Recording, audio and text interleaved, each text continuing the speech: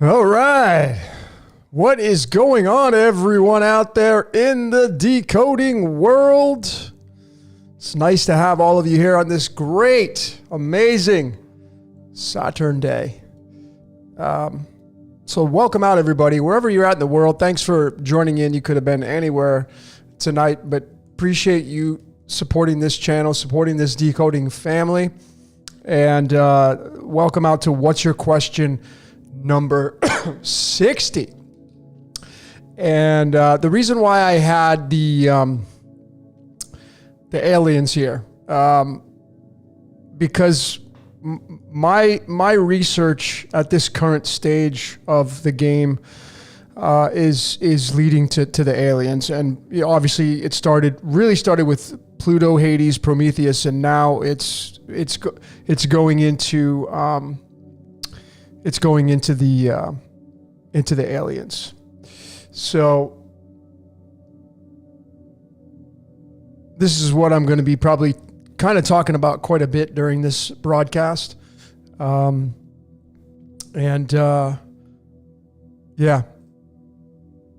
Right now I'm going to be checking out, just so you know, be checking out this documentary.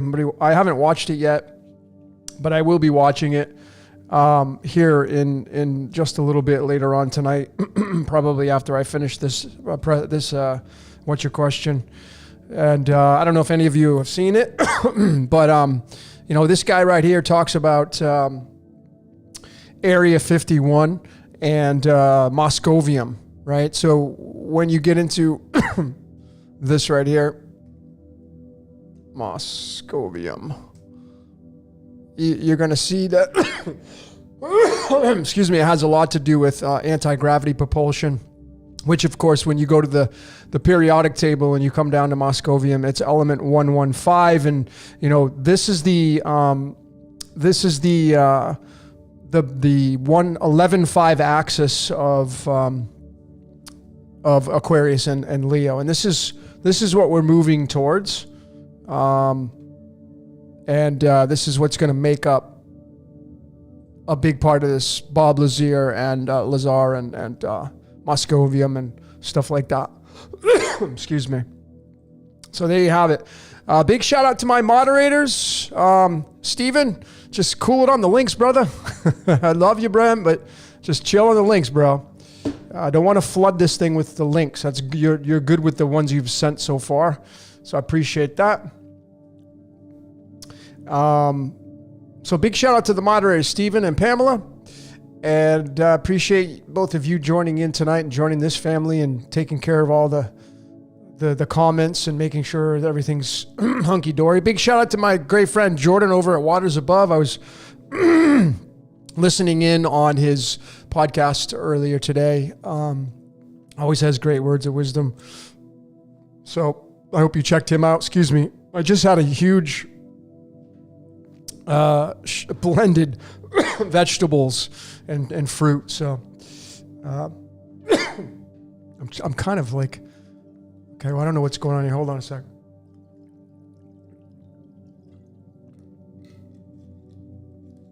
Okay. So anyway, ladies and gentlemen, let me get settled in here and just tell all of you, this is where my research is going. It's going towards the aliens. It's going towards Area 51. It's going toward moscovium. It's going towards the 115, which is the Aquarius Leo axis, which is what we're going to be moving into, which I showed in my Crypto Kingdom Decoded, which I hope you checked out.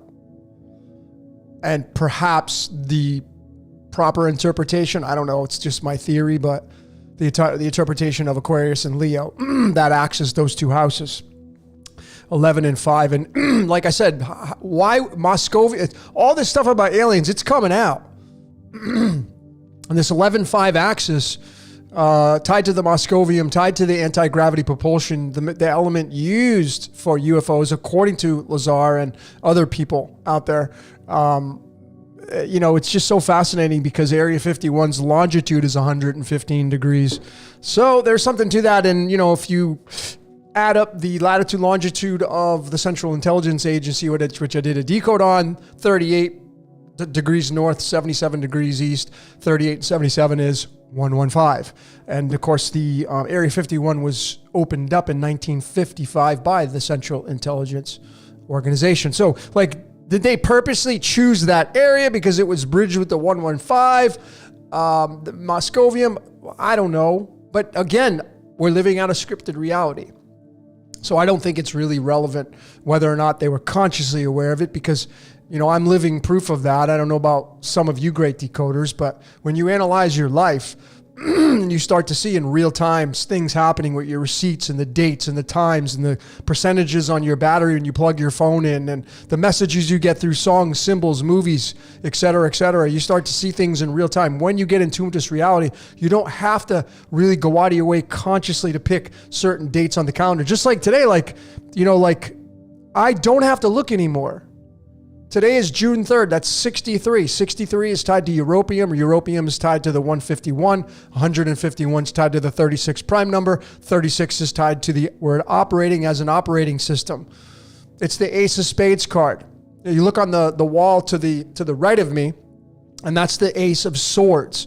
Literally, I was looking to say, okay, well, I asked the cards questions. So I had said that, okay, Steven, chill on the links, bro. I don't think he heard me. Steven, chill on the links, my friend. No more links. No more posting any more links. Don't want. Thank you. Okay. So I was asking what do you want me to do for photos, for images, for what's your question 60? Because I didn't know what I wanted to do. I know I've been researching this Area 51. Central Intelligence Agency is kind of the precursor to that. It's probably my next decode will be Area 51, or let's talk about Area 51. I may do it on next Saturday. But I ended up pulling 2 tarot cards, and it was these right here. I first pulled the Magician, card number 1, and I was like, okay, well, can you give me a little bit more additional information? And then I pulled the Judgment card, which is card 20. So when you take card 20 and you bring it to the card number 1, you get 121. And that card right there, card 51, Ace of Swords, which is today's card, is going to be tied to antimony, and antimony's atomic mass is 121. So this is how in tune things are for me in this reality. And I know a lot of you now are having the same kind of results. You're just in tune with this reality now, and things are happening to you in real time. So what are you going to do with the information? You know, are we getting when we do this collective card pull later on tonight, you know, the last few months have been consistently saying that we're going to be getting a DNA activation upgrade. You know, the personal readings that I've been doing for people, I mean, the amount of interaction and the reactions and the emails I get back from people I do readings for, telling me that something got activated in them after the reading got done. You know, like, this is happening quite frequently now. DNA activation upgrades are happening. This is why people are waking up in droves, the ones that are supposed to. But I feel like between now and next year, you're going to see a lot more of this alien exposure. You're going to see a lot more things that will probably be not believable. There'll be a lot of declassifications. I mean, they've already set up the Space Force. That's already been done. All the things are in the workings. I mean, I literally have like all my notes, you know, like I was researching New Mexico, right? Roswell, 1940. A lot of things happened in 1947. I think the CIA established themselves in 1947. 1947 is when the Dead Sea Scrolls were found in the Qumran caves. 47 is Tetragrammaton. This 47 is a big number. It's also tied to titanium, the number 22, the fallen angel story. And we're all tied to that. 47 is tied to silver, and we live in the Silver City. Nevada, where Area 51 is at, is known as the Silver State. And 51 has 2 of the 3 numbers of 115 of the element moscovium. So I have a lot of research. I mean, New Mexico and the laboratory, Los Alamos Laboratory in Dulce, New Mexico, which is right on the Colorado border. And then I started doing some research on the alien stuff there. And it seems like there's all these underground bases or underground areas that are consistently in that same area of latitude, longitude around 36 to 37 degrees. You know, Dulce, New Mexico is 36 degrees north, 36 to 37 degrees north, and it's 106 degrees on the west side, and 106 is tied to our DNA. The 2 base pairs of our DNA in numerology is 106. So, you know, like, as crazy as this may sound, ladies and gentlemen, my research is leading me into perhaps the possibility that we were created by entities that came here and they live underground. Can't rule it out at this point. And that's our origins. What else can I tell you? Here's some big ones. So moscovium is the big element. Moscovium in numerology, 41. Paradise Ranch, which is what they named Area 51, that equals 41 in numerology. And then the Elohim, let us make man, 41. 41 is tied to Neodymium, and it's also tied to uranium, Uranus, which I already showed in my crypto kingdom. I feel that the kingdom of the Christ will be uranium, Uranus. I have so much more to tell you here. I mean, even the word unidentified flying object is 92. That's uranium. Jesus says, I am the offspring, the root and offspring of David. David in the original Greek, where that came from, 41. This is not an accident. 41 is also tied to the element calcium, that 20th element. Of course, 71 is the 20th prime number, and 71 is lutetium tied to Lucifer, the light bringer.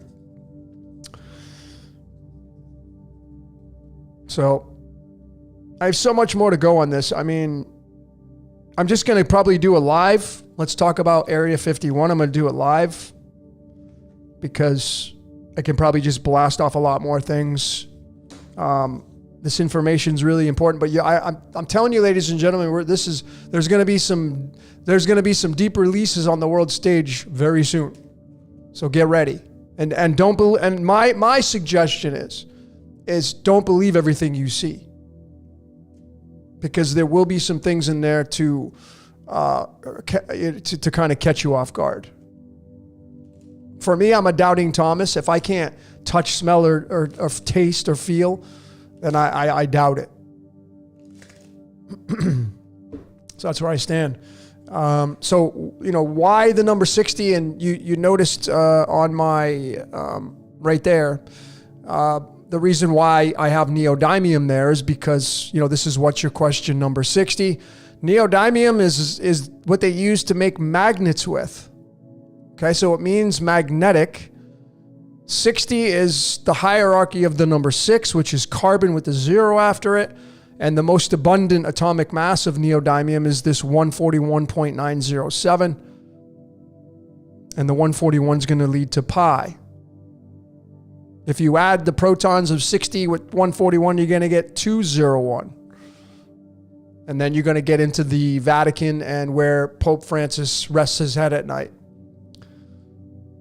All these play out, folks. They all are playing. They're all going to play out, and they all connect. There are no accidents. This is such a beautifully scripted reality, but I think we have some serious things coming down the pike.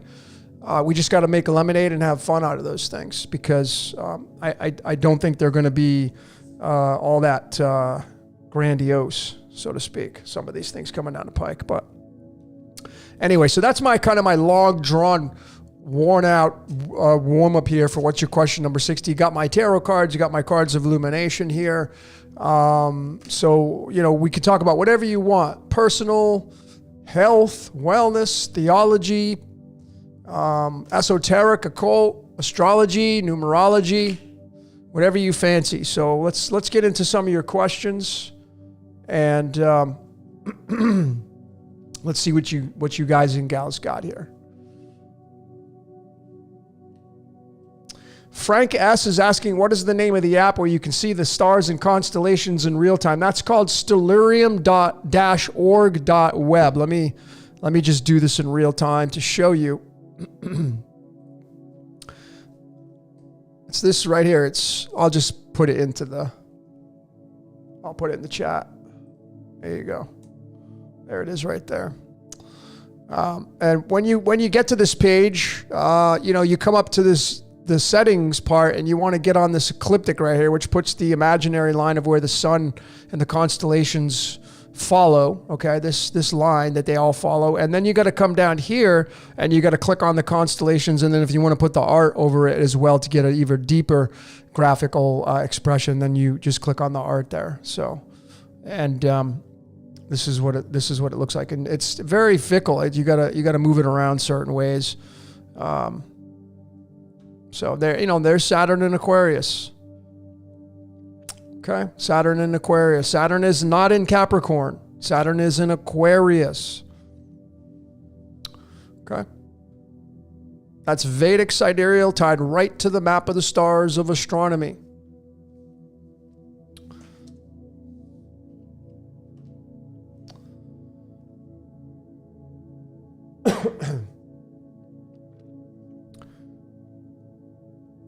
March 12th would be the card of Jack of Diamonds. Jack of Diamonds.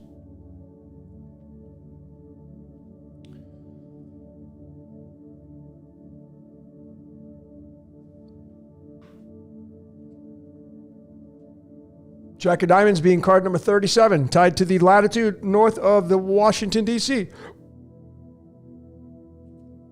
Star Being is asking, engineers deleted opening scene. Yeah, I watched that. I actually watched the deleted scenes, and they had, there were elders out there. There was more than just one engineer. And the engineer, this is Ridley Scott's writing now. And if you go read the story on Ridley Scott, how he came up with that, he's influenced by many different cultures. I think the Aztecs were in there. It wasn't just one culture. It was a blend of cultures. Ridley Scott being born with the, I think it was the Four Hearts.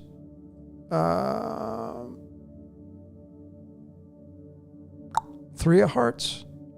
Three of Hearts, I think. November 30th, I think Ridley Scott was born. So that story was that aliens, or Prometheus, in this case, came to Earth and they planted their seed here. And that's when the engineer drinks, combusts, and goes in the water and creates the DNA and the genetic lineage of what it means to be a human being. And ladies and gentlemen, we just cannot rule that out on that being a closer story than the Adam and Eve story. I don't take anything away from what the Bible has to say. I've in the beginning when I started to break it down, I had opinions back then. Of course, my mind has changed a lot over the course of these years of decoding. The Bible is a spell book, and what I mean by that is that any piece of literature that you read is you're casting spells. Even if you don't say it out loud, if you say it in your mind, you're broadcasting telekinetic spells, and these are adding to everybody else's spells they're speaking and thinking, and those are forming this reality. The collective, if you will, right? So if you're not part of that collective, like when you shut off the collective and you become that black sheep, so to speak, you're broadcasting your reality, but that doesn't mean that the reality of the collective is you're going to be immune to it. We're still being affected by it.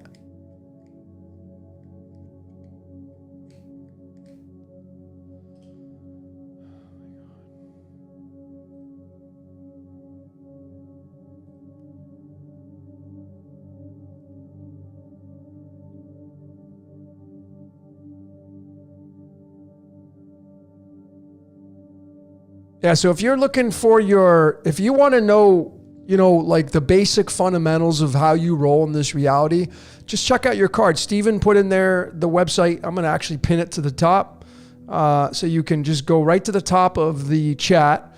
There it is. It's pinned right to the top, and just click on that link. It's called itsallonthecards.com, and then just check off your month and your birthday and go read about the card that is assigned to you for your birth. And I will bet that the majority of you, the accuracy of that card describing you will be about 95% or better. Now, there's going to be some exceptions. Some people say, well, that doesn't describe me at all. So I'm not going to say it's going to include everybody here, but I'm saying the majority of you, I would even say 99% of you will be about 95% accurate with that website.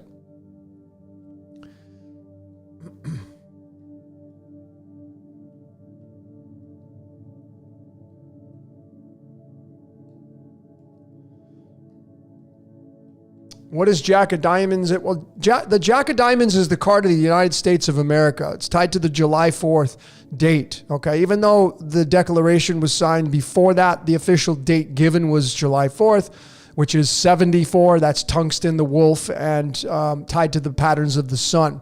But the Jack of Diamonds clearly is the land of the free, home of the brave card. Jack of Diamonds is a card, Lucy in the sky with diamonds. In the cards of illumination, these cards, the diamonds are going to represent the air above. The diamonds in the tarot are pentacles. They are going to represent earth. But in the cards of illumination, these are going to represent air, which is the as above. And so it's the Jack tied to the beanstalk, Jack Bauer in the show 24. There's a lot of Jack references. Okay. And then with your life path, just go look it up. Like, what does a 5 life path mean? Like if you have a 5 life path, you're a super busy person. You need a lot of space. If you're going to be in a partnership with somebody and you're a 5 life path, you need a lot of space. You need a lot of room. You like a lot of adventures. You're probably extrovert, and the key word for you 5s, even if you're born in the 5th, is variety. You like variety. That's like your number one key word is variety. Okay? So if you're born in the 5th, if you have a 5 for your card, 5 of hearts, 5 of clubs, 5 of diamonds, 5 of spades, it's a card of variety. It's a restless card because 5 is your 5 fingers, 5 toes. 5, I can take the number 5 and I can attach it to any archetype in this reality, and it will definitely include the design of its identification. So when you look at, let me just show all of you here. This is going to include every single one of you. When you type out the word ID, can I see your ID, please? You see how it's a 5? It's a 1 and a 4. Which is going to be your root chakra and your heart chakra, but it's going to be the number 5. And the number 5 is the only number that looks like the letter S. Okay? But the number 5 is the busiest number. If you open up your dial pad or calculator, it's going to sit right in the dead center. So it's the variety number. It likes variety. If you saw the show Umbrella Academy, there was the number 5 and there was 5 people. 5 was the highlight. The character 5 was the big standout character. But there were 5 people in that group called the Umbrella Academy. Why 5? Because you got 2 on the right, 2 on the left, and 1 in the center. And the 5 represents your identification. In the sign of astrology, the 5th house is Leo. Leo is the lion, and the lions work for the pride. Pride is another word for ego. So your ego is the 5. When you end up pairing with somebody, you become the 6, which can be broken down to the 33. Essentially, all of us are the 3 because you have the dielectric magnetic pulse of light, and then the transverse electromagnetic wave, which is the Kundalini, the Ida, and the Pingala, chasing that pulse of light. You chase light. And light, ladies and gentlemen, light is where all the action is. That's where fear is. Yes, you can turn off all the lights. You can go into a scary place, get yourself emotionally involved with that and have fear and be trembling. But if you're sitting in a pitch black room and you don't see nothing, the only thing that's going to cause fear is the unknown and you causing images in your mind of what could be. But instantly and automatically, when something emerges from the darkness that's scary, you can freak out. So it's really the light interacting from the dark where you're going to get a lot of this fear-based action going on when you see things. Like if someone's chasing you in the if someone's running at you in the pitch black and you can't see them and they got a knife and they're coming at you and you don't see them, you're not afraid. But you turn that light on and you see them coming at you with a knife, you instantly get fight or flight and you're taken off. So really fear is attached to light. And that's why I had said the devil is light, which I have continued to say. It's light. It's what makes this reality the reality it is.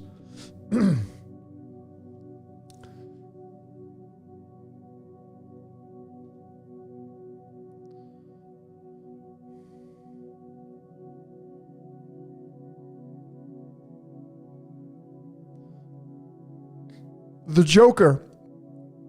Diamond's asking about the Joker. Yeah, the only day that is attached to the Joker card is December 31st. That's the Joker card. Day number 365. That's going to be tied to the house of Abraxas. If you get into that, Jupiter ascending, that movie, Abraxas being tied to Jupiter and even probably higher than that. But Abraxas in the original Greek, the isopsophy, which is numerology, is 365. And the Joker card, it's really fascinating. I have a decode already done. I posted my fun prediction of the NBA Finals. I took about an hour out of my day 2 days ago before the game started. I don't even watch this stuff. But someone had posted something about the Joker and the center for Denver Nuggets.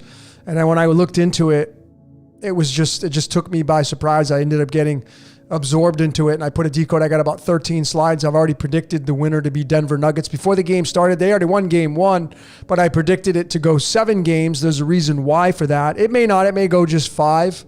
But what's so fascinating is the arena in Miami, where Miami Heat play. It was founded on December 31st, 1999, which is the Joker card. And Joker is the center for the Denver Nuggets. And then they say Batman is, I can't even remember his name because I don't watch basketball. But it's really interesting.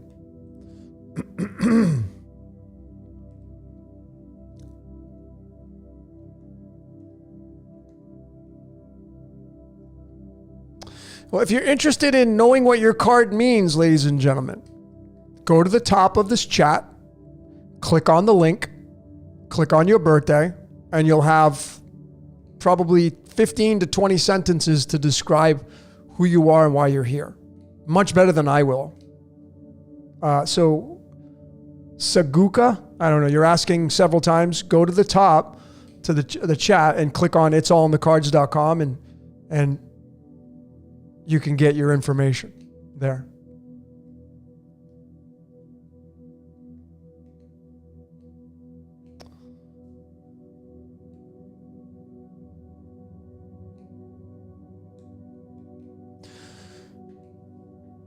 Yeah, so I'll give you a little bit of more information on why I chose Denver, because this whole the whole NBA Finals, obviously there's a lot of energy on that right now. If it does go game 7, it's going to be on June 18th, which I believe is Father's Day. The 18 is significant because it's tied to Jesus and the Christ, that energy there. It's not what you think it is, folks. I'm telling you, that name, that idea is not what you think it is. It's not what the church has said. It is not that. I can tell you right now.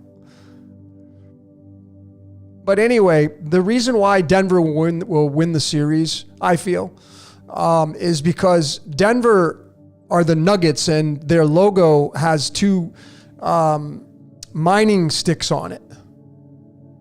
And so we lead that into crypto mining. This is all leading up to cryptocurrency, the release of cryptocurrency, the move into transhumanism, the move into the quantum digital realm. And Denver is again, my research just right now, I'm telling you, ladies and gentlemen, my research right now, this paperwork. Dulce, the underground base, Los Alamos Laboratory, okay? All these underground bases, the Dulce is on the New Mexico-Colorado border. The Colorado Rockies and all that area, Albuquerque and New Mexico and Arizona, this is where all the UFO sightings, Roswell, it's all where the UFO is, all the UFO sightings. And Denver, Colorado, the arena that they play at, the latitude, longitude, when you add it up, is 144. And if you know what that number means, well, then you have more keys to the kingdom. But this is a total setup for the energy to go to Denver. And they're mining Miami. That's what they're doing. That's the whole thing.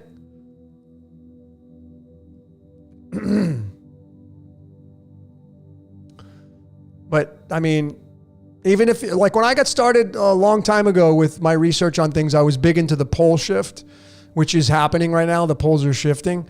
And if you look at the pole shift map, the shifting of the earth, well, there's a map that was put out, and it shows that the new western seaboard will be Denver, like that area. That's what it's claiming. I'm not saying it's absolutely true. It's a possibility. Somebody put it out there, but it's really interesting.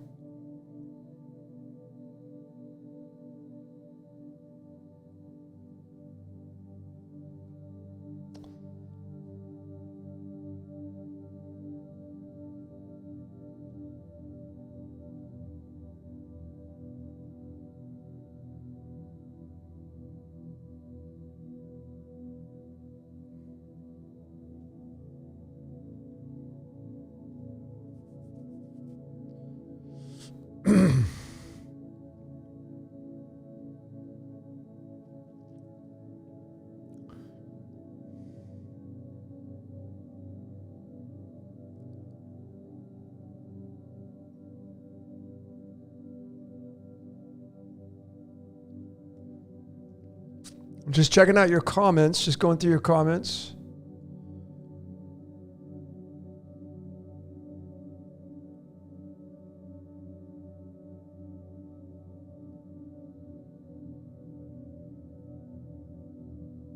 Chase and tail.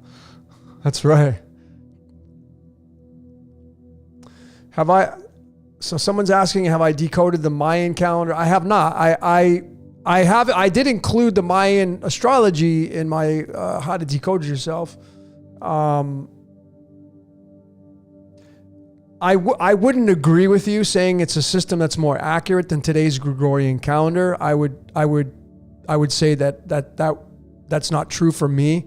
When people say that the calendar is wrong, I don't agree with that. Everything that happens in this reality is supposed to happen. And, the solar lunar calendar is 364 days, but then it bleeds into the 365. As we move through time, folks, things speed up, and then we get what's called the precession of the equinoxes. That's why, if you're a fan of astrology, well, in the Western world, the majority of people use tropical astrology. But again, as I've shown and a lot of other people have shown, tropical astrology does not line up with the actual exact placements of the planets right now. It's not there. Pluto is not in Aquarius. It's not. It's in Capricorn. Now, it is in Aquarius if you say so, and this is how magic works. So tropical to me is where we're going towards because it's 23 to 24 degrees forwards. So to me, Vedic sidereal is the root. the start of everything, and then tropical is the crown where we're going towards. So you could do predictions using tropical astrology better than you can do sidereal, I think, if you're going to use that as your base. But there is no like, well, this calendar's wrong, or because everybody has been a lot of people have been using the Gregorian calendar for so long, like since 1582, and speaking those spells and you doing things on those days and planning things around those days. It is now cemented in this reality. So now it is part of this reality. And that's unmovable.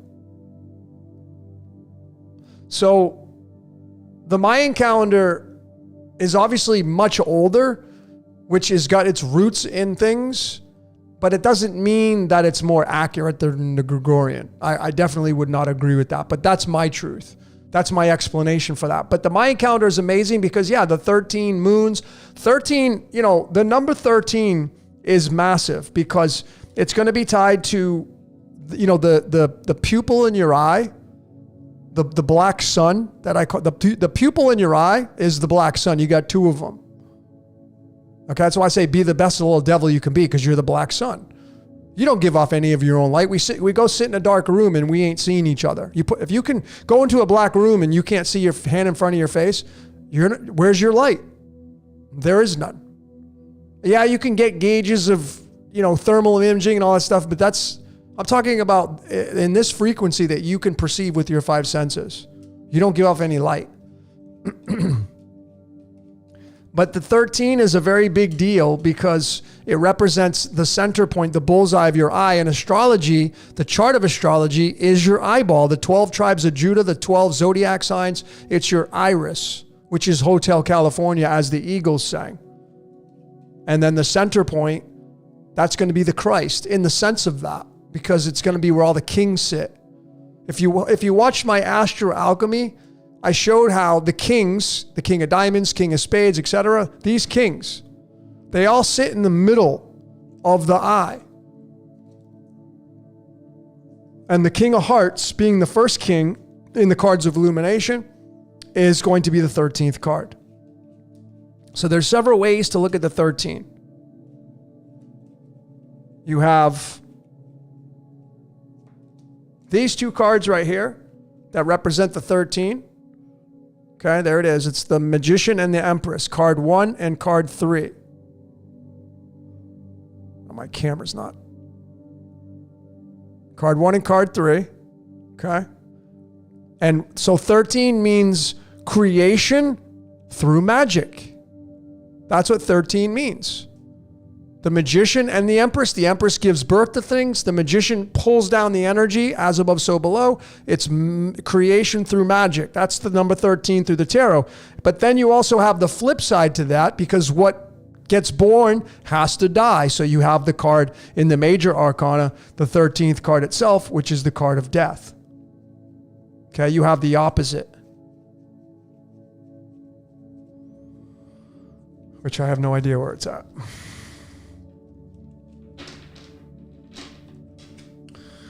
Anyway, the death card. There it is. The death card. 13th card in the major arcana. So you have death, and then you have life. Okay? It's really simple. This is why 13 is so powerful.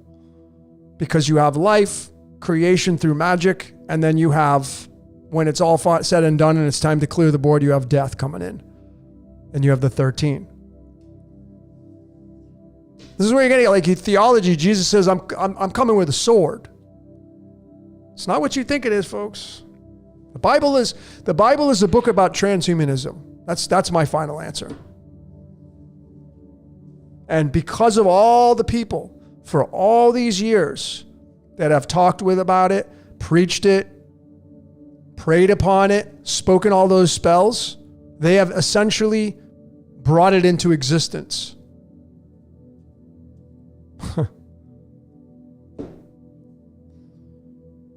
It's going to be some nastiness coming. I mean, I don't know what it's going to really look like, but I just...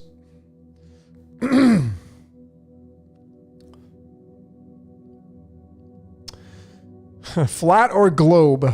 Oh, boy. So I want to get into this topic.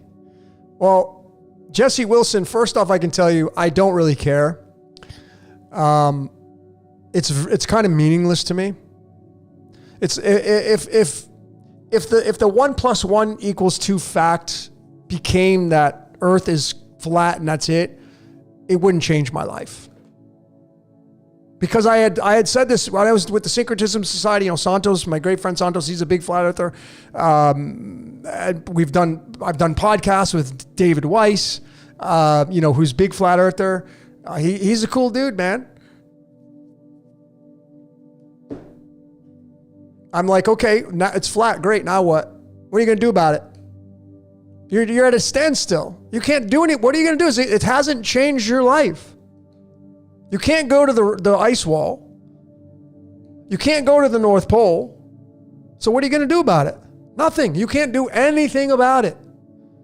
The only thing you'll get, if you want to get into that ridiculous space, is you can get bragging rights, or you can try to be right and you can be all like, I'm right and you're wrong. And that's the space I just don't like being in because it's low frequency. Like my daddy can beat up your daddy. That's old. That's not going to bring unification. Personally, I think that, it's both, because that's how magic works.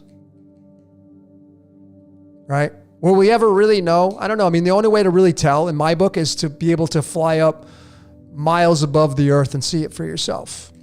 That's the only true way to do it. And I mean, I've studied so many balloons that have gone up, weather balloons, and,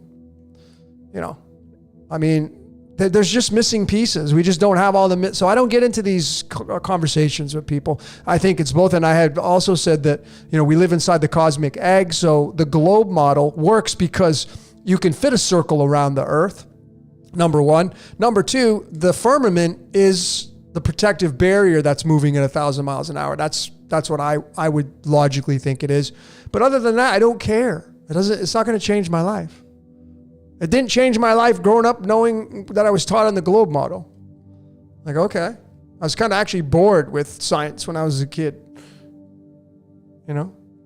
So flat earth to me is just a big waste of time.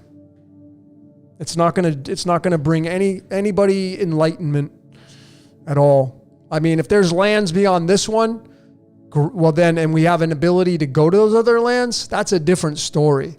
But right now, that's not the possibility. So I had said to people, like, if you want to make change, if you're such a big head honcho in flat earth, go to the ice wall, take 1,000 people and go, and then you know what you're going to get? Excuses. Well, they'll kill us. And how do you know? Like, I'm extreme because people are extreme, but I don't get in these conversations about whether it's flat or round. I just think it's just ridiculous. I don't really care.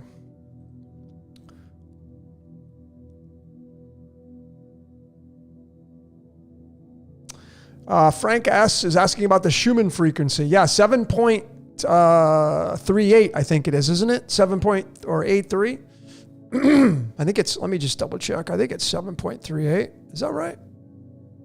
Let me check. I should know this, but 7.83. Yeah, so that's big because the 7, so if you just break it down in alchemy, 7 is nitrogen, which is the 14, which is pH balance, the pH scale. 14 equals time. And then you have the 83 on the back end, and 83 is tied to two elements, two major ones. There's going to be a lot of elements involved to give you the clue, but you have the element bismuth, which means white mass, which has an atomic weight of 208. And then you have the mighty krypton, which is where you're going to get cryptocurrency from, which I covered in my crypto kingdom. The kingdom of the Christ is cryptocurrency. That's why I say to people, like, you think Jesus is this or that? I don't agree.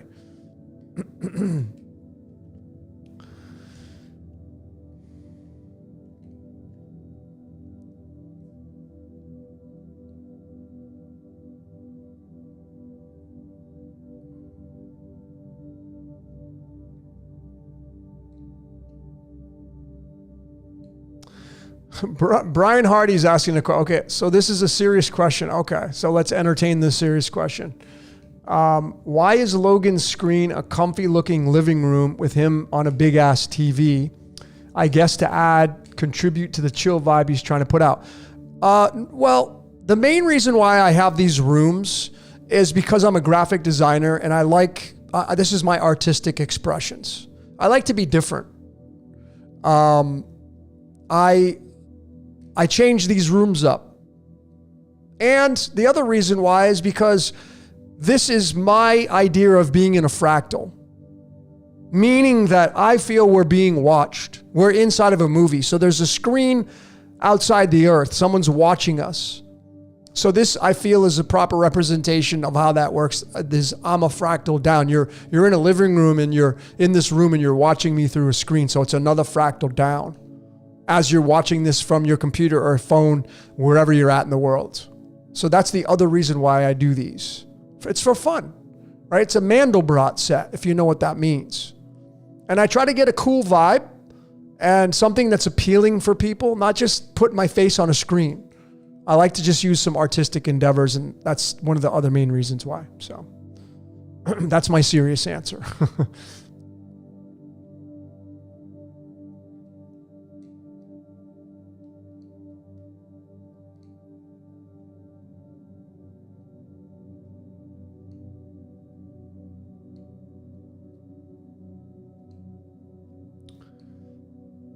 Michael Sislo says, here we are in 2023 and the average person can decode all of life synchronicities and predict their occurrences in the future with high degrees of accuracy. Now what? Well, my answer to that, Michael, is the only thing that really matters is decoding yourself. It's fun to decode our reality, which I have over 400 videos. So, and why am I decoding? Because it's my job. Like part of my incarnation, part of my screenplay was to decode your reality. That's my truth. You don't have to agree with that, but that's what I know to be true. But what I have been continually saying to this audience is that the most important thing for you to do as a human being is to decode yourself and those people that are closest to you. If you have children, decode your kids. If you have a wife or husband or partner, you should be decoding them because you'll have a better way of understanding how they behave in this reality, which will give you an advantage of having a better relationship. Because when you start to see your partner's personality show up a certain way, why would you ever try to force your way on them when they're just expressing their code? So the most important thing for you to do is decode yourself. We're decoding reality because that's like, if you're somebody who does decode reality, why are you doing it? There's a reason why you're doing it, because you enjoy doing it. Why do people go play tennis? Because they enjoy playing tennis. Why do people read books? Because they enjoy reading books. So why are we decoding reality? Because we can and because we want to. Why are you here? Because you want to. You made the choice to click on this video because you wanted to. So that's my answer to your now what. So I hope that helped you.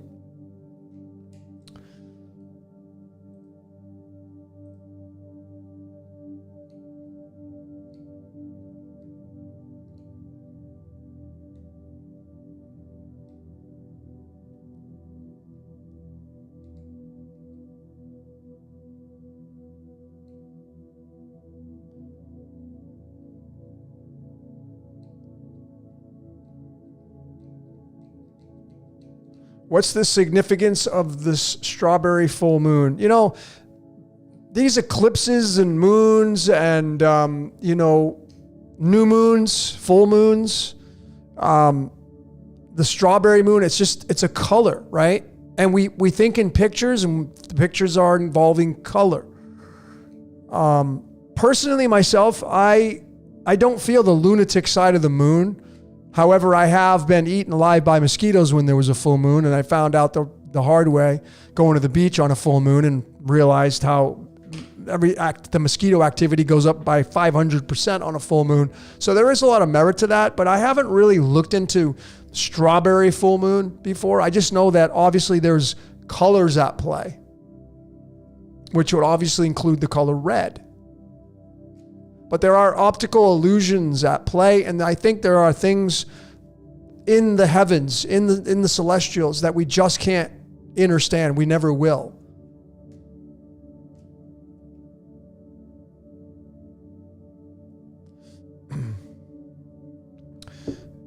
Star being when's DMT coming out? I'm still working on it. I got shelved. I got bored with it. There's not really, to be honest with you, there's not really much to it. I thought there was. I was pretty excited one night, and I thought there was a lot of information that I could go with it. But to just what I can tell you, what I will tell you. I'll just give you the first slide and I'll just do it in real time right here on DMT, dimethyltryptamine. Dimethyltryptamine is, in numerology, equals the number 62. 62, when you go into alchemy, the periodic table, it's going to be the element samarium. Samarium has an atomic mass of 148. And that 148 is the makeup of I am. Iodine and americium, 53 and 95 equals 148. So dimethyltryptamine, when you go on that trip, you're now going into a fractal outside of this reality, and you're now dealing with a different side of the I am. And that's why you see all these sacred geometries, the shapes and faces and whatever else you see. And the 62nd card in the tarot is this one. This is the card that's tied right to dimethyltryptamine. It's the Knight of Swords. And this card right here is like rushing in and wanting to know, and life is but a dream. Life is but a dream is tied to the 62. 62 is tied to dimethyltryptamine. Okay? If you want to know more if you want a head start on DMT, go watch my Life is But a Dream. And know going into that decode that dimethyltryptamine is 62. And you're going to see the 62 embedded into Life is But a Dream. Are we just living inside of a dream? Is the cosmos just lucid dreaming? Dimethyltryptamine.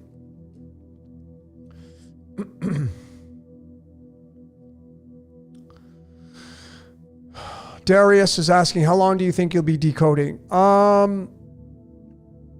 don't know. That's a good question. It's an unanswered question at this point. I have some other things on the horizon. Like when this course comes out, I may take a break for a while. I'm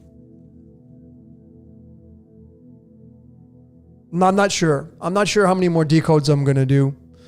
I've surrendered to this reality, meaning that whatever comes my way and it feels right, then that's where I'm going to go. I mean, if I end up moving into a different and higher platform than what I'm doing now, then so be it. If I just stay the same, then so be it. I'm not into this for likes and subscribers, and like I'm not doing this to get all those kinds of egoic things. Yes, it's great to get people and their opinions and their comments and to get complimented, because that is fuel, right? Because when somebody says, hey, good job, that's fuel for every single one of us. If you're an artist, if you're a musician, if you're a painter, if you draw and you are really good at it, even if you're not, if you're just a musician, you play a musical instrument, you draw, you paint, and you create something, and somebody says, oh my God, that's amazing, that is fuel for you to make another song or painting or something like that. It's fuel for you. So like I have like a lot of energy in my third house of astrology, which is the house of communication and creativity. My Rahu is there. Okay. My ultimate desire is in the 3, and the 3 is all about the Empress. Again, my Rahu's in this position right here. So I'm supposed to be giving birth to things. And it's in the sign of Sagittarius, which is the Hermit card. So I'm supposed to be giving birth to things that will shine light on things. I'm supposed to be creating things that will give people knowledge and wisdom. It's not going to be for everybody. And I'm not saying my truth is going to be the absolute truth. I would never say that.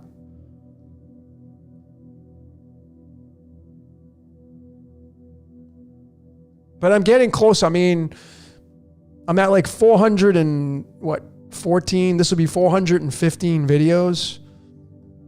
And I think, you know, I check out the prime numbers. I compare how many videos I have compared to the primes, and I'm moving in to the number 80.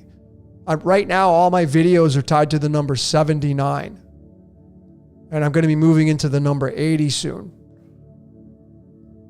which actually matches my name numerology, my birth certificate name. My birth certificate name numerology is 80.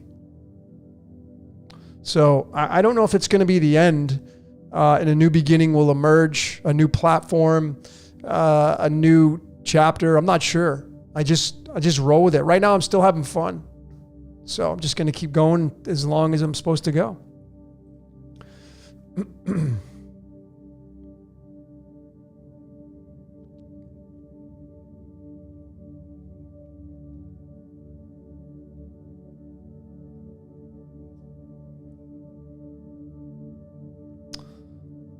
Have I ever decoded decoding? No, I haven't. Let me just check. I have. I just don't remember exactly what it was. But well, it's 32, right? So, I mean, you got to take into consideration these words. You break it down into the syllable aspects. Decoding is decoding. Okay, D means to break apart, investigate, right? That's why you have the word demon, because it separates itself from the spiritual realm to come down to play out this game, and you now go into a different reality. In that context, decide, demon, debate. So that D and that DE is the number 45, and that's tied to Pandora's box, which is tied to the fallen angel story. So decode. I mean, even my tie-in, I had shown everybody in my Prometheus. Let's talk about Pluto and my Prometheus, how I feel that I'm the reincarnation of Percival Lowell, who was the guy who started the search for Pluto. And I showed so many synchronicities that blew my mind when I first saw it. But, you know, just this right here, I had no idea.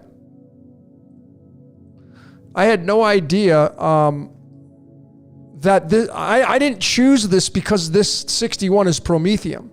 So you go here to 61, and, you know, I had no idea that it was going to be this 61. I didn't know that. When I came up with this Decode Your Reality back in, originally it was back in 2016, I think, or something like that. 17 maybe. I didn't know, I had no knowledge about Prometheum. I wasn't using the periodic table at that time. And this is why I know I'm being used. And my ties to Prometheum, the origins of mankind, Pluto, Hades, the underworld, et cetera, et cetera. These are my tie-ins to that. This is why, you know, like, big shout out to, you know, Tiffany again. She's like, you're a tour guide. And that kind of sat with me. And this is the golden ratio. What's the golden ratio? 1.61. My life path is 8. I mean, there's so many synchronicities I could show you. And I don't talk a lot about myself. There's no reason to. You're either going to resonate with the information that I present or you're not. And I would love for you to always put the skeptical glasses on. Always be a skeptic. Always be a doubting Thomas. Don't just take somebody's word for it because it looks cool, it feels cool. Like, do your due diligence. Don't just regurgitate. Most people are just professional regurgitators. They'll listen to something and they'll just say, oh yeah, it's this way and this, and they'll just put it their own special way, but it's just regurgitation. And, you know, we all do that. But I would definitely encourage all of you to be a skeptic on everything I'm showing you.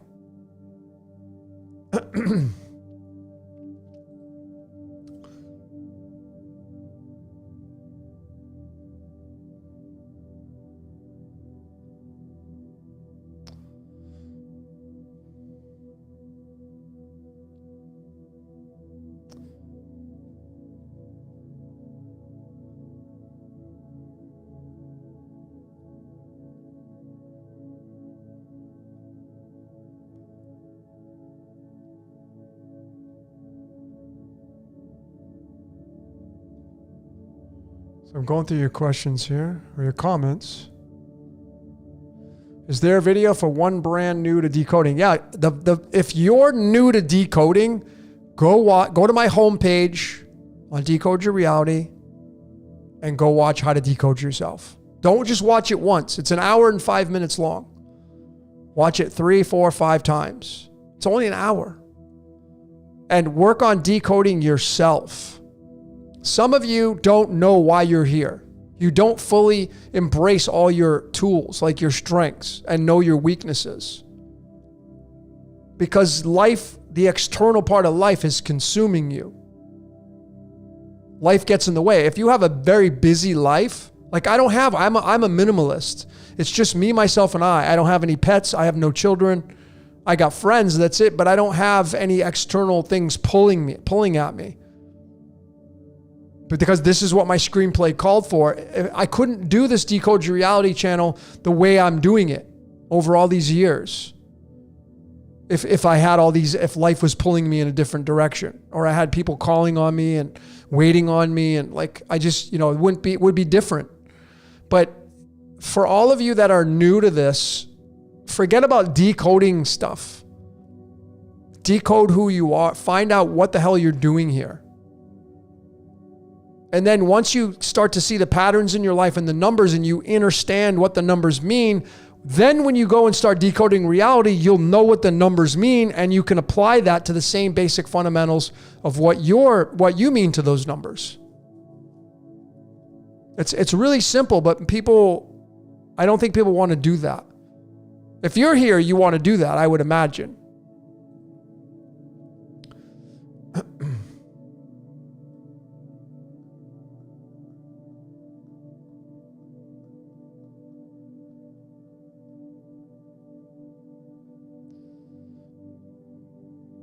Sean Stanley, if you want to know your birth card, my friend, just go up to the pinned comment at the top of this chat and click on that link and type in your birthday there and go read about your card. It's really simple. That's where I would start to make it easy for everybody. October 7th. So I'll give all of you this. This is concerning your life path, okay? Let me just show all this to you. Hold on. Let me share my screen and show you. Okay. So there are several ways to do life paths. Okay, so here's I'll just show you my birthday, okay? So this is my birthday right here. And there are many ways to look at this. Obviously, my life path is an 8, but it's a 26. See, I'm not a fan of reducing numbers all the way down every time and excluding the composite number, the composite meaning the two numbers, just excluding them and saying they have no merit, because the 8 wouldn't be here if it wasn't for the 26. See, all these numbers, they don't want to get reduced. They don't want to be excluded. These are all archetypes. All these numbers are archetypes. They all have personalities just like you and I. So this is definitely the most fundamental way to do your life path, which is your soul contract, which for a lot of you is going to be separate from your ego. Your identification is your birth certificate name, including your mother's maiden name, if you can know what that is. That may be a different outcome than what you have. Some of you have, like my full birth certificate name is 80. So my name, my identification is a synchronized match to my life path, my soul contract. So I don't really have an adversary per se. They both work in unison. But if you don't have a match like that, like let's say your name is, like John's, the most common name, right? Oh, it's an 8 there. So let's say that your name's John Smith Jones. Well, you have the 11, and the 11 also reduces down to the number 2. See, a lot of numerologists won't reduce down. I say you have 3 ways to look at this one: 56, 11, and then 2. So ultimately, John Smith Jones is going to have an identification of the number 2. This is his ego. Your name and your identification is your ego. And then your adversary is going to be your life path. This is your adversary. If you do not have an 11 match, like if you had an 11 birthday and 11 identification, well, you have a synchronized match of both energies, of both your spirit and your ego inside of you.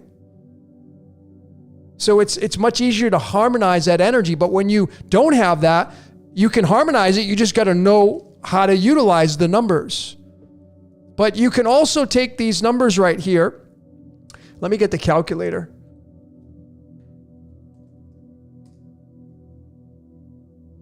So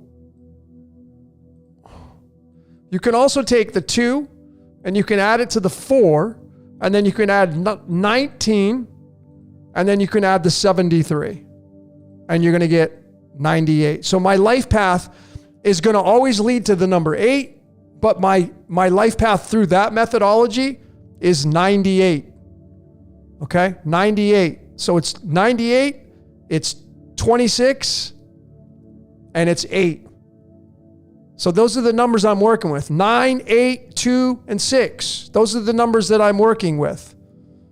Okay? Along with these numbers right here. And, you know, just for fun, you could take your full birthday and you can go into numberempire.com. Right here. This great website. Big shout out to them. And you can plop your whole birthday in here and see if your birthday's a prime number. My birthday's a prime number. Now, before you get all like, oh yeah, and you get all excited, like there's a lot more to this. Okay, but is your birthday a prime number? And then you can come down here, you can figure out what binary number it is. You can figure out what square root number it is. You can figure out what the sine and cosine wave is. I mean, mine's, 94 is Pluto. So like, this is how heavily tied I am into Pluto, but how about you? Is your birthday a prime number? And if it's not, it doesn't mean that it's worse off, because some of the numbers that are not prime numbers, they're what you call it? The hell's the name of it? Composite number. They're going to have, the composite number is going to have factors of numbers that you can go into them, and then there's going to be a total divisor number here, and then you're going to get this outcome right here. So there's a lot of different ways to look at it, and all this stuff's going to be coming out in my course. Where the hell did this go? There it is. Okay.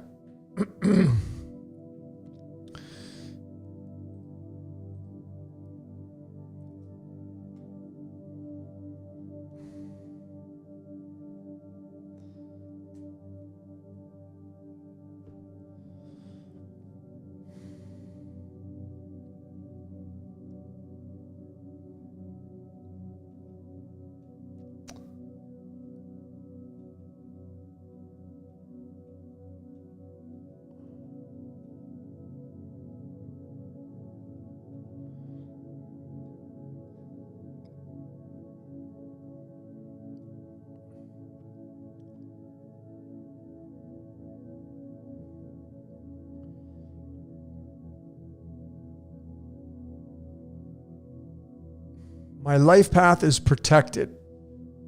Remember not to give it away. Okay? Your birthday is already registered in the system, so it's already given away. Here at 138.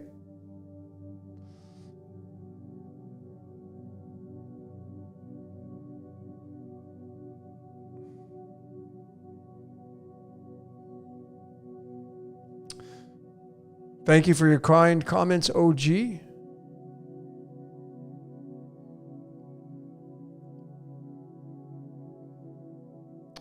Yeah, I may do a Zoom here in just a little bit. Take some phone calls on Zoom. So stay tuned for that, Chris. Those of you that want to speak up a little bit, make them really short and sweet on your comments. We could do that.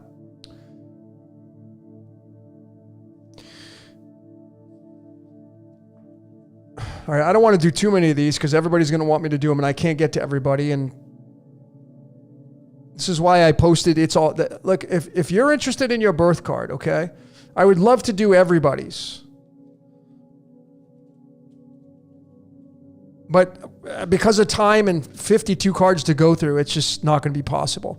But I'll do the King of Diamonds just because somebody asked, okay? So if your birth card is the King of Diamonds, I'm going to tell you your potential. Your potential. It's not written in stone for you. I have three really good friends of mine that are King of Diamonds. They're all super successful. The King of Diamonds is the 39th card in the deck, tied to Lucifer, the Lightbringer. Number one. Number two, and it depends on what astrological sign you are, because there's a lot of King of Diamonds, right? Because you read the King of Diamonds, it's the CEO of the deck. The King of Pentacles is the 77 or 78th card in the deck of the tarot. So it means Hotel California, the ruler of Hotel California. And the King of Diamonds is a card of entrepreneurship, straight up. Being your own boss, not being in a subordinate position. No king, if you're a king, you should not be in a subordinate position in life.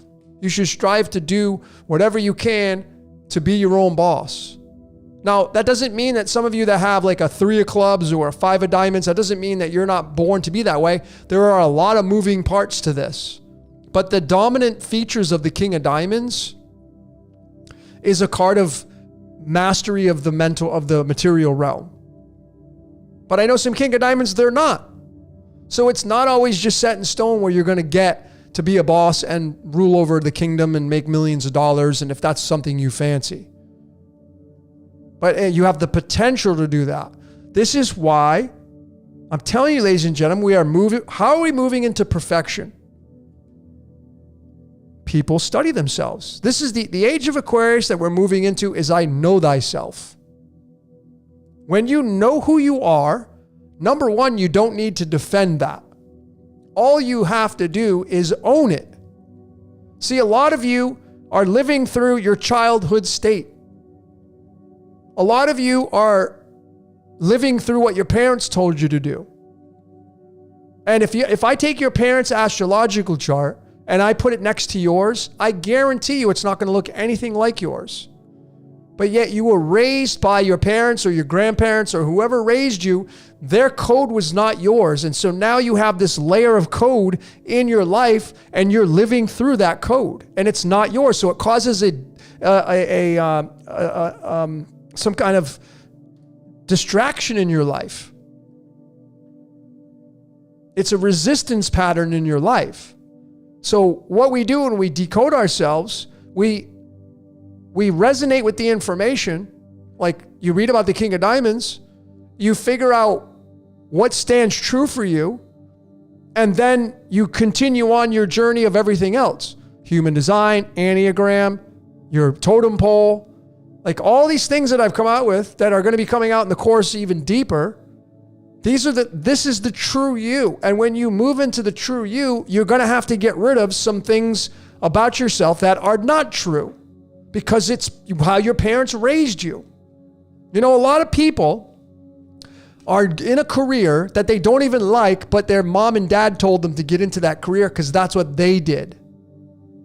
But you take someone's chart who's not happy in the career they're at, but they did it to appease their parents, and they even hate their parents because of it, or they have some kind of anger or resentment issues towards it. And you look at their chart, they really want it to be this, but they're not.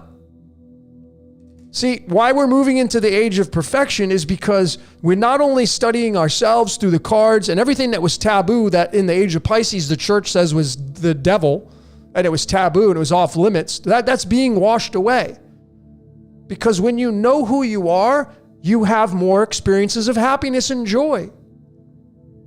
A lot of you haven't figured out what your true career path is. And you may have multiple ones. You may have one, you may go through a 10-year span of doing something, and then you may, like if you're a 5, like the 5 of hearts, the restless heart, or the 5 of clubs, a restless mind, you may end up going through a ton of different careers through your life because you like variety.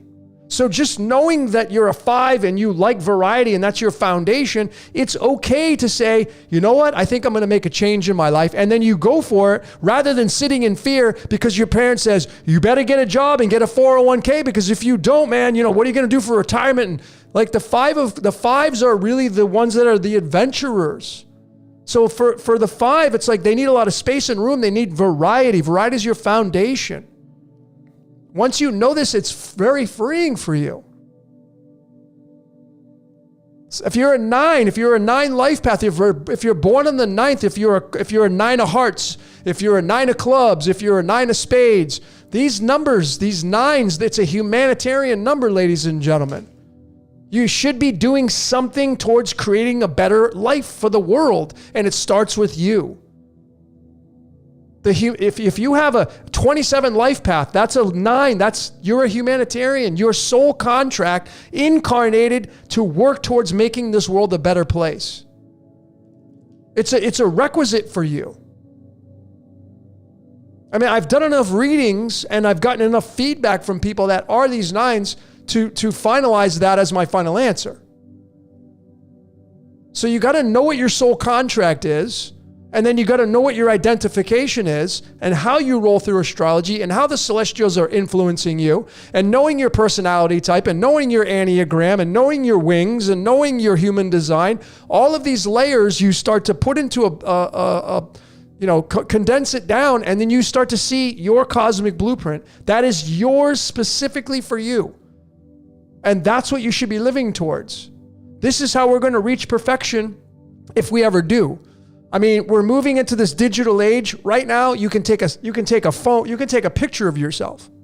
You can upload it into an application. You can remove all the blemishes. You can make your boobs bigger. You can make your muscles bigger. You can chisel your face out. Whatever you want to do, you can make yourself look like anybody you want to be in a perfect sense. That's the digital paradise. That's what we have the ability to do that, and we have the ability to study the stuff that in the age of Pisces was off limits because the church said it was from the devil. That's being removed. As we move into this new age, it's all new beginnings, and it's going to be much different. Now, I think there's going to be a period of time where we have to get through some challenges, but this is what I feel we're moving towards. This is why decoding is exploding, because people are starting to see like, hey, there's numbers and symbols that are ruling over this reality. Well, yeah, and they're ruling over you too. So the best thing for you to do is figure out what your letters, numbers, and symbols are that are ruling over you first before you start to dive into the decoding world. Or at least decode yourself and put it at a higher precedence in your life. Because it's so much more important. Don't you want to have the best experience possible? Like, know exactly what makes you tick, know exactly the way you roll in life. Like when you get out of bed in the morning, and I've said this so many times, can you put your feet on the floor and say, I can't wait to start my day today? If you're not there, then you have the room to get there. And if it was me, I'd stop at nothing to get there. I would imagine that all of you would agree to that.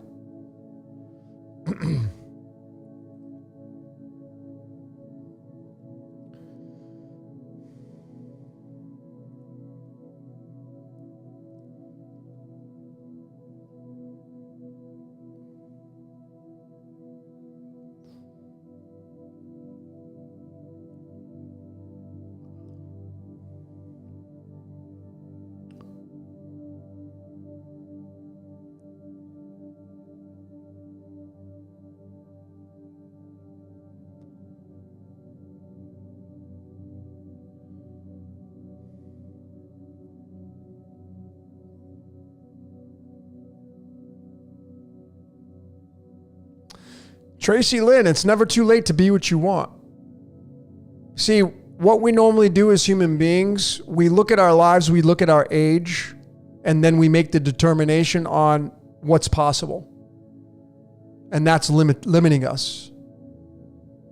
It's never too late to do something that you want to do.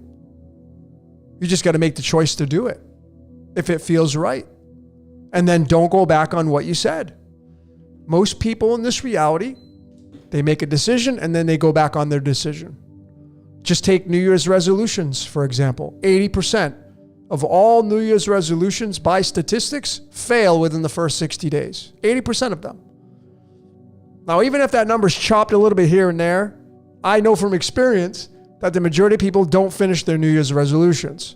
which means that their programmed life, their habitual life is more important than the changes that they want to have. But you see, ladies and gentlemen, when you freaking study yourself, when you decode yourself and you look at your true cosmic blueprint, then there's no doubt about it that this is what you are. You can start to see it now. This is confirmation. Like, oh yeah, that's me. And then there's no doubt about it that you should move towards that area that you feel instinctively to move towards. And forget about your age, forget about how much money you got, forget about who your friends are, forget about where you live, what you drive. That all doesn't matter. That can all change. But what most people do is they look at their current state of affairs and then they base their confidence and courage of moving forward on that current state of affairs. It's something you don't want to do that. Well, I've been through a lot of personal development, done a lot of seminars, and all of them, all the gurus, man, the greats, Bob Proctor, they all tell you the same thing. You can't base what you want to do in your life based upon what you've done in your past or your current circumstances right now. You'll be dead in the water.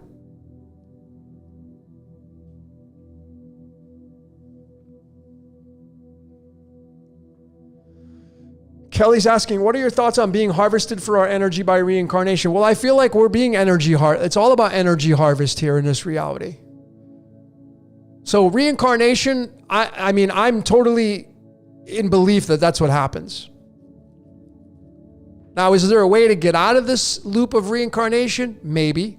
But see, we don't have the 1 + 1 = 2 fact of that situation. We only have theories. That's it. And they're fun to talk about. Like, I decoded reincarnation. I have postulated so many times about, like, if there is such a thing as getting out of this loop that we're in, if that is a 1 + 1 = 2 fact, then maybe being a good person, checking things off the box on more service to others than service to self is one of the requisites to actually get off the loop and maybe level up. No matter what, ladies and gentlemen, I feel better about my life when I help people. When I'm more service to others, I personally feel better about my life. Maybe you do too, maybe you don't. I get off on helping people. I feel better about being grateful about everything around me. Being a gratitude junkie, I feel better about my life when I do that. So if there is this absolute truth that we never get out of this game, I postulate, think about this now, logical, critical thinking, okay? What if we never get out of this game? What if this is all there is? You know what a lot of people are going to do? They're going to get angry. They're going to be pissed. They're going to revolt. They're going to just cause a lot of chaos in their life. That's just not how I roll. I've thought about this so many times. Over the years, I've thought, for me, I'm all about making lemonade out of the situations in my life. So if this is all there is, then I'm going to do everything I can of what makes me feel good, and I'm going to do it to service to others. Now, take into consideration, not everybody in this reality incarnates to be a good person. Not everybody incarnates into this reality to feed the utopian world. You can clearly see that around you. That's not my opinion. That's a fact. Because that's what keeps this reality challenged and in balance. If everybody was all on board with the same ideas, if everybody wore the same clothes every day, I mean, just take this into consideration. Imagine that you have a playlist on your phone. Like, I work out, 5 days a week. And my phone has one of those SD chips. I can pull it out and I can just put it inside of the little thing here, the little adapter, and then put it into my computer, and I can put different songs on my phone. Why do I do that? Because I get tired of listening to the same songs over and over. Don't you? So take that same example and move it into this reality and how it works. If you had to listen to the same 10 songs for the rest of your life and you could not listen to any other music, you would go crazy. You'd be like, I don't want to listen to music anymore. I can't stand that frickin' song.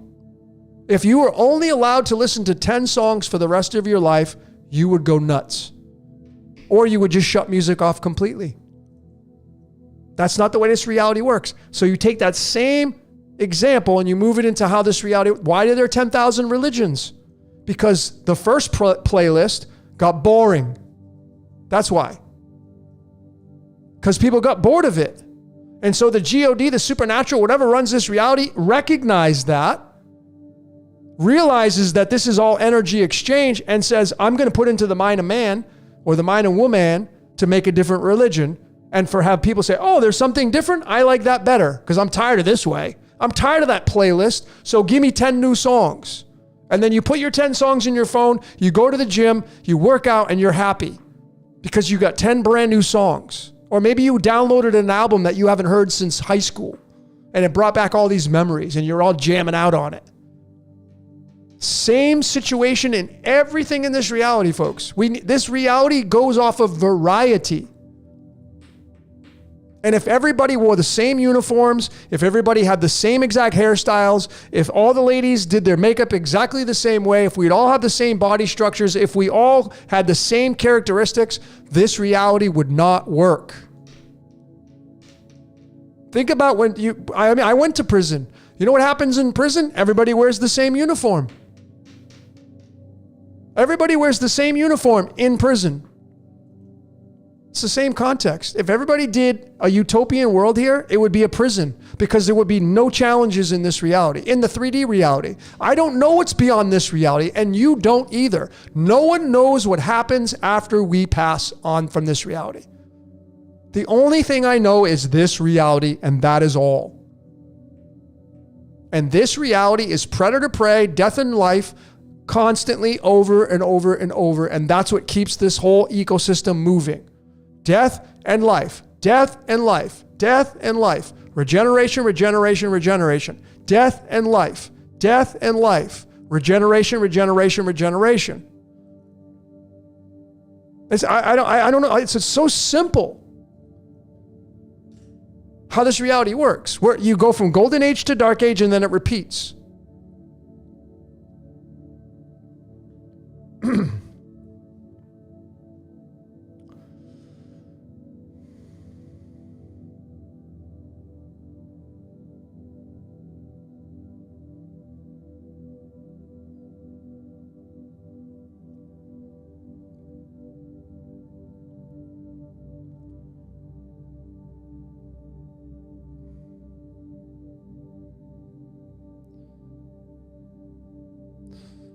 All right, let me open up the Zoom. Someone's asking me to get in. So those of you that want to get on a call here, I want to be very clear with this, okay?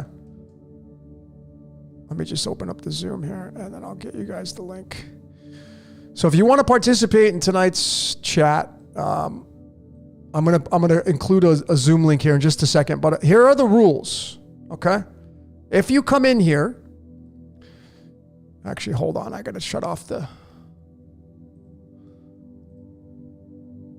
If you come into the Zoom, make sure you're on mute. Number one. Number two, make sure you have a question in mind or a comment in mind. Please please be mindful of your comment to limit it to like a minute or two maximum. Dragging stuff on, I'm going to interrupt you because if people get annoyed, just get to the point, right? Speak your truth, whatever you want to talk about, and we can discuss it. Okay? Hold on, but I got to make sure I turn off this bell notification because it's going to go off like crazy. So hang on a minute. I forgot what the hell it's at. Hang on a sec, folks.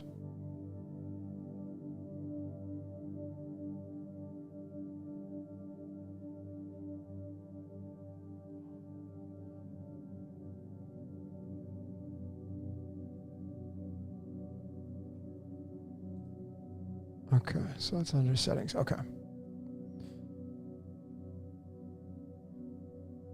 All right, so let me open this up now. So here we go. Thanks for reminding me, Chris. I think it was Chris who asked a few times. Okay.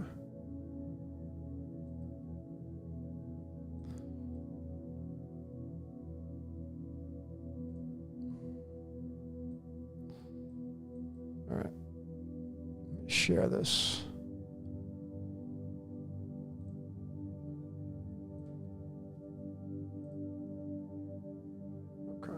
All right, so there's the, I'm going to pin this now. The top. Okay. That link should take you into the, the Zoom. When am I doing another podcast with Jordan? You know what? Soon. I haven't talked to him in a while. He's been traveling, and I haven't been able to connect with him in a little bit. It's been a while since I've been able to actually connect with him, but I'll probably give him a call tomorrow. Sunday is usually a good day to talk to him. Okay, so let's get a few people in here. So we got a few coming in.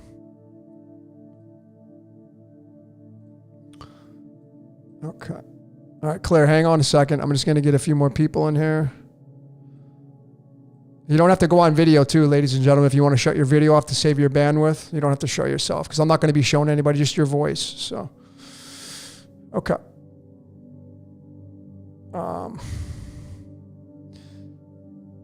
Get some more people in here. Okay.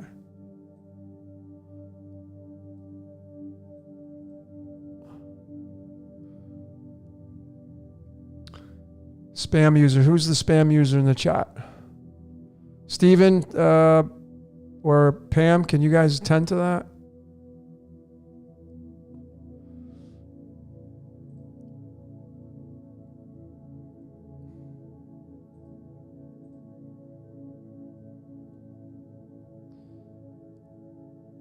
Oh, it's actually the person who.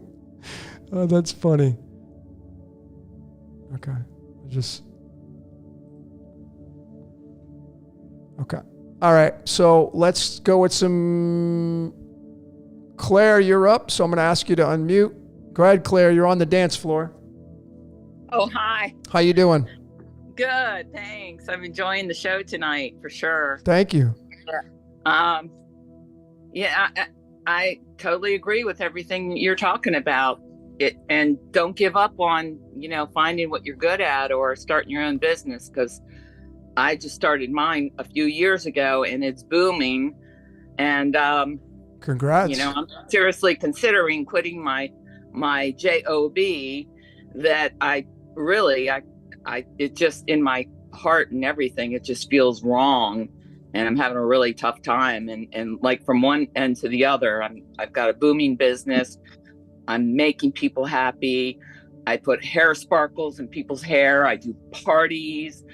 And I just got finished doing 2 parties today. And one lady was a 96-year-old lady celebrating her 96th birthday. Oh, that's great. She just lit up like a Christmas tree. I mean, it just changes people's lives, what I do. And it makes me so happy. And that's great. And the money comes. They hand me money all day long, and I'm just like, okay, great, thanks. That's awesome. So Claire, so I'm going to shut up. Thank you. Oh no, it's okay. I just want to say, do you have a question or something that deals with what we're talking about here, or you just wanted to kind of make that comment? No, I just wanted to make that comment. I don't really have a question. I'm Ace of Diamonds, so I know what's up. Awesome. Thanks. All right. Well, thanks for sharing your time with us tonight. Appreciate the support.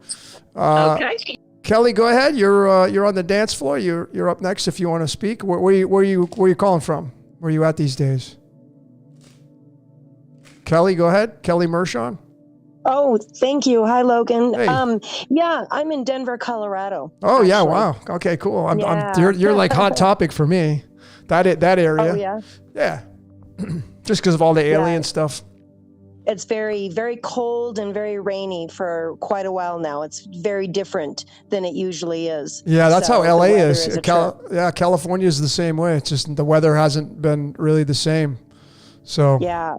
Yeah. Yeah, so just a real quick question. I know that I'm Queen of Clubs, and I had that taken a while ago. I'm currently working insurance, and I've been doing it for most of my life, my career.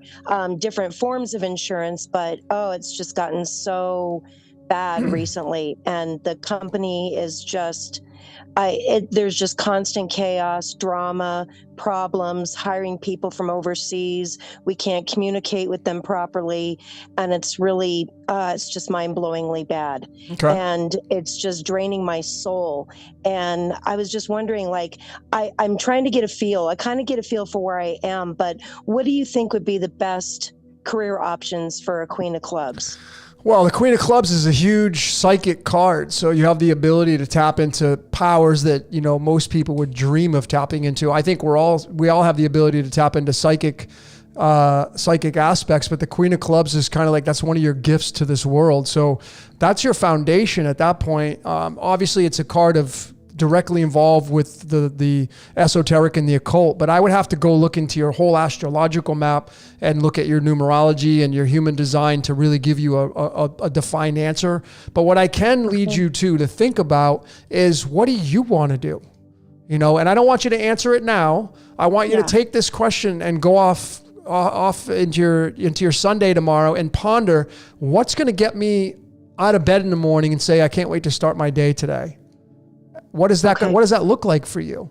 Knowing that you're psychic, knowing that you have a lot of esoteric knowledge and wisdom, and you're drawn to the occult and all that kind of stuff. You're a queen. The queens kind of are, they're all about procreation and giving birth. The queens are tied to the earth. They sit in the 12th house. What's in your 12th house of astrology? That we'd have to take a look at there. But what's really going to get you out of bed and say, I can't wait to start my day today? This is for anybody listening to what Kelly's asking here. If you're looking to make a career change, well, what's going to get you out of bed and say, I can't wait to start my day today? And you don't have to figure it out right away. But I do my readings for people. I often suggest doing vision boards because, we think in pictures. So maybe you want to do a vision board on what you really want to do, but think about what exactly would get you out of bed every single day. And then, if money's a factor for you, you got to define these things, ladies and gentlemen. So if you say, I want to earn more money, how much? You got to define it. I mean, I have a friend who wanted kids, and she got kids, but they're not her own.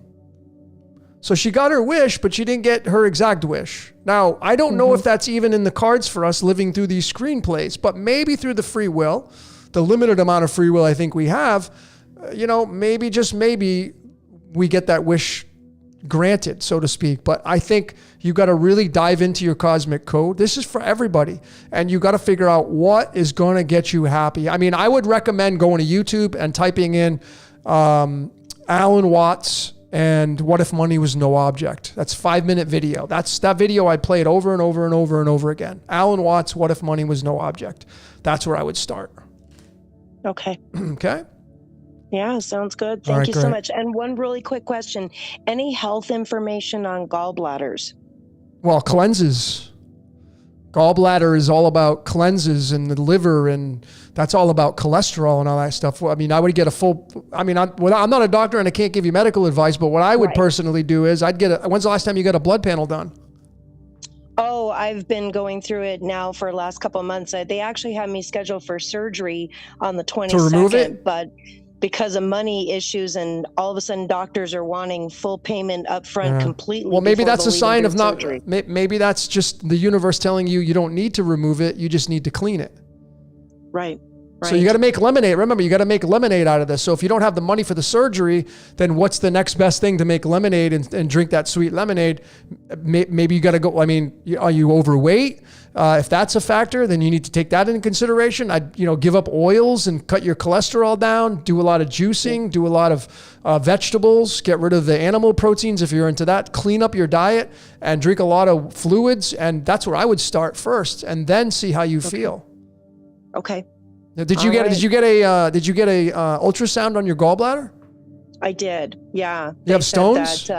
Yeah, they said it was full of stones, and probably in one area, he said it was dark, so it was like full of scar tissue. Yeah. Yeah. Yeah. I mean, it may be inevitable that you'll have to get them removed, but I mean, look, for me, I'd make lemonade out of it. So I'm saying it's like, you may have to have the surgery, but it's promulgating you to go on a healthy kick here. So like maybe the gallstones are there to remind you need to clean up your diet, because if you don't, something worse is going to come down the pike for you. And so this gallbladder thing, you may have to go through it, but it's reminding you to set yourself up to go on a healthier regimen to ward off maybe some other bad things that could happen in the future. Okay. Yeah. Sounds good. Take it serious, man, but have fun with it. Have a light heart and just, and I would, for me personally, I also would like, I had said this to my listeners before, like, I'm all about naming your body parts. So the body parts that you have are your children. So your gallbladder, name it. Your liver, name it. Give it a name, and then talk to it. Talk to it every day. Okay. Encourage it and give it love. When you name it, it has a name. Now it has an identity. You have an identity with a name. So if you name your body parts that are in trouble, well, and I'm telling you this from experience of doing this myself. And then don't tell anybody what that name you gave to, because people ask me, like, what did you, I'm not, that's for me. But name your gallbladder and then treat it like it's your kid. And then give it some love and talk to it like you would a child. Mm-hmm. Okay? Okay. But you got to take action. Yes. Got to take action. Cool. That I'm going to do. Yeah. Sounds good. All right. Thank you so much. Thanks, Kelly. You're welcome. Much love. Thanks for the support. Take care. Chris, go ahead, man. You're on the dance floor. Chris? Okay. Chris is not being activated. Oh, there we go. Chris, go ahead, brother. You were the one that actually requested. I don't have any audio on your end. I don't even know if you can even hear me.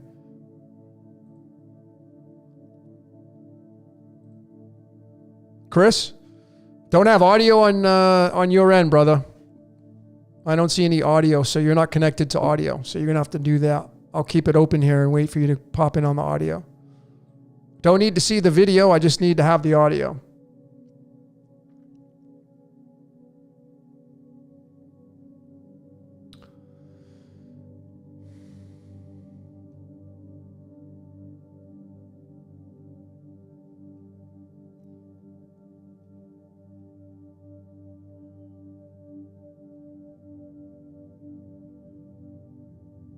I have the stones in a jar.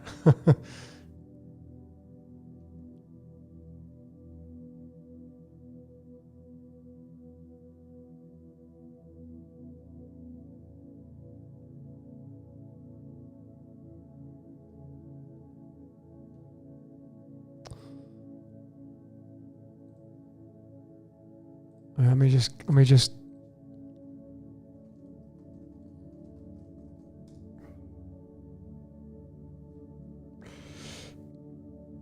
going through your messages here.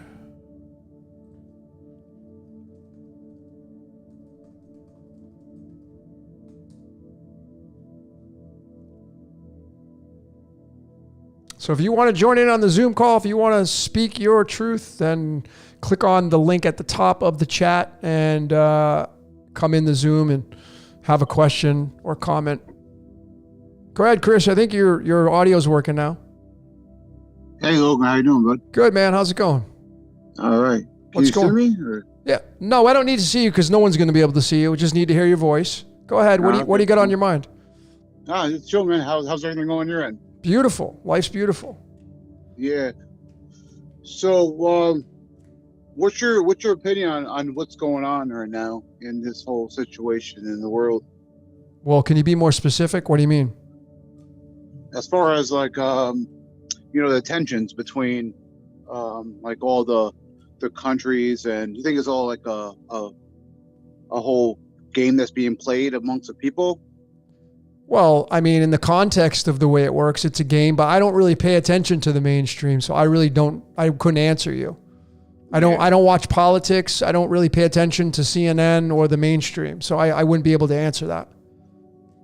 Yeah, no, I agree. Yeah. There's always going to be some tension going on. That's what keeps this thing interesting. Yeah, I definitely agree on that.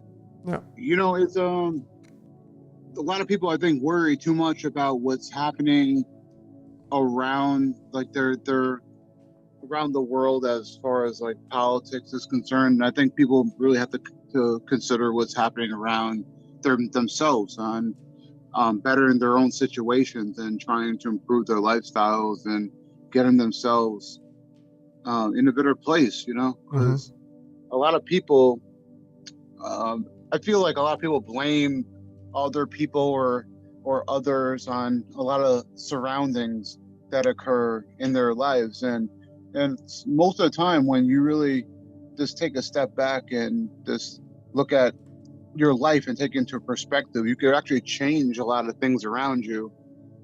And then, you know, if you just, you know, evaluate your life and just try to make things better, you could actually take advantage of the situations that come into your life. Because I came into a tough situation in my life at one point, and things weren't really going too good for myself, at least. And I really, you know, I started following a lot of people like you and others, and I started thinking about the good ideas that you guys actually promote. And if you take into consideration, you could actually improve your life and do things in a different way, if that makes sense. You know, totally. Improve. It doesn't mean to, you know, do, you know, just actually improve yourself as far as just, you know, just doing better for yourself, just trying to be a better person. And, you know, if you believe in faith, or if you believe in, you know, helping others or anything that's positive, you could actually improve yourself somehow.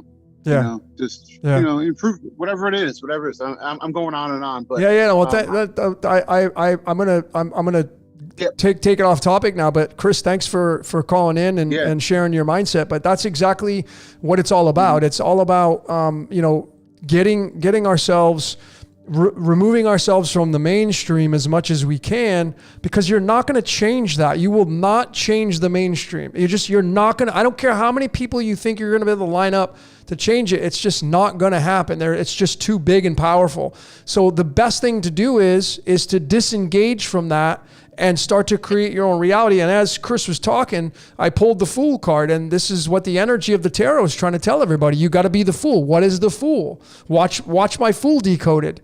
Won't get fooled again. Realize that you're the final boss, in that sense of being in control of your reality through your screenplay, through your scripted reality. And that's it, ladies and gentlemen. So if you disengage from the mainstream, that doesn't mean the mainstream's not going to affect you, but at least you're not paying attention to it and feeding it. And you're taking those 2-3 hours a day that you used to put into feeding it, and you're now creating something constructive. Maybe you're building a garden in your backyard. Maybe you're helping your neighbor out build their second story on their house. I don't know.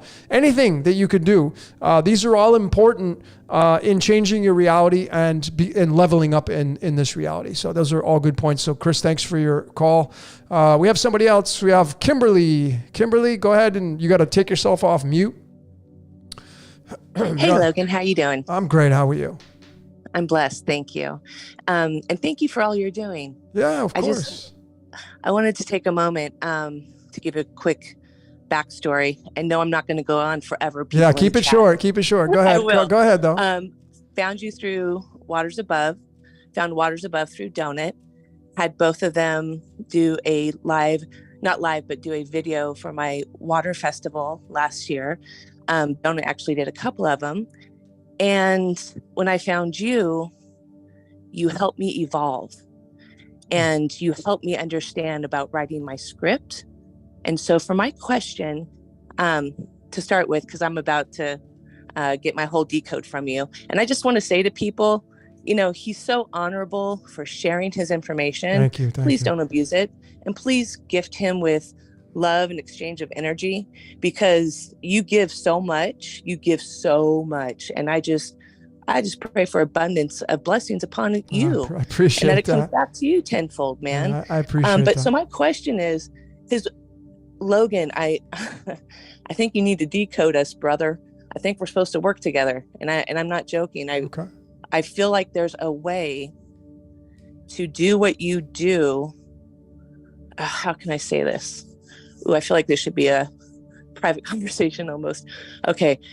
Is there a way that we can script our reality doing what you do with the decoding, but collaborating in, I don't know how to explain this, in the co-creation of the reality that we see? I feel like when I watch you, because you have a multifaceted of information and foundation, there's a way to tap into that in the co-creation process for the future. Does that make sense? Well, yeah. I mean, Kim, what we're doing that. I mean, look, screenplay, predestination or not, setting that aside, setting that idea aside, I really feel like it's important to know, and I think that's the truth that'll set you free. If you watch my Central Intelligence Agency, it clearly pointed. God, that was so good. Yeah, it clearly pointed to the I am using every single one of us, which is the oldest known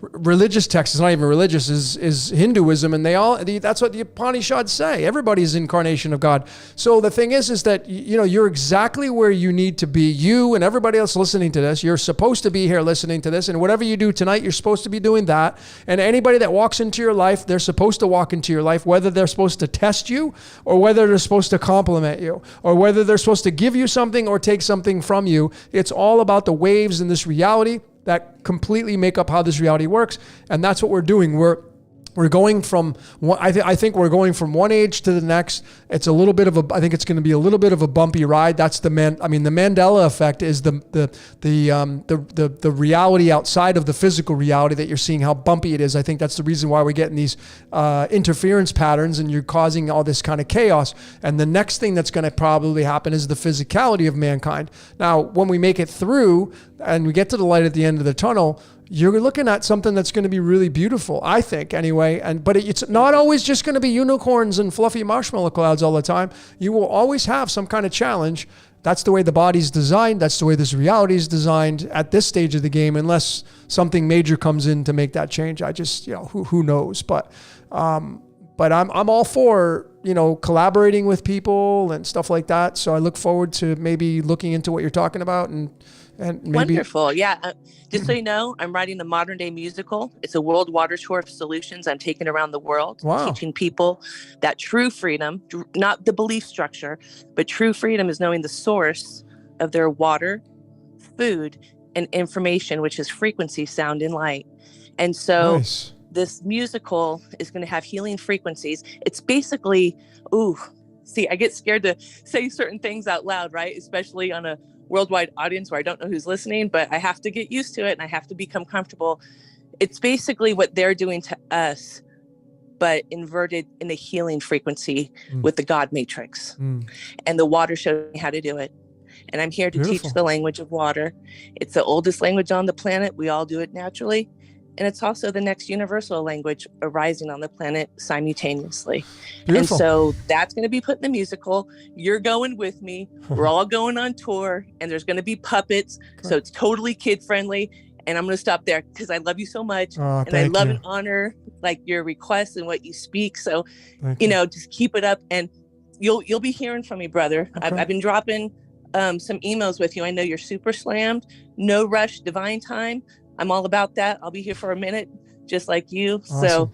So anytime that's good for you, let's collaborate. And please give my love to Jordan when you speak with him tomorrow. I will. All right. Thanks, Kim, for joining in. Sending you much love. Appreciate that. All the comments and support. Thanks for calling in. So there you have it. Another take on this reality. Water is so interesting because the word water in numerology equals 18. Jesus equals 18. Christ equals 18. Argon is the 18th element. Argon, when you go study it in the atmosphere, it's like the protector layer of this reality. It's really interesting. And that's why I feel like the whole Christ aspect's been butchered. I feel like that word has been butchered. I don't even like to utilize it and connect myself to it because I have a feeling it's not what we think it is. And connecting to that, something's getting that power, and I think it's malefic. That's my personal opinion. But anyway, all right. So that's what I got for all of you on that. Let's get into some more of your comments. I'm going to end the Zoom transmission here. And for now, maybe start it back up later.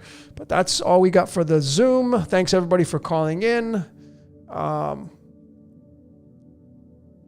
Let's go back to some of your comments.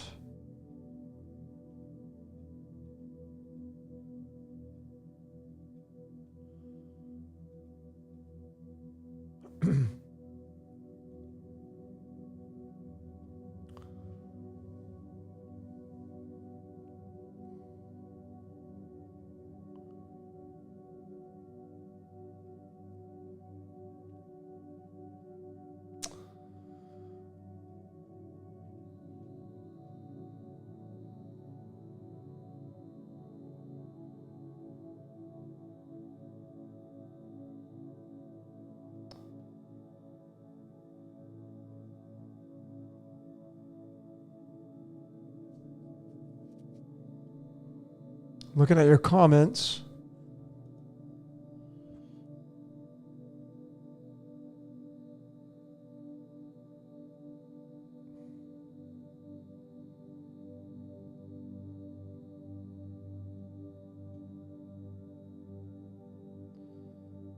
Yeah, Flip Mode says no more complaining. If you stop if you want to level up, if you want to have a DNA activation upgrade, be consciously aware because this is how it is, ladies and gentlemen. Because I like, if you want to make a change in your life, don't try to do 10 things all at one time. It will be very, very tough to do it. Not saying it's impossible, but even with New Year's resolutions, people say, well, okay, New Year's resolution, I want to lose weight. I want to reduce my weight. And then, they haven't worked out before. They're eating like shit. They're on all this medication. And it's like they sign up for the gym. They go on Weight Watchers. They try to stop taking their medication and they fail. They tried too many different things at one time. So this is the same thing with like trying to level up and have DNA activation upgrades in this reality. It's best to really start and keep it simple. Start with one thing and then get that down pat and then move on to the next thing. So if you're a complainer, if you're somebody who, if you're watching the mainstream and you're paying attention to the dirty laundry and you're authentic with yourself, I'm not taking tabs. I'm not auditing this and asking anybody here exactly how you roll and how much time you spend on social media and how much time you spend watching the news. And people say, it's so funny. People say, I don't watch TV anymore. Well, you don't have to. You got YouTube and you got your phone. It's the same thing. So that whole I don't watch TV thing anymore that's all bullshit. That has no meaning anymore. You got a phone, don't you? You're here on YouTube. What do you think YouTube is? It's news. It's market. It's all marketing anyway.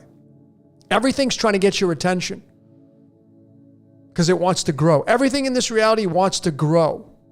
You want to grow. I want to grow. Your hair wants to grow. Your fingernails, you've got to cut them because they're growing. So companies want to grow. How do they grow? They do marketing. They spend money on sales and marketing. If a president or if somebody wants to be president, they have to go on tour. They got to go on tour to market themselves. They got to spend money on that for their campaign because they need your vote. That whole shit show. That whole losery shit show. But everything in this reality survives off of marketing. Why do you buy the brands that you buy? Marketing. That packaging looks good. If you buy a supplement, like I like this brand, Life Extension. It's a good brand. And so I buy it because I know it works good. But how did I have ended up buying it? Through marketing. I read about it. I read the reviews. I had a personal friend of mine who's a nutritionist recommend this brand. So I trust that person. That nutritionist marketed this brand to me. Just casually marketed to me. Say, hey, Logan, Life Extension is a good brand. That's marketing. So I just marketed for Life Extension. I'm not going to get paid for it. I ain't going to get nothing from this. You may go buy Life Extension super digestive enzymes. I'm not going to get anything from it. But because they work good, I just told you about them. Anyway, I don't know how I got off on that tangent, but ladies and gentlemen, the thing is if you're complaining in your life, you're marketing complaining. You're marketing through complaining your voice. You're marketing with your energy. Your energy is marketing yourself. Everything's about marketing in this reality. Your whole life is marketing. Your whole life is a billboard. The car you drive, the brands you buy, the voice you speak, the spells you cast, that's all your marketing. Because you're looking to grow, to get bigger. Many of you here want to earn more money. How do you earn more money? You got to put yourself out there. You got to do your resume. That's marketing yourself. Branding yourself. Here's my business card. Marketing, marketing, marketing. And so if you're marketing through complaining, you're feeding that. They end up getting the power and you end up getting sucked dry. So how do you level up in this reality? Stop complaining. And what the thing you'd want to do, going back to what I was talking about, if there's one thing you can do to level up in your reality, focus on not complaining every day. A lot of you complain too much. Not you though. I know not you, but the other people. You got to put yourself in check. This is not a time. Listen, folks, no one's taking an audit of your life, man. No one cares. Take an audit of your own life. When's the last time you audited your own life? When's the last time you laid out everything you're doing in your life and you did an audit on your entire life? When's the last time you did that? Like, okay, is my health in check? I'm going to audit my health. When's the last time you got a blood panel done? If you haven't got a blood panel done in over a year, what are you doing? Why? They're $100 out of pocket. You can go to a third party and go to a lab, Quest or whatever, and it's $100 for a lab. It's prevention. That's an audit on your health. Some of you need to change your health regimen. That's checking on your health, and that's an audit, and then making the adjustments. That's taking action. How about the stuff you read? Do an audit on that. What books am I reading? How about the people you're hanging out with? Audit that.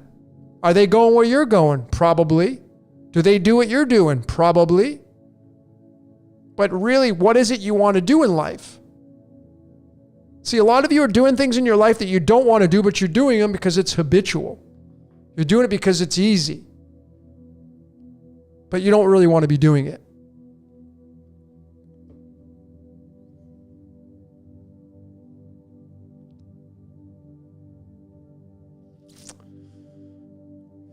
So if you want to level up in this reality, stop complaining. Stop pointing the finger. Stop blaming and saying it's them, it's they, it's their fault. They're the reason why my life sucks.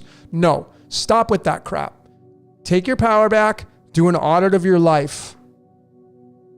Write down your pros and cons. What are you good at? What you're not good at? What are your negatives? What are your positives? Your negatives are going to be all about complaining. I'm telling you, complaining is going to be in there.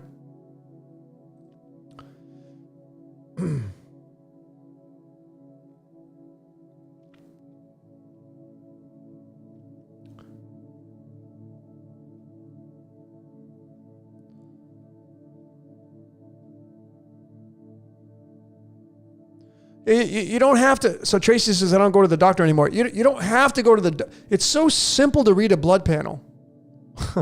You don't even need to go to the doctor unless something's out of range. Then you might have to go seek out a specialist.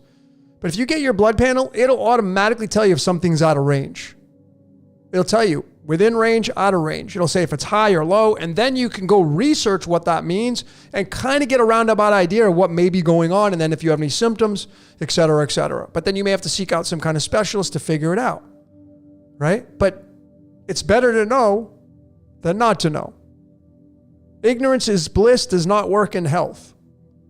It's like, how many of you get a cavity and you put it off because there's no pain? And you put it off, and you put it off, and you put it off. And then you finally get tooth pain, and you go to the dentist, and they're like, well, I got to do a root canal. I bet a lot of you here listening to this, you've experienced that circumstance. And that $150, $200 simple cavity now is going to cost you $1,000. And then if you're not into that, if you're into like, well, root canals are bad, I'm going to pull my tooth, then you got to, what are you going to do with the hole in your mouth? And there, those are all on meridian lines. There's a lot to take into consideration with teeth. I don't want to get into that whole topic, but this is the time of taking action in your life.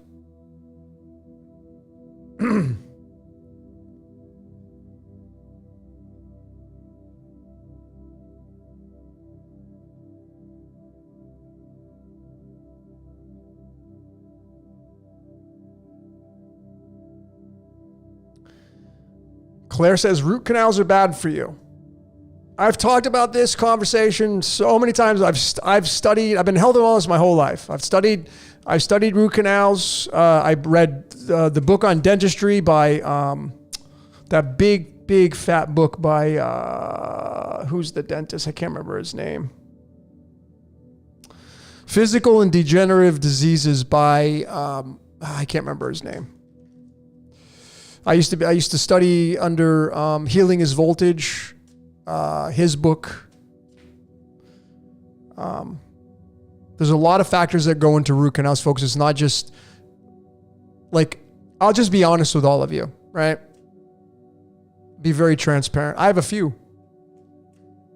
And I know you're going to say, well, you should get them taken out. Well, you're going to pay my bills to put in all the implants and then the risk of having to put that steel post in my mouth and my mouth rejecting it.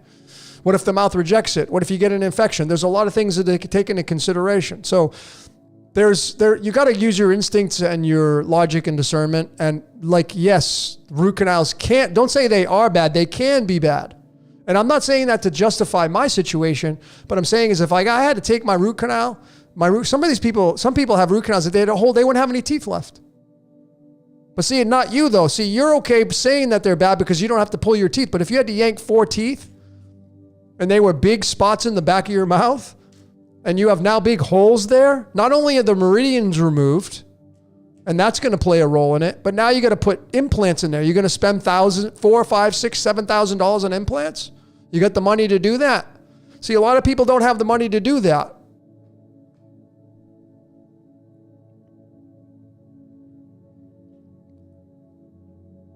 All I can tell you right now with teeth is that I am grateful I have mine, and I am super picky on my dental health. I mean, I brush, I floss, I whiten, I take care of my teeth. I talk to them when I brush. I'm grateful for them. I talk to my teeth when I brush my teeth at night, when I floss them, like they're real. Give them love, right? Just like anything else. Like when you go to the gym, if you work out, when's the last time you actually, if you do a treadmill or you do a yoga class or you do a spin class or you're on a bike or you did a 10-kilometer bike, or when's the last time you actually said thank you to your bicycle? When's the last time you actually looked down at your feet and said, hey feet, thank you so much for pedaling those 10 kilometers? When's the last time you give thanks to your sneakers that you wore that continuously day in and day out take all the abuse of you walking on them? Oh, I know, but sneakers aren't important though. See, I'm grateful for every damn thing in my reality. Everything I'm grateful for. I am in the now moment of focusing on being grateful for everything that I possibly can at all times. Because everything around me is part of me. My life has never been better in the sense of that context since I became a gratitude junkie.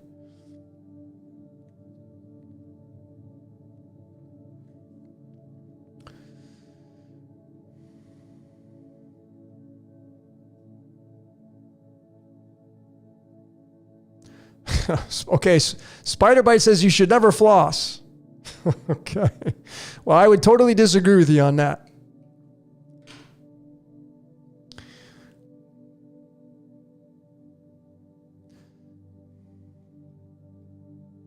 This is why making the truth your own is the only thing that matters. So I'm not going to agree with you, Spiderbite, on that, but your truth supersedes mine. But flossing is a must in my book.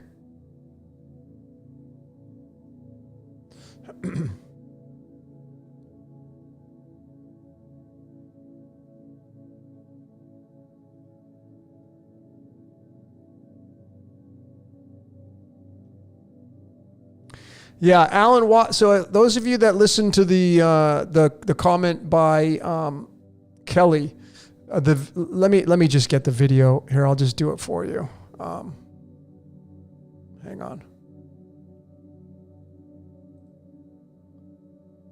Okay, hold on. Let me get this.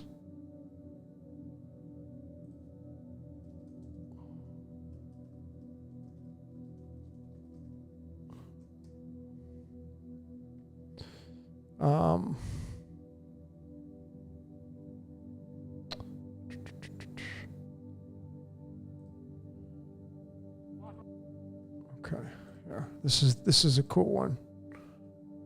I'm gonna put it in the chat. Here you go. I'll pin it to the top.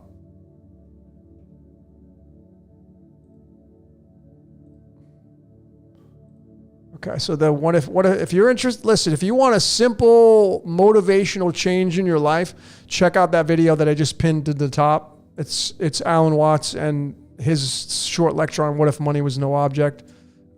He's amazing. I mean, I've looked at I should do his astrological map.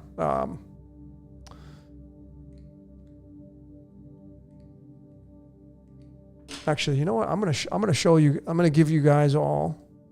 Hold on. Speaking of that, let's do some astrology.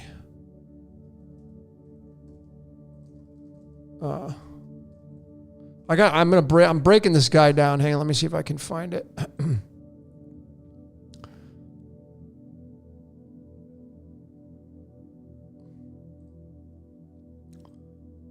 Okay. All right. Let me just show you the...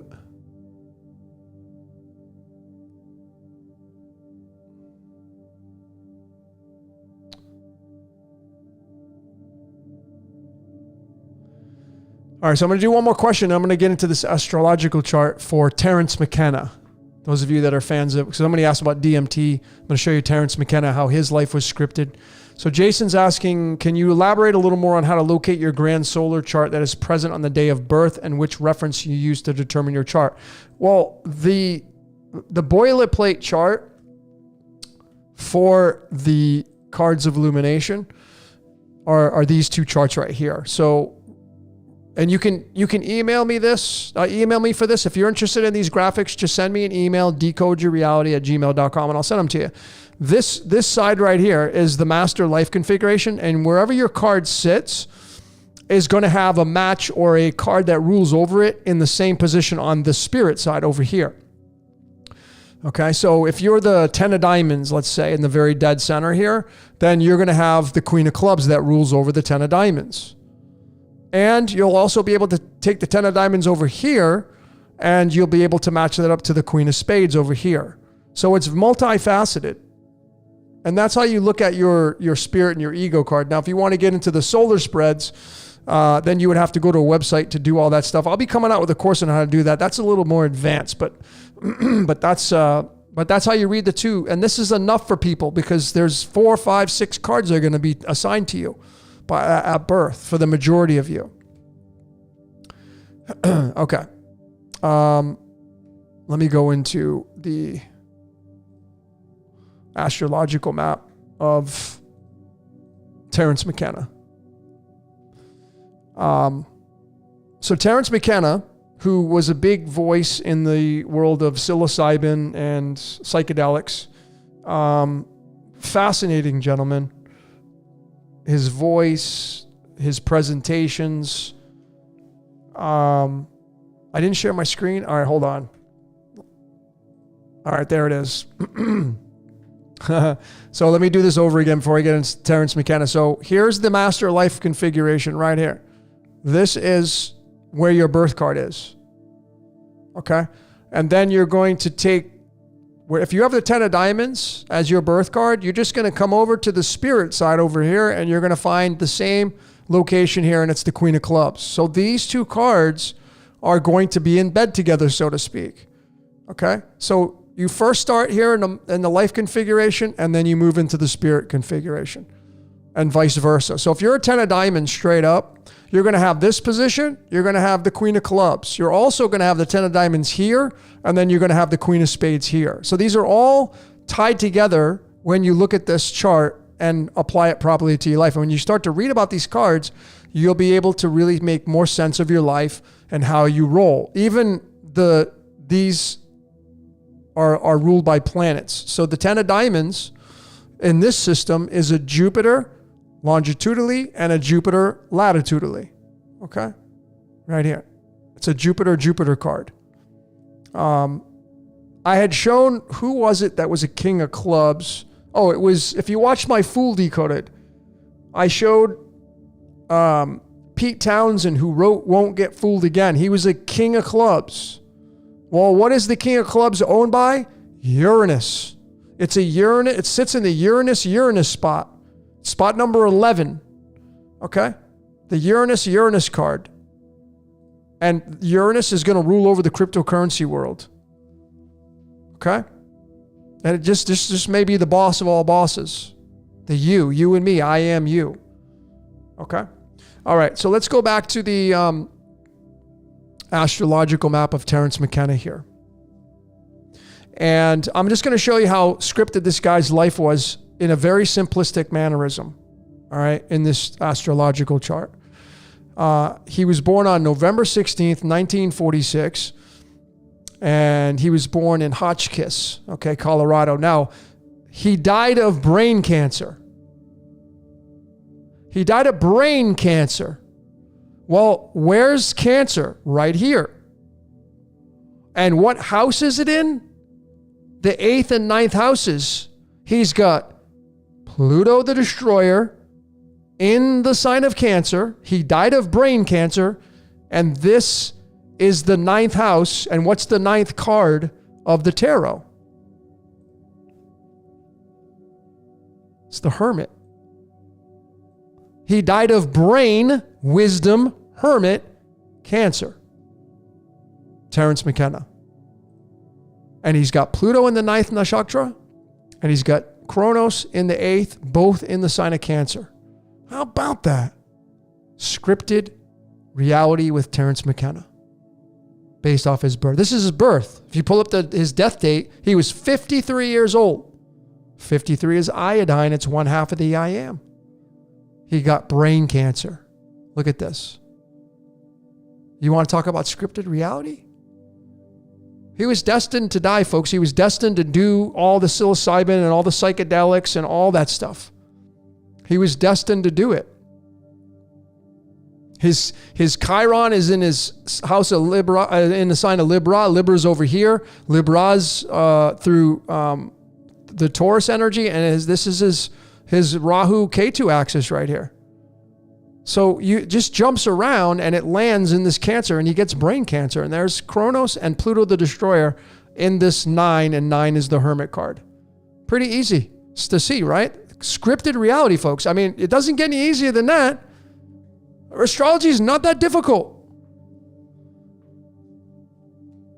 He did his job. He did his job, man. That's what he did. You are doing your job.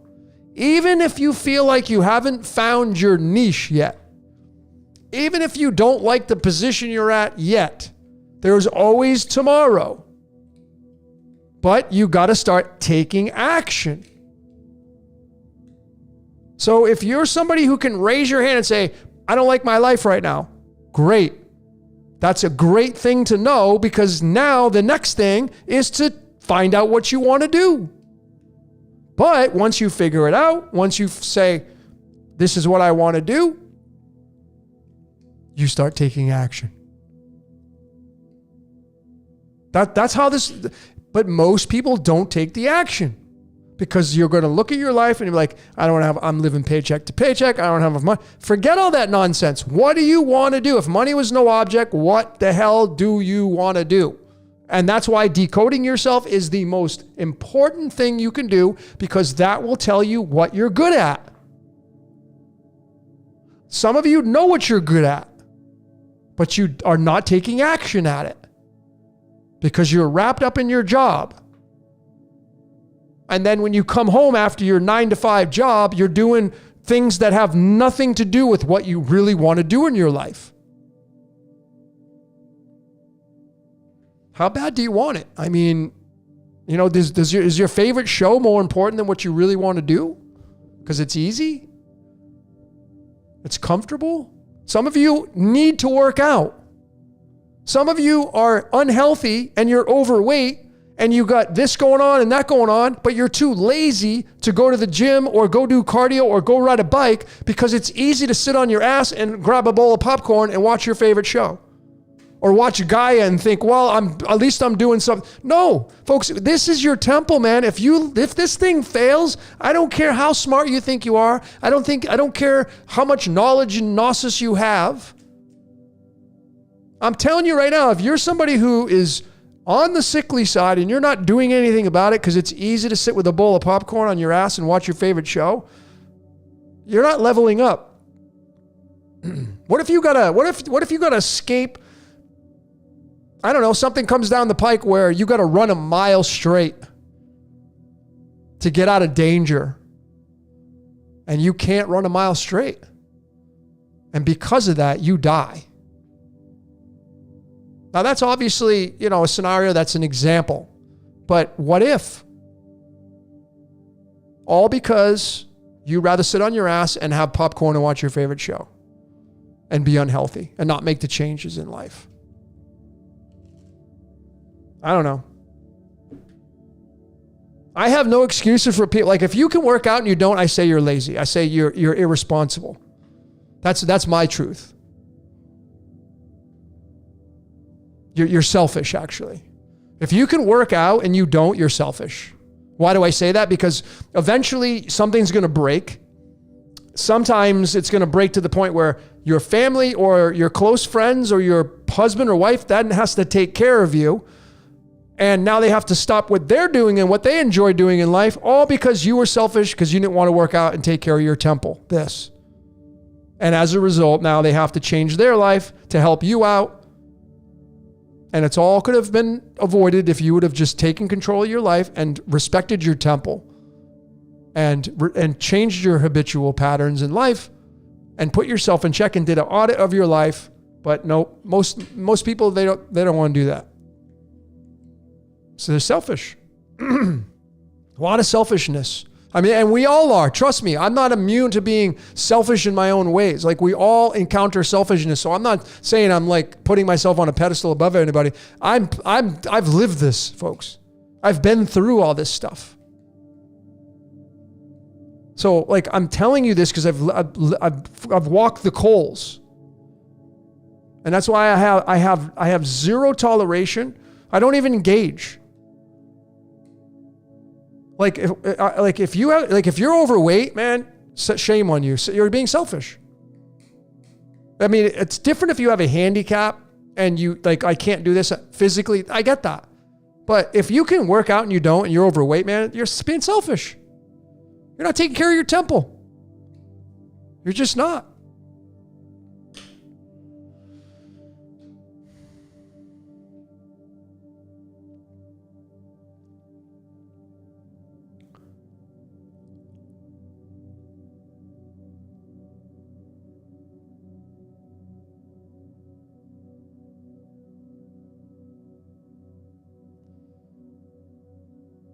Folks, we got to be real. We got to be true to ourselves. I mean, if you really want to level up in this reality, we got to be authentic with ourselves. We have to like do an audit on our lives. I'm 50 right now. Like I just hit 50 in February. I'm going to be 50 and a half here in a few months. Going towards 51, right? I've been working out for 30 years. I've been working out since I was like 16 and then I got regular at 19. 30 plus years I've been working out. More consistent than not. I've taken some time off here and there, but I've been a gym rat my whole life almost. So somebody can say, well, it's easy for you because yeah, but I made that decision. I made that choice. And now I look back and I'm not immune to I'm feeling aches and pains. I got, things going on in my body, the natural degenerative aspects of my body. But then I look at my life, if I didn't work out my whole life, then how would I be right now?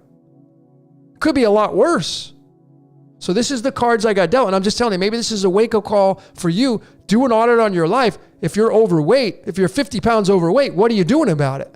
What are you doing about it to change your life? What's in your cupboard? What's in your refrigerator? You know, I know it's challenging to do it because, like, you know, this is the cosmic joke from the universe. The things typically that taste like shit are the things that are good for you. And the things that taste amazing are the things that are bad for you. This is where you got to have the willpower and the courage, and you got to, like, this thing needs to be taken care of and respect it. Many of you don't respect this thing. You think it's going to last forever. It's not. It's not going to last forever, folks. You're going to die one day. I'm going to die one day. One day I'm going to die. That's just the truth of it. How you go, well, that's a different story. Now, in my book, there are 3 ways to die. Number 1, you can die by accident. You get hit by a car, right? You can fall off a bridge. Number 2, you can die by a disease or sickness or a virus or something like that. Not a fun way to go. Really horrible way to go. Cancer, you know. Or number 3, which is the best way to die, is dying in your sleep of natural causes. How do you get to die in your sleep of natural causes? Taking care of this temple. Working out, keeping your circular. Sometimes I don't feel like going. I force myself to go. Because I know that if you're an Aquarian, especially if you have a lot of Aquarian energy, you're ruling, you're circulatory, you're like tied to the circulatory system. So the Aquarians have a lot of nervous energy to them because you're like scanning the horizon all the time. You're scanning for possibilities on how this could do it. Like you're trying to figure it out and you're scanning and you're nervous and tension. Well, to counteract that, you go to the gym to work that off. And the circulatory system rules with Aquarius. If you don't keep that blood moving, it can spell trouble for you. But that's for anybody. But some people, they live a long time and they just don't have any impacts on their life. But I'd rather go on the averages. And I'm telling you right now, ladies and gentlemen, like my final answer, if you don't work out and you can, you're selfish. You're a selfish person. You only care more about yourself. And that's partly how way it should be. But the thing is like, don't you want to take care of this temple? Like, I don't want anybody to rely on. I don't want to have anybody to rely on. I have to rely on anybody. It's just me. Like, I don't want to have to rely on somebody to take care of me. Imagine, you know, are you going to want someone to wipe your ass after you go to the bathroom? Some of you may end up having that situation. That's how embarrassing. Because you can't do it anymore. I wouldn't want that to happen. Hell no.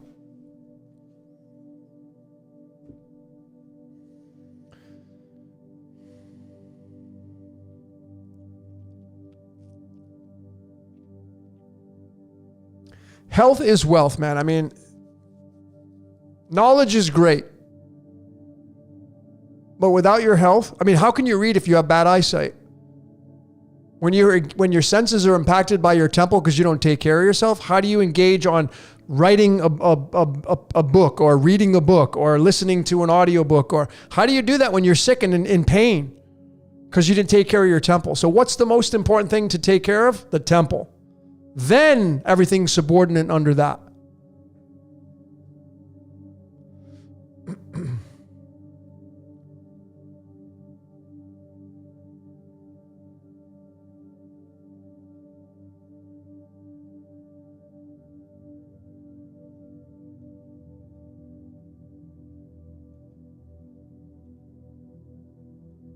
I know. So I was very raw and candid. And some of you may have gotten turned off by that. That's totally fine. I don't hold anything back. I'm very, very visceral and again, you know, it's not because I've been in health and wellness almost my entire life and you think it's easy. It's not. It's challenging. But like I said, I forecast, like one day I'm going to die. How do I want to go out? Well, I certainly don't want to get taken out by a disease or a virus. Hell no. That can't be fun.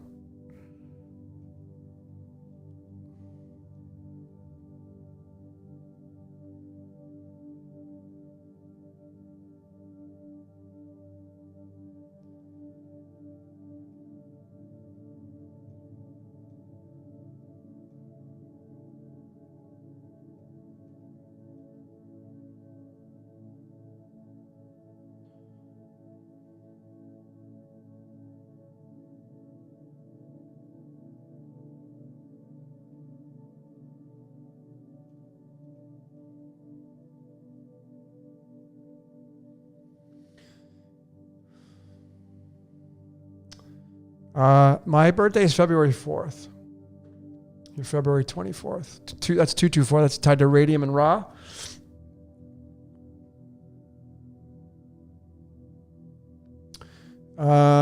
Question on cryptocurrency, which... hang on, I dropped the card. Hold on a second. Okay. Someone's asking what cryptocurrency is the best. I can't give you any advice on that. I wouldn't. Study your coins. You get these, there's, these ISO 2000 regulated coins or ISO 200, excuse me, I say 2000. ISO 200, which are kind of like labeled coins, so to speak. Look, if you're in the US, just so you know, in July, next month, the Fed is rolling out a new program called the Fed Now. I don't know if you knew that or not. But in July, they're rolling out a new program called Fed Now. It's all moving digital. It's been digital. I mean, most of you here do not use cash. You swipe a card. Now, I know there's some of you that still use it, but I can assure you that will be obsolete soon. It will. Cash it's how many people use a Rand McNally map? Nobody. You use navigation on your phone. Nobody really uses CDs anymore. I know they still exist, yes. But they're being phased out. Records, 8-tracks, cassettes, phased out. They take up too much room. They're too bulky. They weigh you down. Everything's becoming faster and lighter and smaller. Quantum. MP3s, smaller, faster. No moving parts. External hard drive. This is a solid state hard drive, no moving parts. Remember the hard drives that you'd have and you don't want to drop it. You drop it and you lose you lose it because the disc inside gets all jacked up. Some of you had to have some recovery done on some of those hard drives and get them transferred over. I have one. This one right here. This my SAN disk. This one was a conversion of an external hard drive, which was a spinner, that I dropped. And I thought I was going to lose the information. I had a lot of valuable information and I had to take it to somebody and I was able to get it on here it is. This is a solid state, no moving parts. I can drop this. I'm not saying it's guaranteed to not break, but there's no moving parts. No moving parts, no friction. Less wear and tear. Doesn't heat up. Heat destroys. Heat accelerates growth. That's why if you get an injury in your body, like if you pull a muscle, or you pull your back out or something, they tell you to ice it first, but then the way to heal that, put heat on it. Because heat makes the blood move quicker. It gets the nutrients to those areas. Accelerates healing, accelerates growth. Friction and heat make things decay quicker. That's why we die. Our bodies are regulated at 100 degrees, 98.6.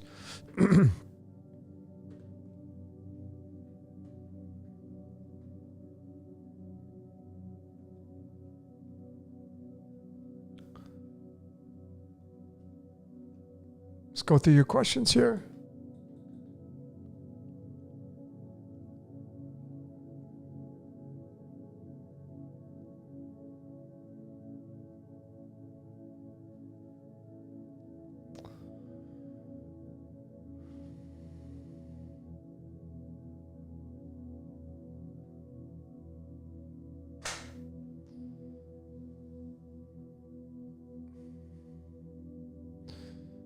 Invest in gold and real estate. Real estate's always good, but the real estate market, and this is my opinion, is going to take a big shit. It's way too high, especially in the US. It's super high.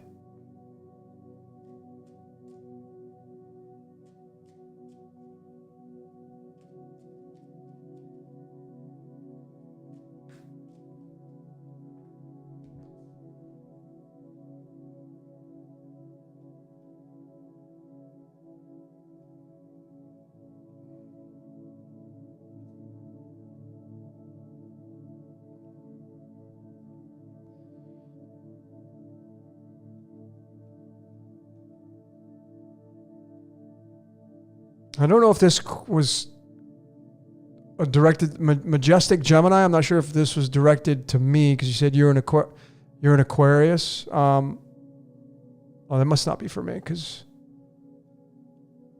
yeah, my moon's in Aquarius, but in my tropical I have a lot of Aquarius. But I'm a mix of Capricorn.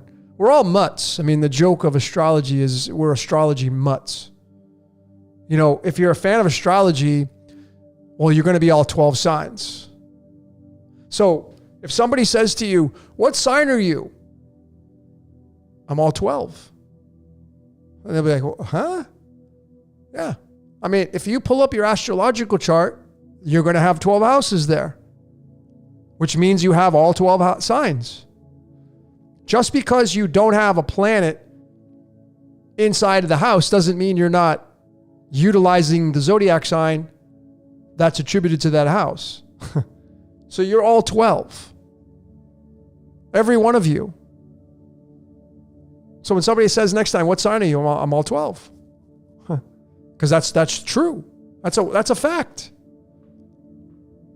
You're just going to have, bits of energy in different houses that the celestials are hanging out at.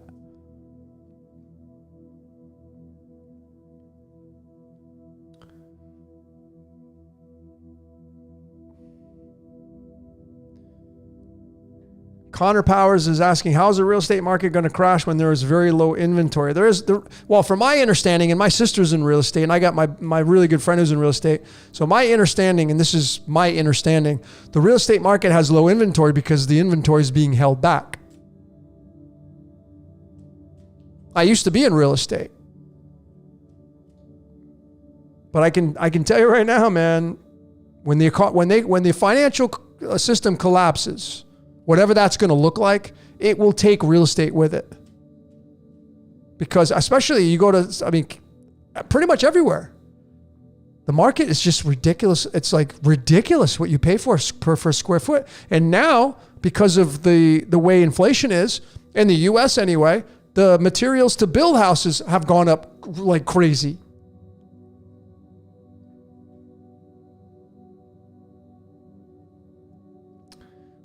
I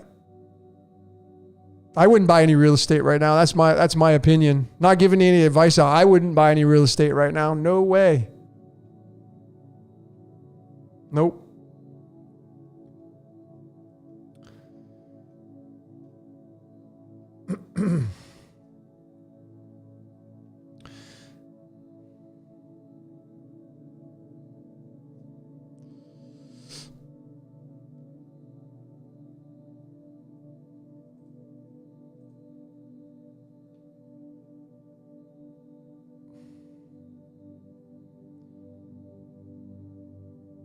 That's right. When the markets collapse, obviously this is history now. History repeats itself. This is nothing new. This is not even giving any advice out on anything financial or real estate. But when markets really take a big dip, then that's when people make the most money. They buy in at low pricing. So this is how, it's a no-brainer, ladies and gentlemen. Especially in the United States, the debt just you can't just keep growing the debt. It's not possible. Everything's so inflated, and what goes up must come down. Stocks, bonds, real estate, all that stuff's going to come. It has to. You can't be selling houses at these prices. Inventory or not, but I'm telling you, they're holding them back. They're like my sister's in foreclosure markets. I got some of the skinny on it, man. They're being held back, the inventory.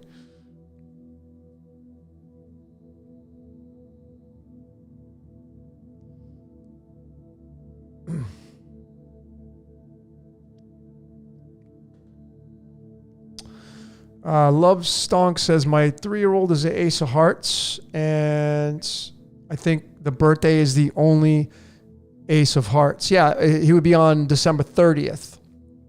So if you're a December 30th birthday, 12/30, then you would have the Ace of Hearts card. And that is correct.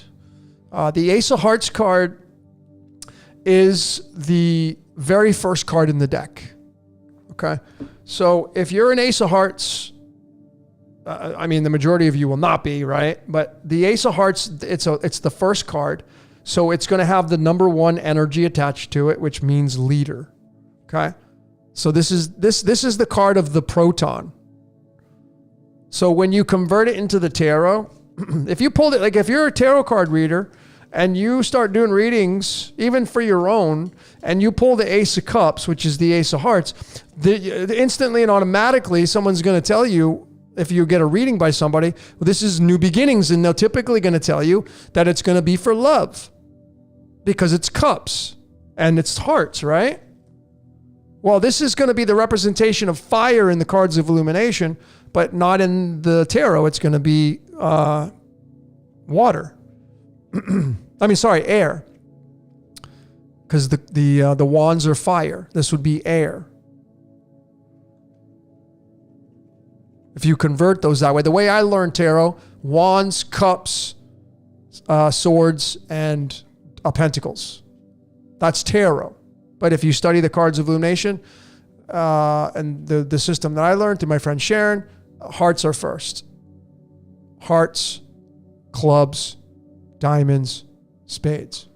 And these came before the tarot, so I'm not saying that they have seniority. Each system has its own set of rules and guidelines and has its truth, right? But we've cross-referenced these so many times now, and this card right here is the master teacher. That dove right there, you see that dove on that card coming down with the wafer in its mouth? You're going to see the W on the cup, right? But it's the W and the M, so it's the number 13 and 23. But you see that dove right there flying down? Okay, the Ace of Cups. Well, when you take a look at the periodic table, it's going to be this one right here, element 102. See the picture? This is the dove right here. This is a Japanese ideograph, and this means master teacher. Right here. Nobelium. It comes from Alfred Nobel, the Nobel Prize, of course. Nobelium. It's tied to that Ace of Hearts, because the Ace of Hearts is a card of new beginnings. It's a card of the instigation of love. It's the proton. This card right here is the proton that starts it all off. It's the pulse of light.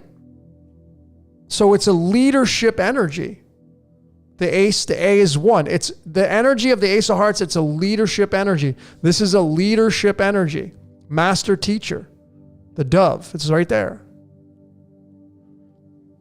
It's pretty awesome. So what's the master teacher? The pulse of light. And what is the pulse of light's job? Look for love. Light slowed down into physical matter becomes your body, and now you're out searching for love. You're searching for tail. You're searching for ass. You're searching for a partner. You're searching for a business to open. You're searching for, a company to create. You're searching for a pet to take under your wing. So let me show you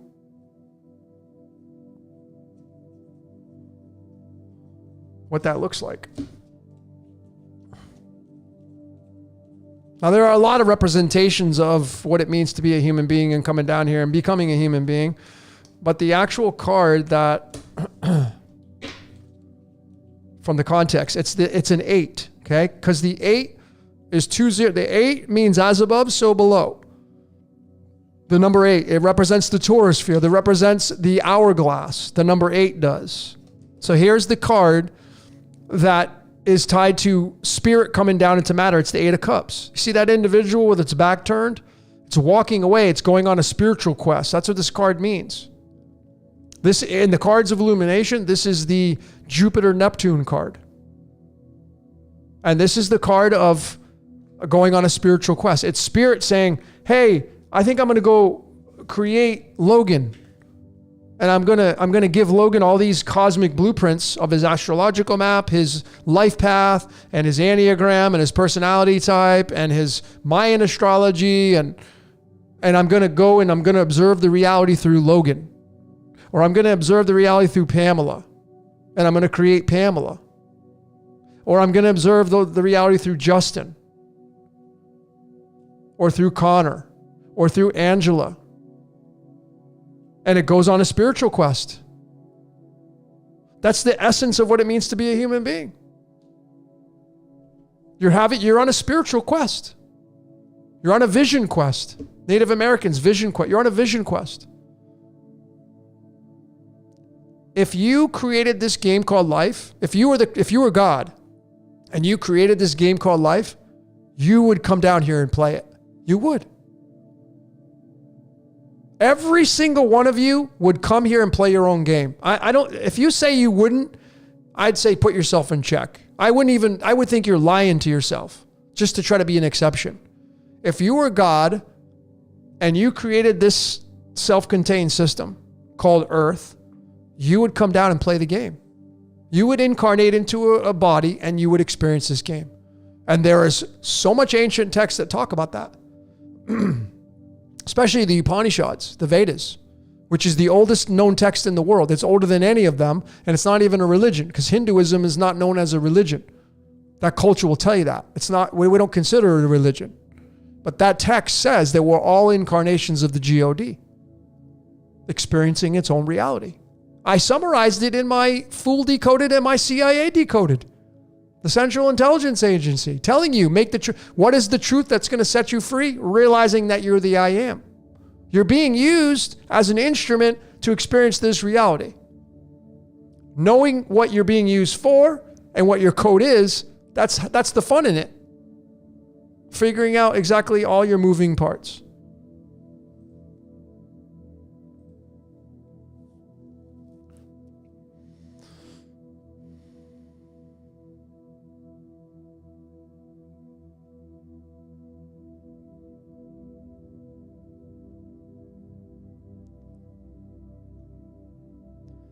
February 8th is 4 spades. Decode saying, would you consider the 33rd card, the Page of Wands, a master teacher card too? No. I would consider the Page of Wands the card of adventures. I covered this in my, I don't remember what decode it was. Just a few decodes ago. But the 33rd card of the deck of the tarot is the Page of Wands. The 33rd card in the deck in the cards of illumination is the 7 of Pentacles. So let me show you those two. The conversion.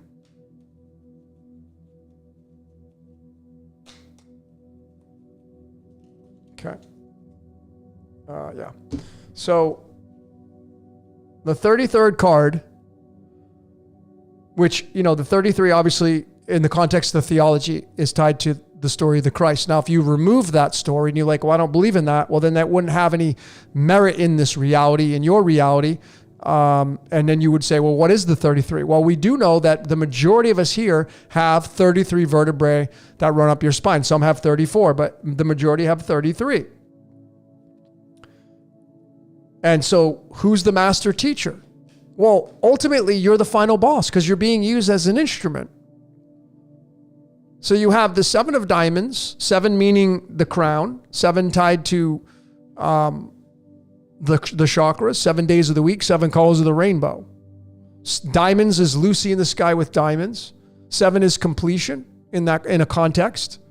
And then this card converts into the 7 of Pentacles in the tarot. And this card right here is the 71st card in the deck. I don't know why my camera's not picking this damn thing up. It's probably too bright. This is the 71st card in the deck. And you know what 71's tied to? Lucifer. This card right here is this little individual he's swept up all those pentacles and he's looking over all those pentacles. This is you sweeping up everything in your life. And this is the God sweeping up everything in your life and figuring out what you want to take with you and what you want to scrap. That's this. This is the 71st card in the deck. 71 is the 20th prime number. 20 is the judgment card, which is the new beginnings, upgrading. And then the page of wands, the 33rd card in the deck. This is all about adventures. The page is a prince or princess card. The page of wands to me is the energy of the prince or princess. It's the energy of someone who just got out of college and they landed a $250,000 a year job. They're 21 years old. Think about that. Imagine the energy. Think of how you would feel if you graduated from college and you applied for a job and you got a contract with a company and you're starting off making $250K a year, 21 years old. How you feeling? These are the energies that we should be getting emotionally involved with. And you don't have to be in that position. You can do it right now.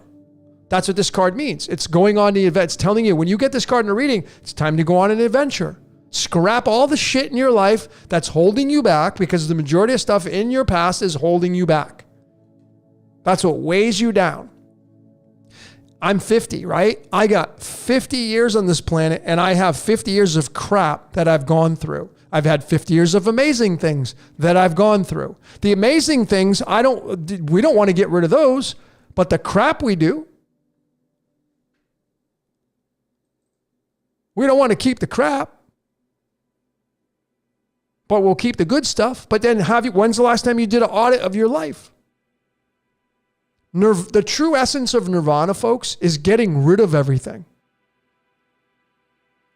Getting rid of a lot of your beliefs. You see, everything inside the self-contained system is part of this world. So does it make you grow or does it hold you back? It weighs you down, I can tell you that. If you got rid of all your beliefs, and you got rid of all your beliefs that you were programmed with, you'd free yourself in so many different ways. But you see, these ideas that you've adopted, these beliefs that you've said these are true, they define your identification, which defines your ego. That's your name. Your birth certificate name is your identification. It's your ego. It's you being the guru down here.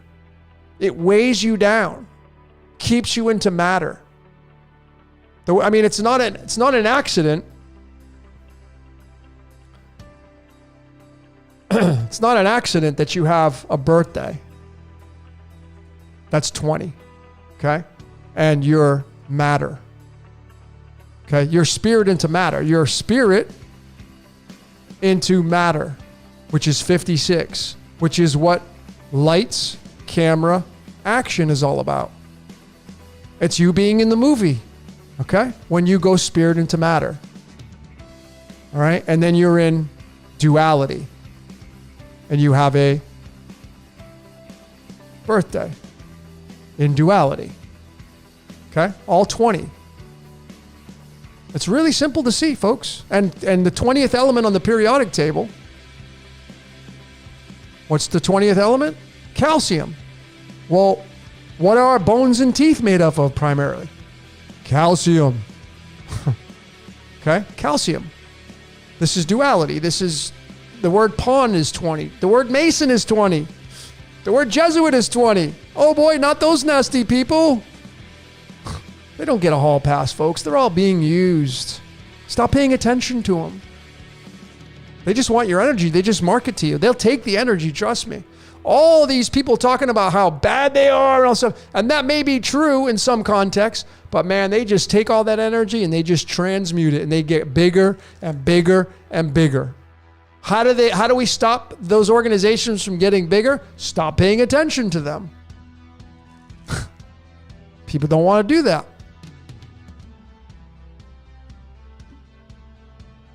See, once you study nature, once you study how the machinations of how this ecosystem works, it's a total game changer on what you give your energy to.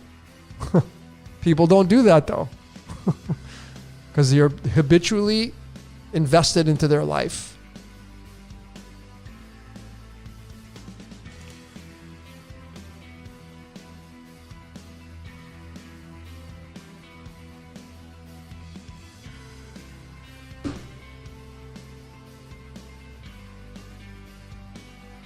You know, I have a guy who I've invited on to do a podcast, and I haven't set it up yet. I'm working on that, but he says that, which is why I'm having him on, because it's a really interesting topic. His take on this reality is similar to what's the movie? The Three People. Can't remember the name of the movie, but anyway, he says, and his son has drawn pictures. His young kid, single-digit son, has drawn pictures. He can draw visuals of people meditating or dreams, and he shared one of them with me, which I was super intrigued on. But he had said that aliens run this reality. They run your thoughts. They run your mind. I'm gonna have him on the show, I think. Trying to set it up. So it's where my research is going towards, folks. I mean, oh man.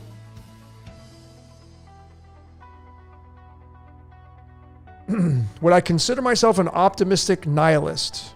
No. That doesn't even resonate with me. I just know this reality is life and death, and that's it. That's this reality. Or you can now title me any way you want. We're born and then we die. If you just study nature, you know, the leaves in springtime, 1 out of 4 seasons, they start to bloom on the trees. Through summer, they grow, they expand through the heat and the light. And then when the sun starts to dissipate and goes towards the other tropic, they turn color and they fall off. I'm going through the seasons now. If you're in a place where there's 4 seasons, and then the leaves, they die and they fall on the ground. And what happens when they fall on the ground? They feed the soil nitrogen, etc., and the whole cycle process starts over again. That's the ecosystem. When you die, where do you think you're going to go? Yeah, you can cremate yourself and put yourself in an urn and be put on someone's mantle. But the majority of people, they go 6 feet under. Why 6 feet? Why is it 6 feet? Well, what's the 6th element on the periodic table? Carbon. What are we made up out of? Carbon. What's the 6th card in the tarot? The Lover's card. The last day of creation in Judaism and Christianity, day number 6. We get put 6 feet under the ground. We return to the ground. What happens when the body returns to the ground? It feeds the soil. It's that simple. There's nothing nihilistic about that. It's the way it is the way it is. I just treat this really like this is, like I'm a huge Bob Proctor fan, and Bob Proctor really influenced my life a lot. He was a 10 of diamonds, fortunate blessings. I mean, master teacher in that area of money. He was supposed to be doing that. And he had said, man, he's like, we don't know anything but this journey we're on. He says, as far as I'm concerned, you only get one shot at it. You get one shot at this life. That's it. That's all we know. And that is a fact. All we know is I get this Logan, this is my shot to do what I want to do.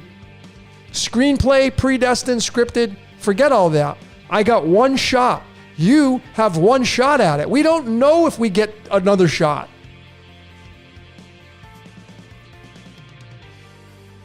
Reincarnation is theoretical. I mean, the majority of the signs point towards it. I think that's the way it works. But if there's a chance to get out of this game, maybe. Are you doing all the things to check off on the box? You know, like, are you more, like, I've talked about all this stuff, but treat your life, man. Live your life like you're on a permanent audition. Treat your life like everything's going to go into your favor, and freaking take chances, man. You know, tomorrow's not guaranteed. You're not going to die. Ask yourself, if what I'm about to do, is it going to kill me?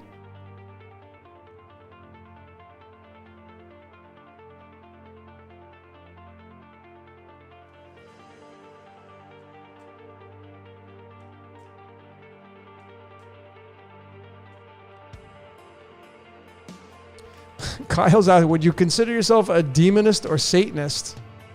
Neither. I'm Logan. People say, are you a Mason? No, I'm a free Logan. That's my joke. I'm just me, folks. You're seeing the real deal, man. I've been so transparent in my life. If you've been here, if you're new to this, well, I mean, go watch my other podcasts. I mean, I've totally been open book on my personal life, what I've done. The good, the bad, the ugly. I've shared so many things. I'm just me. I'm having this journey, this experience called life. I have my set of beliefs, and my gnosis leads me towards different research that may differ from yours. But I'm not here to challenge or debate against my beliefs against yours. I don't care. You don't pay my bills. I don't pay your bills. Your knowledge doesn't pay my knowledge. At the end of the day, I'm going to do my research. You're not going to be sitting next to me telling me that that's not what I should be doing as far as my research. Just go do you. You do you, and I'm going to do me. It's really that simple. How hard is that to take into consideration? It's called live and let live. You do you, and I'm going to do me. That's it. Simple.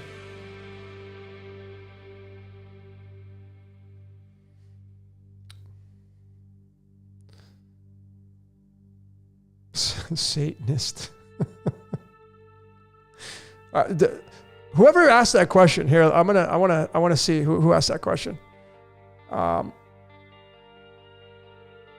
So Kyle, you asked, would you consider yourself a demonist or say? So Kyle, I'd like to ask you a question. What is your definition of a Satanist? That's what I would love to hear from a response back from you. What is a Satanist to you? Because we have to define and create foundations, because your definition of what a Satanist means may be completely different to what I would think it would mean.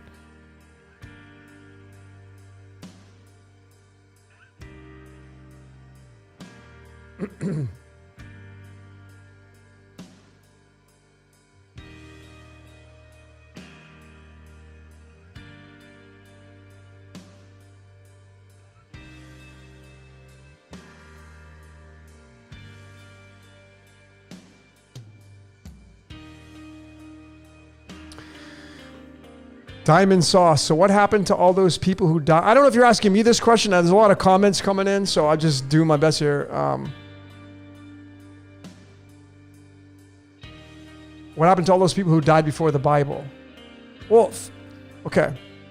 First off, none of us here, none of us know who wrote the Bible. Nobody. We could say we have the, because I mean I've studied it. So according to what I've researched, the church, the Vatican, decided upon the 66 books, and they've added the 14 to give you 80. 80's tied to the tree of life. That's why the 14 were added. But the original, supposedly, we don't know if this is even true, 66 books. Right? Who wrote them? Who were the original writers of those texts? See, none of us were there, so there's no way to absolutely say 1 + 1 = 2 on that. I don't know. And then good look at trying to interpret all this stuff. I think we're in hell, folks. You got to make heaven out of it.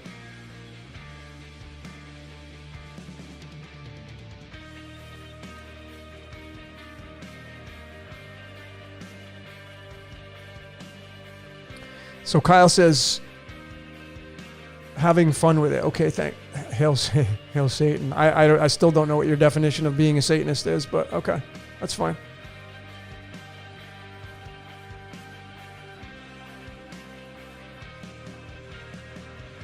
See, to me, you go back to when you die, you go back to the ground.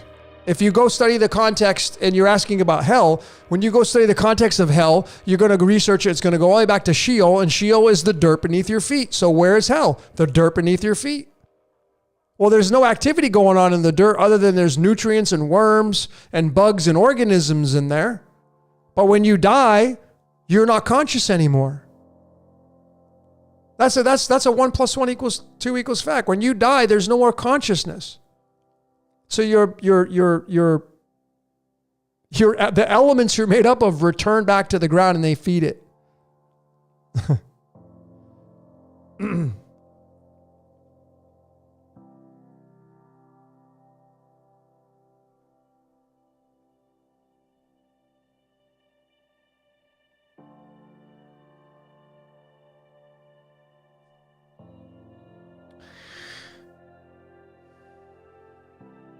So Jason says the Bible has been rewrote, and edited over 200 times. The last rewrite was the King James Bible that was written by William Shakespeare, who was appointed by King James to do so.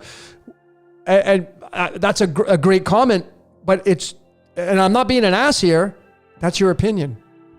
See, there's no way to support that. You can go and say, well, it's on Wikipedia. Well, who wrote the Wikipedia article? See, I want source. I'm after source. Yes, I mean, a lot of my decodes, they're my opinions. That's why I put in front of the videos, these are my opinions and truths. A lot of my information's theoretical.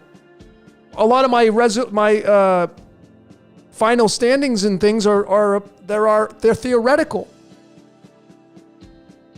When I go and study a story and I don't have the origin of it, I don't get it from the horse's mouth, it's an opinion. That's it. It's an opinion. I mean, even when William Shakespeare, who was appointed by King James to write the Bible, there's no way to prove that. That's something that you read, that you're saying that happened, but you weren't there. So you can't say and verify that is 100% accurate. That's what I have a problem with some of this history stuff.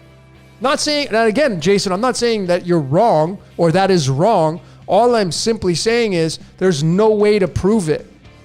There's no way to say, well, I was there watching William Shakespeare write the Bible, the King James. I was there watching him do it. Nobody here can say that. So all we can do is read from Wikipedia or an ancient text. But who knows if they were trying to market to you?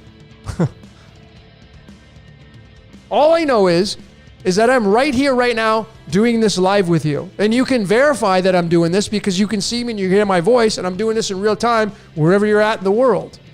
This is something you know is happening. Like when you go and talk to your friends tomorrow, hey, what did you do Saturday night? Oh, I listened to Decode Your Reality. Well, oh no, there's no way you could have listened to Decode Your Reality. Well, yeah, I was there. See, that's a fact. But when we say, well, the Dead Sea Scrolls were found in 1946 and 1947 in the Qumran caves. I wasn't around in 1946 or 1947. I wasn't there. I don't know if that's true. When people say Jesus was born at 0, I wasn't there. That's why I say, I'm not saying he was or he was not a real guy. Wasn't there. Now, I know how magic works. So how magic works is because so many people have said he existed, makes him exist. The idea of the Christ makes him real. That's Magic 101. The idea of Jesus Christ makes him real. People pray. People give energy. People do sacrifices. People do the Passover. People project. People do. That makes it stronger and stronger and stronger and stronger. And now, just like that, you have the invention of the Christ. It's just all crazy, folks. It's just all comes down to freaking marketing. We're all being marketed to. That's it. That's the whole big thing in this reality. It's marketing. That's what this whole reality is based on. Religion is marketing. Look at this. In numerology, look what marketing is. 27. Just like this. What do you think you're being marketed to when you follow a religion? How about this? How about this?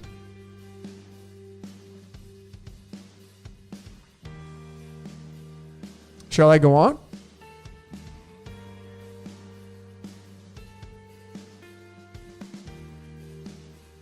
Marketing, marketing, marketing, marketing. We're all being marketed to.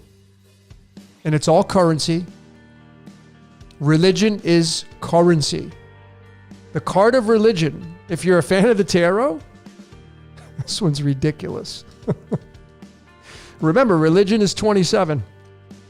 Here's the 27th card in the tarot. You know what this card is? Fighting.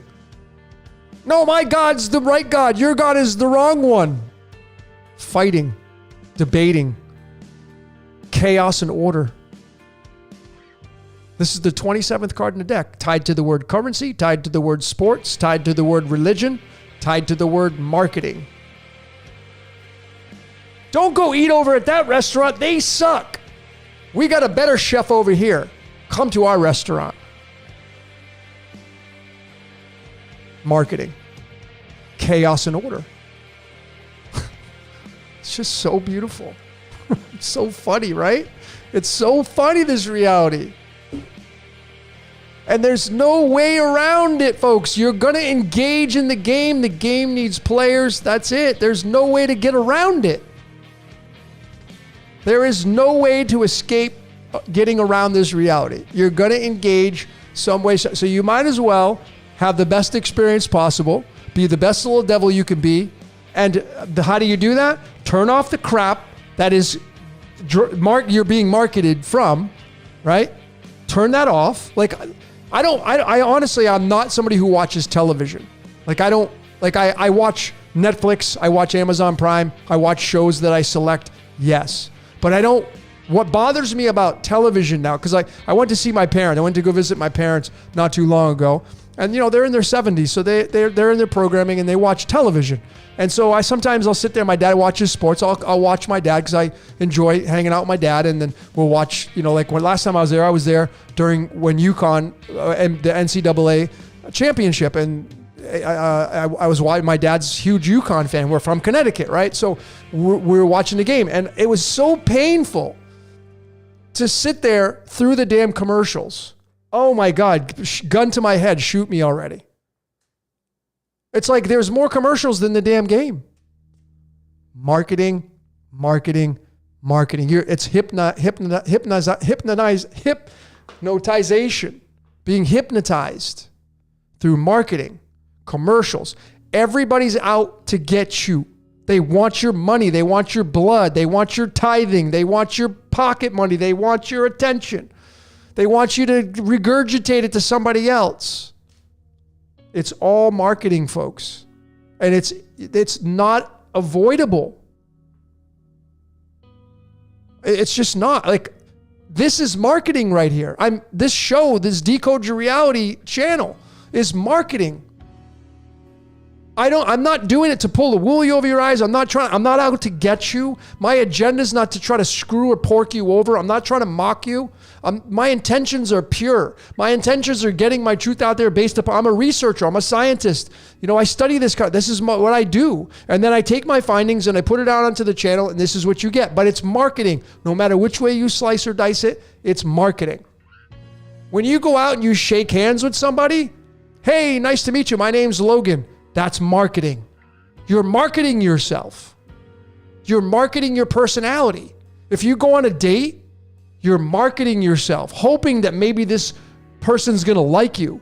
How are they going to like you?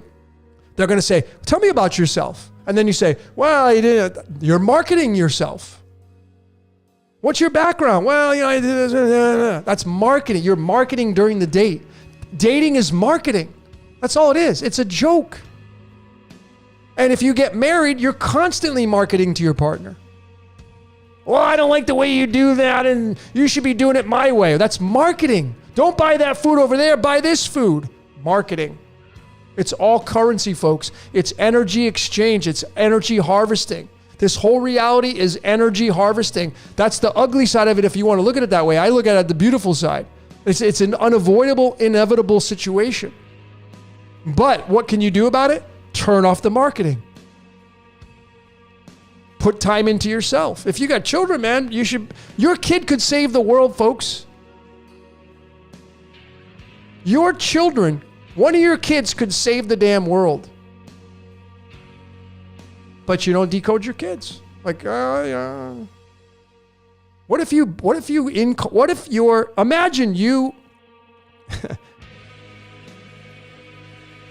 Imagine you incarnated into this reality.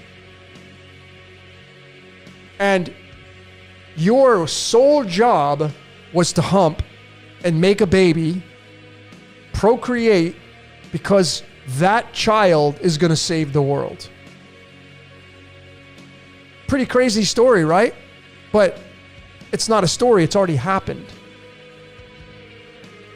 Your child may be somebody who invents something that changes the entire world. And if it wasn't for you humping on that day or night, doing the dirty, doing the dance to procreate, to make that kid, then that kid would have never saved the world. So you promulgated that whole thing. And that's your role. A lot of people, their role is to hump, create an individual, an offspring, and that offspring is destined to be somebody who saves the world or who makes this massive invention to change the world.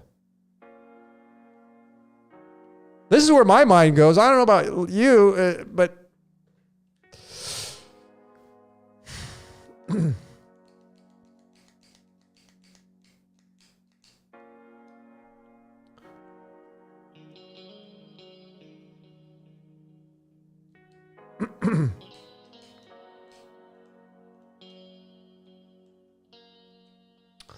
happy you don't use commercials and don't send people to a patriotic, etc., like everyone else. Well, yeah,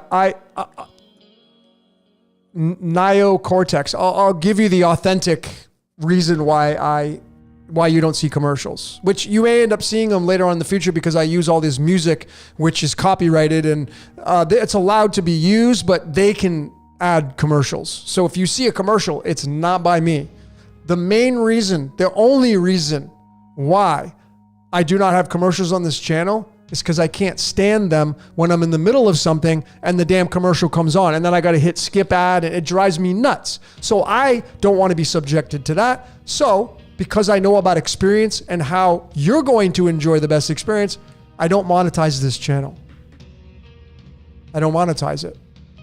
I could make money off it. I don't, because I want you to have the best experience. I'm not out to get you.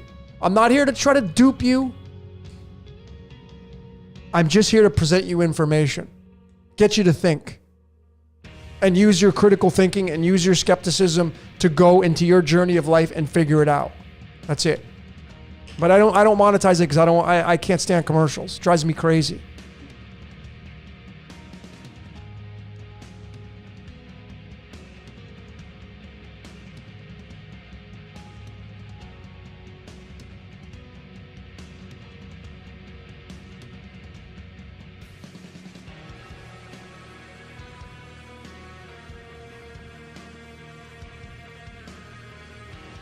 I appreciate that, folks. I mean, you wouldn't mind. I get it, but like I said, I don't like commercials. I don't like being interrupted when if I'm checking a new tarot reader out, man, it just I try to be neutral with it, right?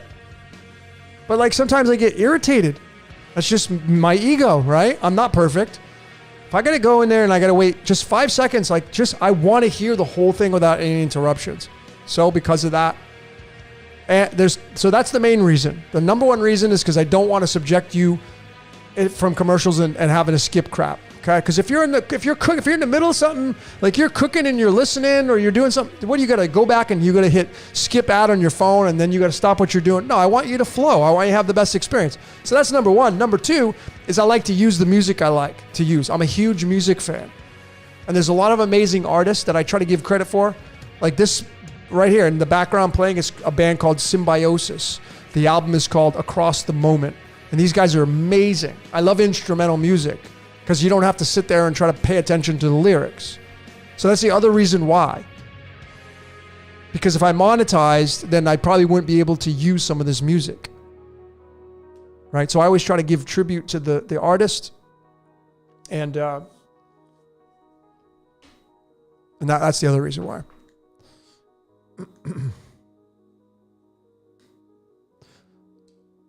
You can choose when they appear and how often. Yeah, it's just too much. Justin, I'm just like, for me, I'm a minimalist. I'm trying to simplify my life. That's like, even that right there. I got so much stuff going on. I got so many emails. I can't get to all the emails. Like I miss some emails.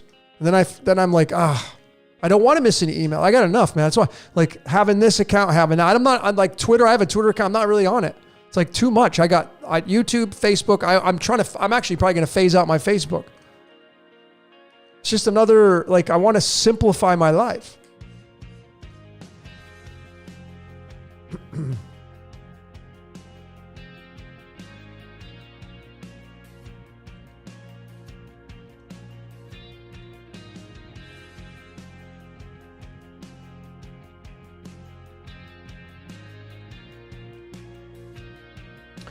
The 218 code, man, I'm glad you brought that up.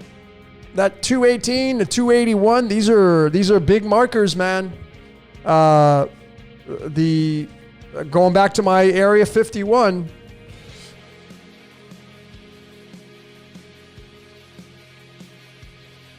$281, 218, man. Check out my crypto kingdom. 281, 128, 218, all tied to cryptocurrency.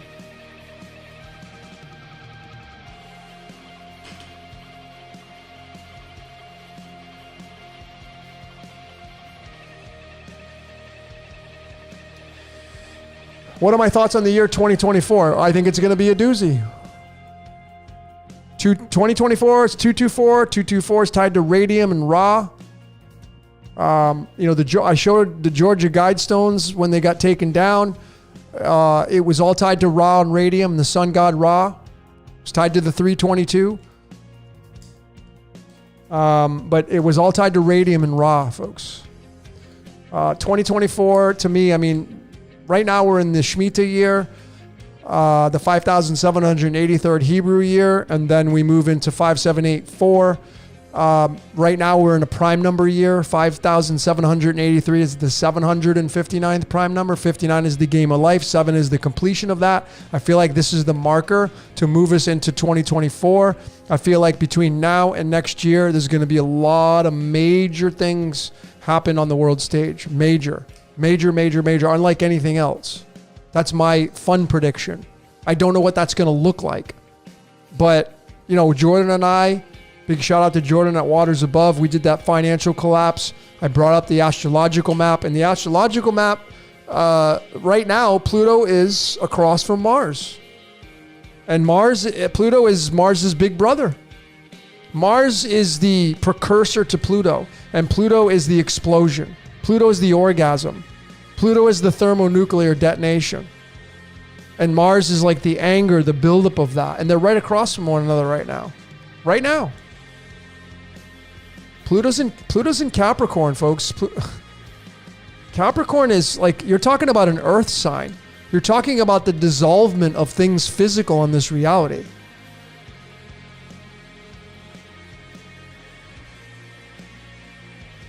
I mean, if you move it into tropical and you say, well, no, Pluto's in Aquarius, that would mean it would be the dissolvement of the airwaves and technology.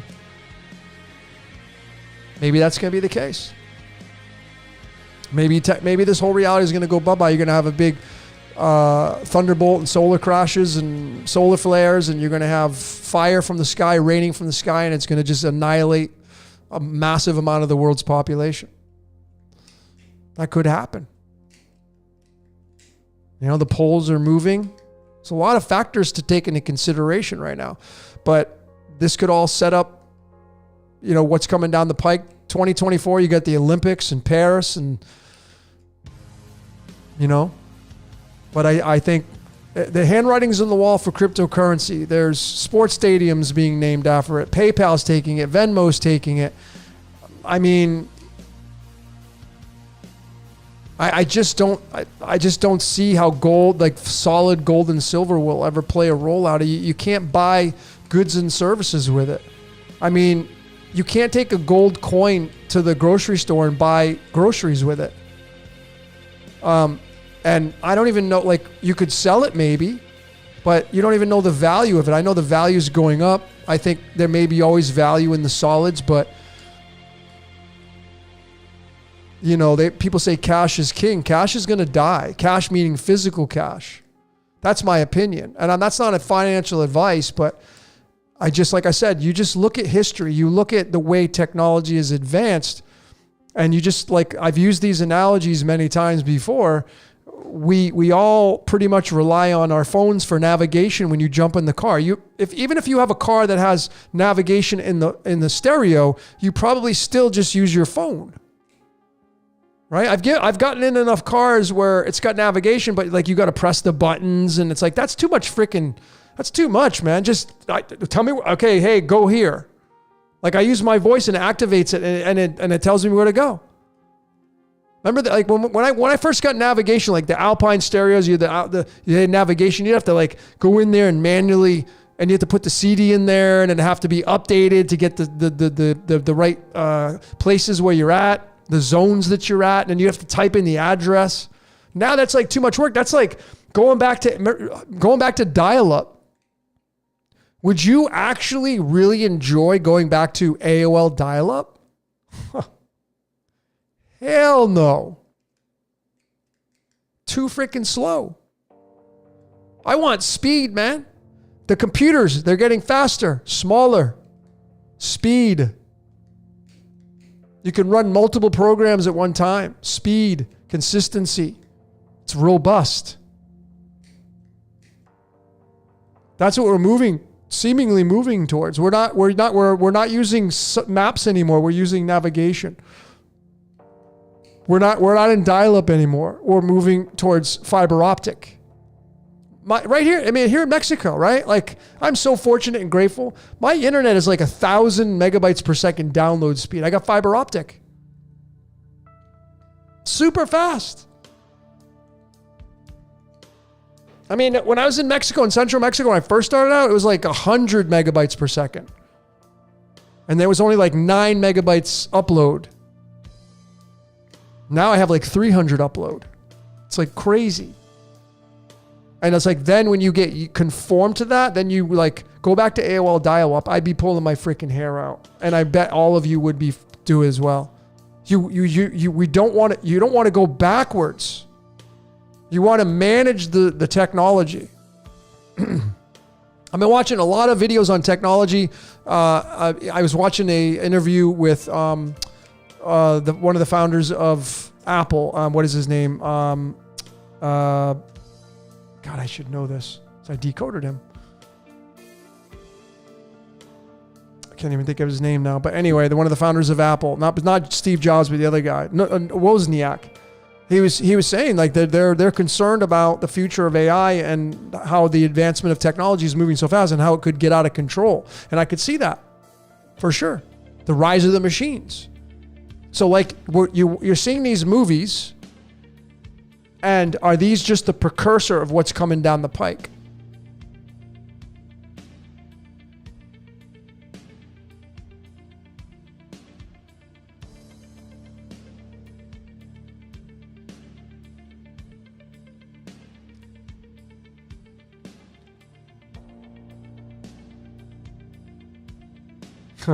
Somebody used their navigation. It took you off the beaten track. Yeah.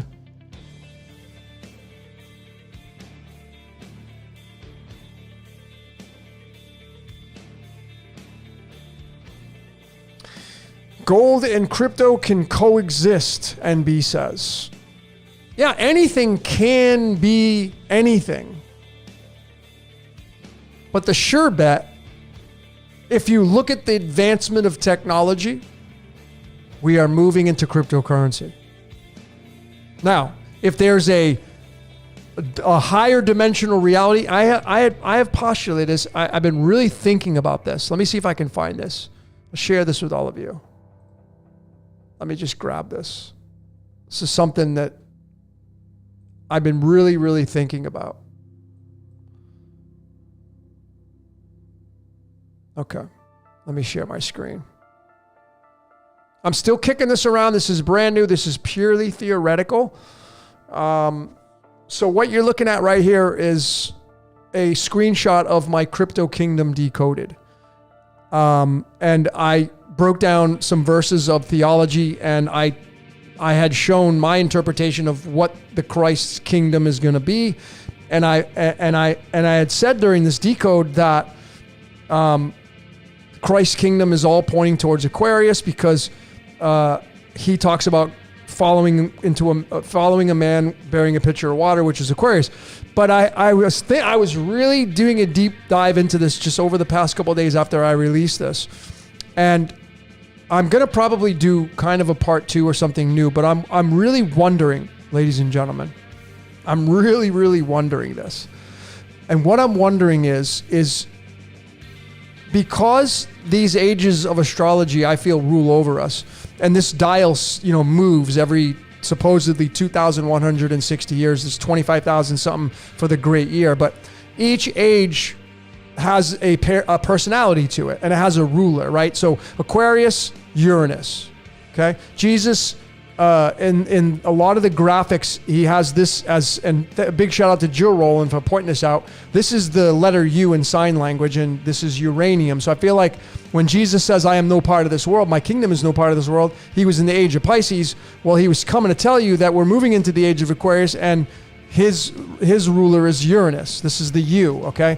But what I'm now kind of taking into consideration is that what if the age above, which it could be Leo could be up here, Aquarius could be down here, Aquarius could be down in the bottom, because this is a hourglass. The hourglass obviously is going to fit into the shape of these two houses that form a symbiotic relationship with each other. This is house number 11. This is house number 5. If Leo is up here, or if Aquarius is up here and Leo's down here, however that's going to work, okay? What if this right here is heaven? This would represent the paradise, heaven, and then down here would represent hell.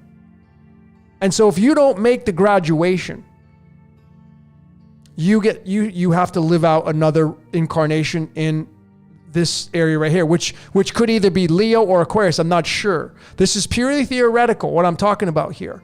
And this happens every age. So during the age of graduation, like Pisces and Virgo. So if we're all born in the Piscean age, does that mean that the as above was in Virgo? People are, and heaven does really exist, and it would be in the sign of Virgo, and Virgo would have been in the top part of the hourglass. So if you get to graduate and make it to the next stage of the game and level up, you'd be up here in this part of the hourglass.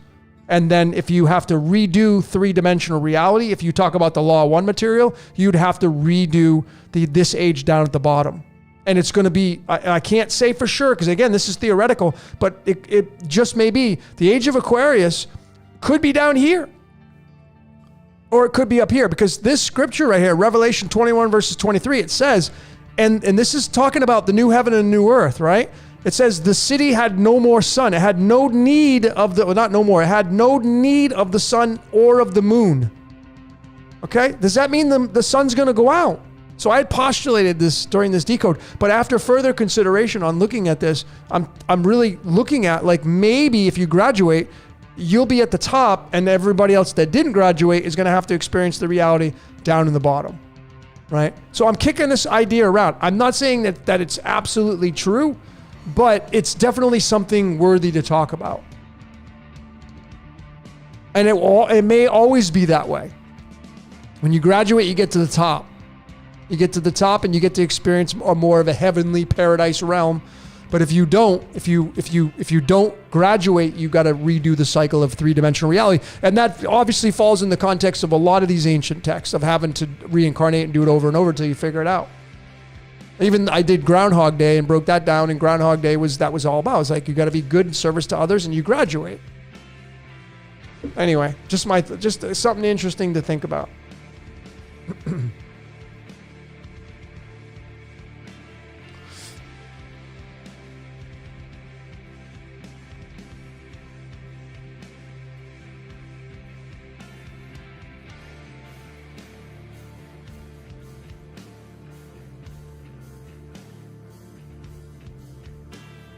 Isn't heaven and hell a state of mind? Well, of course it is. It's all fractals, right?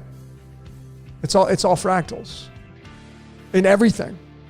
Heaven and hell would be yin yang, up and down, left and right, hot and cold. Liability, asset. That's heaven and hell. Heaven and hell is liability and asset. So if you buy a new phone, brand new, you spend phones right. I mean, you buy a new Apple 14, $1,000. If you pay out of pocket, you're gonna be like, you get this new phone, you're gonna be like holding on to it like it's part of your hand, and you're gonna buy a case to protect it in case you drop it, right? So when you buy the new phone and you spend $1,000 on it, it becomes heaven and hell. How so? Well, because it's an asset, because it's fast. It's got a really quick refresh rate on the screen. It holds a lot of memory. It's very crystal clear. It takes amazing photos, et cetera, et cetera. And then how is it a liability? Don't drop that son of a bitch, because it may break. So it becomes an asset and a liability. Everything you own is an asset and a liability. I got an air conditioner in here. Right up there. It's an asset and a liability. What is the liability part about it? It sucks up electricity. You got to pay for it. That can become a liability. What's the asset? It gives me comfort. Everything in this reality is heaven and hell. The whole thing. These tarot cards, they have a dualistic meaning to them. You can flip them, look at them that way. If you're a tarot reader like that, if you read cards in reverse, but you don't even have to. Like, you could just like, what is the generalized liability asset meaning of this? Happy home, the casino, the house, the castle. And what's the liability? Well, it's going to depreciate. It's going to decay. It's going to fall apart. It's going to break down. It's going to move to the dark age. This card right here represents Earth. The Four of Clubs, card 17, the star, the Earth. The Earth is a star. The Earth is the black sun. It's a star. This is the card of the Earth. The 26th card in the deck. 26 is tied to iron, our blood. It's tied to source. Source is 26. And it's the casino. The house, the word house is 26. It's right there. 26th card in the deck. When you buy a brand new house, is it an asset or a liability? It's both. When you buy a brand new car and you drive it off the lot with 0 miles and it's got that new car smell, and everything's tight and the steering's great and the air conditioning's cold and the radio's loud and everything works, is it an asset or a liability? Well, it's an asset when you look at it from that perspective, but then you may be going into the parking lot and parking sideways. You're worried about somebody smashing your door, dinging your doors, a carriage moving into it, so you may park way the hell out there and yonder. The insurance is probably going to be more expensive. It becomes a liability. That's heaven and hell, folks. That's our total reality. Pretty simple.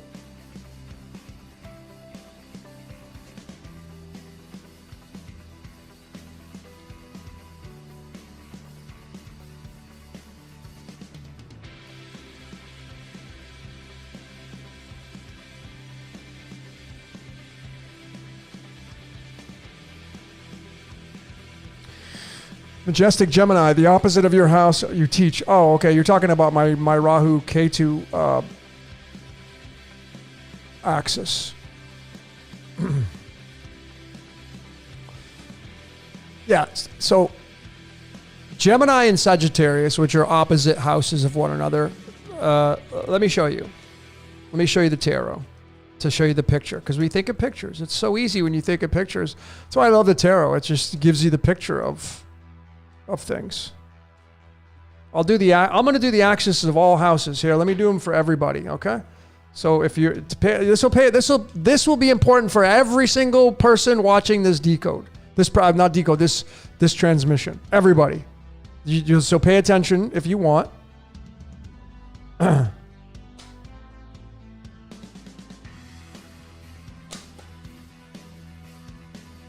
12, 2. Hang on, I got to get all the cards out. This is going to be astrology, folks. If you're an astrology fan, this is going to be for you. I'm going to do all the house opposites. Oh, shit. 11. Almost dumped them all on the floor. 3, 8, 9. Okay. So let's start with Aries, and we're going to go into Libra. Actually, before I do that, let's start with the 0. So, you know what I did just last week? I took. So there's a big, like, my mind can't. I'm trying to figure this out. So when you buy a deck of cards, when you buy a tarot deck, and I'm using this amazing. If you know what, like the tarot cards, I bought this deck. It's called the Radiant deck. I like it because it comes in a tin. So you get a tin, a metal tin, it's awesome. And I like the small size because the big cards are tougher to shuffle. So I like the smaller cards. So I'm using the Radiant deck. But anyway, what I did was I took all the cards and I fanned them out around the zodiac wheel. Now the interesting thing is, see, there's this interesting phenomenon with the cards. Because it starts with this card right here, this guy.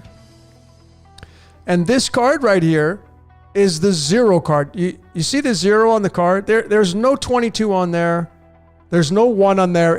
This is card 0. And 0 means 0. But what happens in the tarot world, people take this card and say it's card number 1.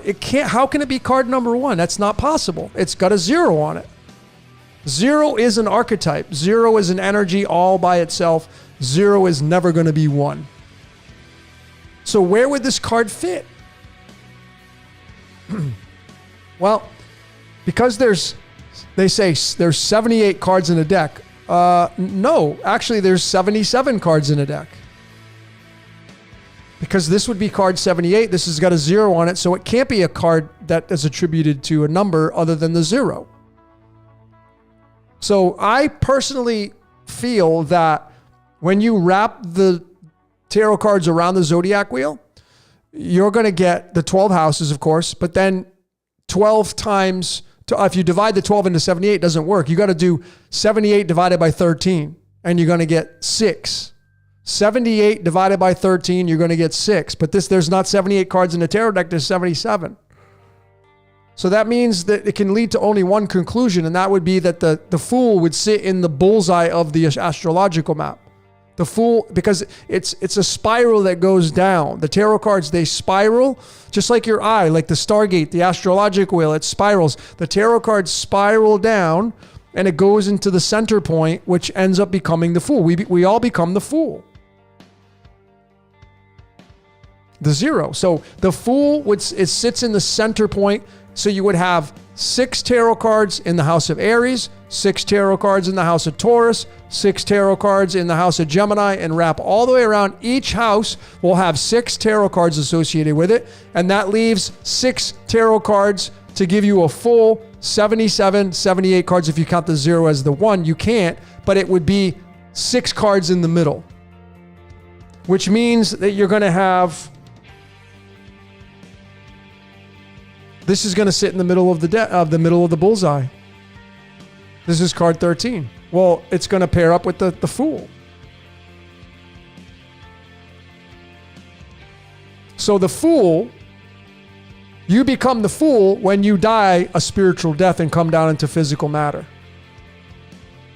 13. 13 means luminary. If you want to know more information on that, check out my Illumination Decoded. I showed how this all works. That the 13, which means creation through magic, but it means death from the spirit into matter. This is the death of spirit into matter, 13. And then it goes hangman, justice, all the way around. And then it drops down and you move into the 0 and you become the fool at the 0 position. But the 0 is the center point. It's the black sun. You've got to be this is being the best little devil you can be right here. Okay. So those are the two that really stand out. And this is fanning all the cards out. And it's really fascinating when you do that. But anyway, you get into the house of Aries now. Now, Aries, there's no way that this fool is going to sit in the house of Aries. There's not a number 1 on here. There's a 0 on this card. Well, Aries is number 1, so it's not possible to synchronize the fool with Aries. That doesn't make sense. Not in my eyes. Last time I checked, a 1 is a 1 and a 0 is a 0.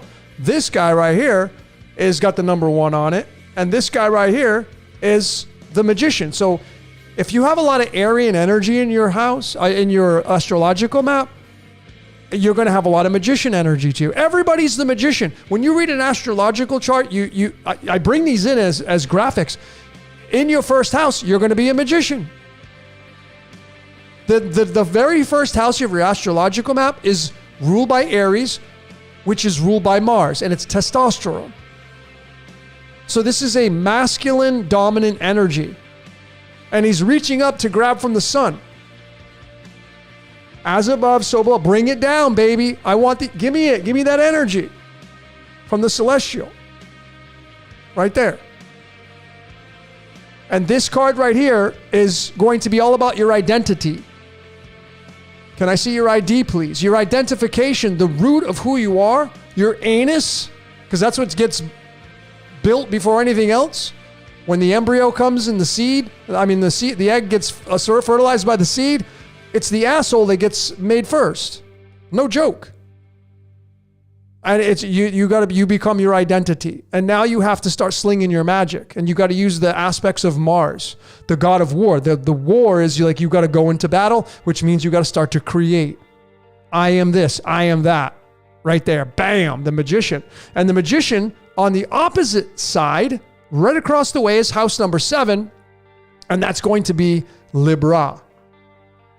Libra is ruled by Venus, the opposite of testosterone.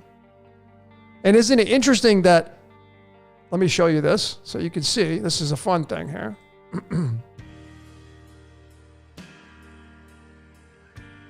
How about this one?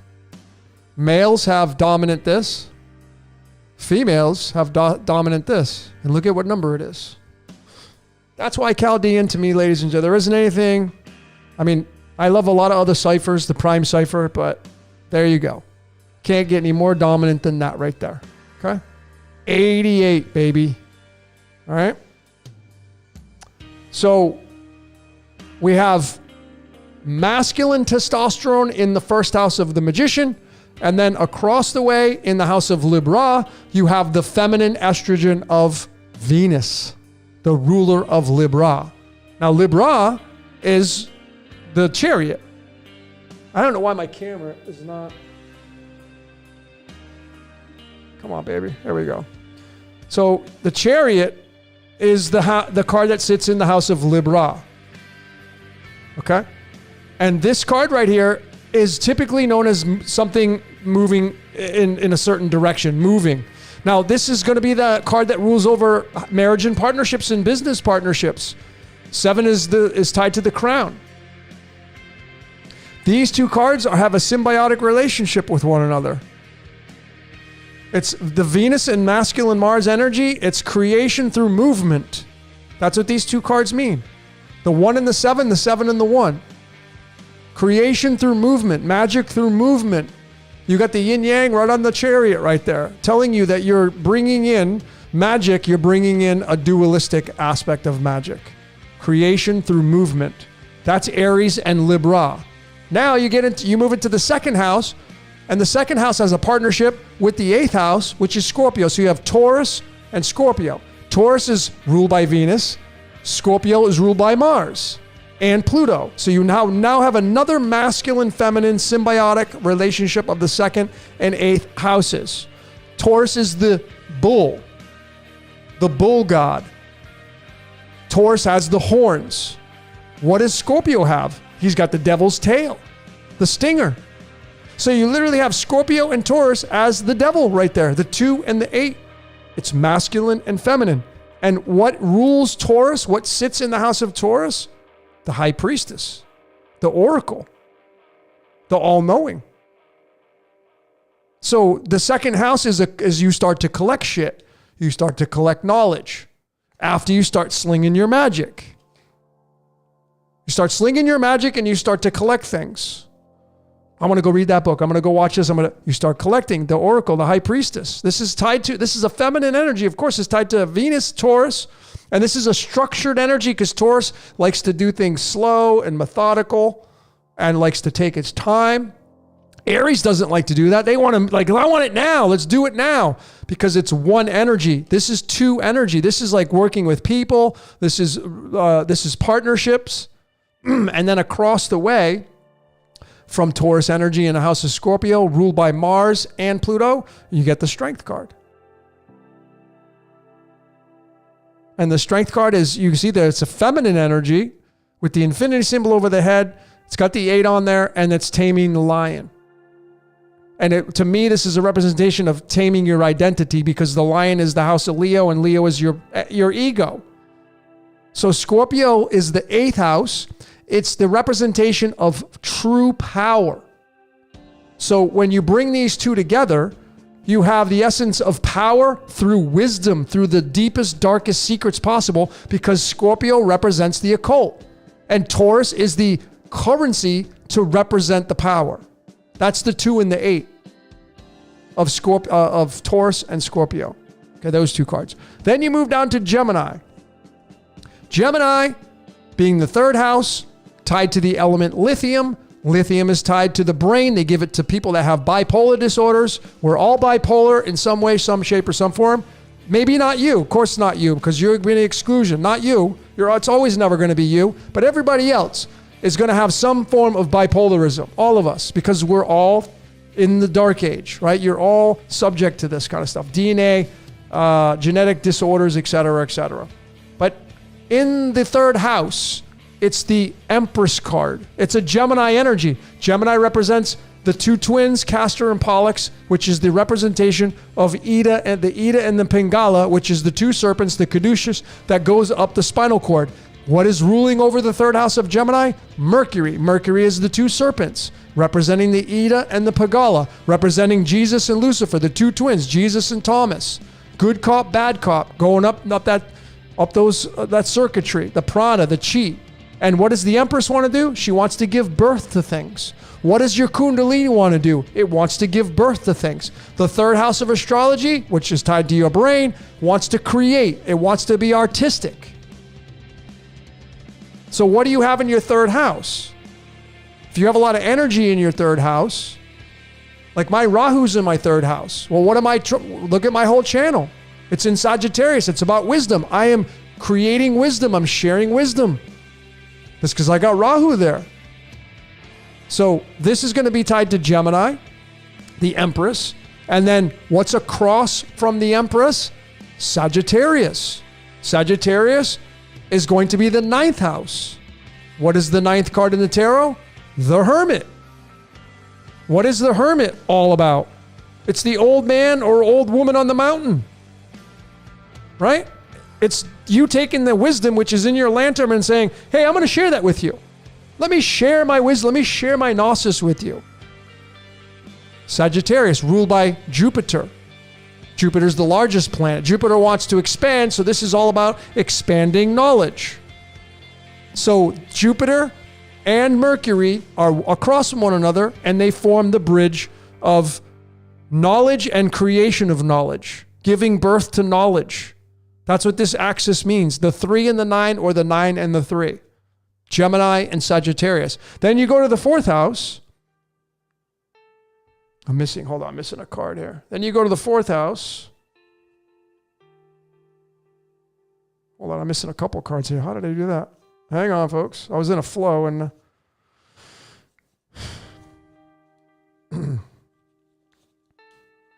we go to the 4th house, we're going to go to Cancer. Cancer and the moon. What the hell? What the hell's my damn?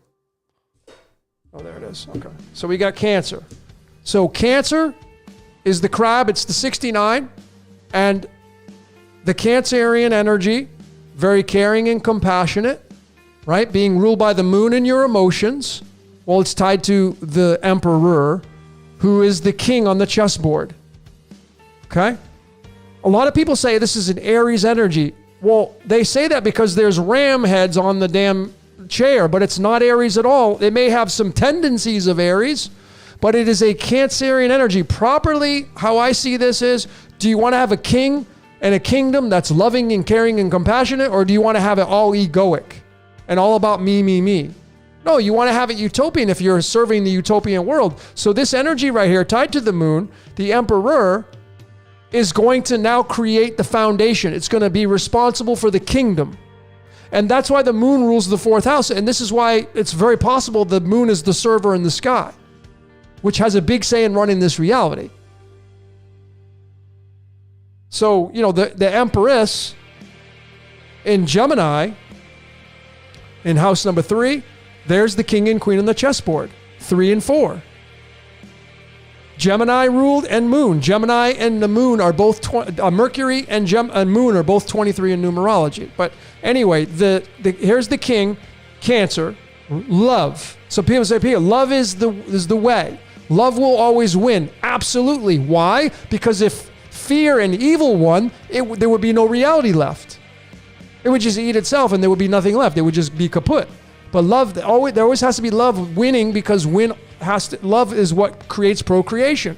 People hump. You fall in love, you hump, you make babies, it keeps the game going. So there's the king, and the king runs the castle through the emotions. But across the way in the 10th house, which is Capricorn's house, which is an earth sign. So you have earth and water. The sign of Cancer is water. So water and earth. What's the dominant real estate of Earth? 71% water. The Tropic of Cancer, Tropic of Capricorn. Why isn't it the Tropic of Sagittarius and the Tropic of Gemini? It's the Tropic of Capricorn, Tropic of Cancer. There's a lot of reasons why. But what's in the house of Saturn and the 10th house? It's your service to the world. It's the Wheel of Fortune. So the 10th house is in a symbiotic relationship with the 4th house.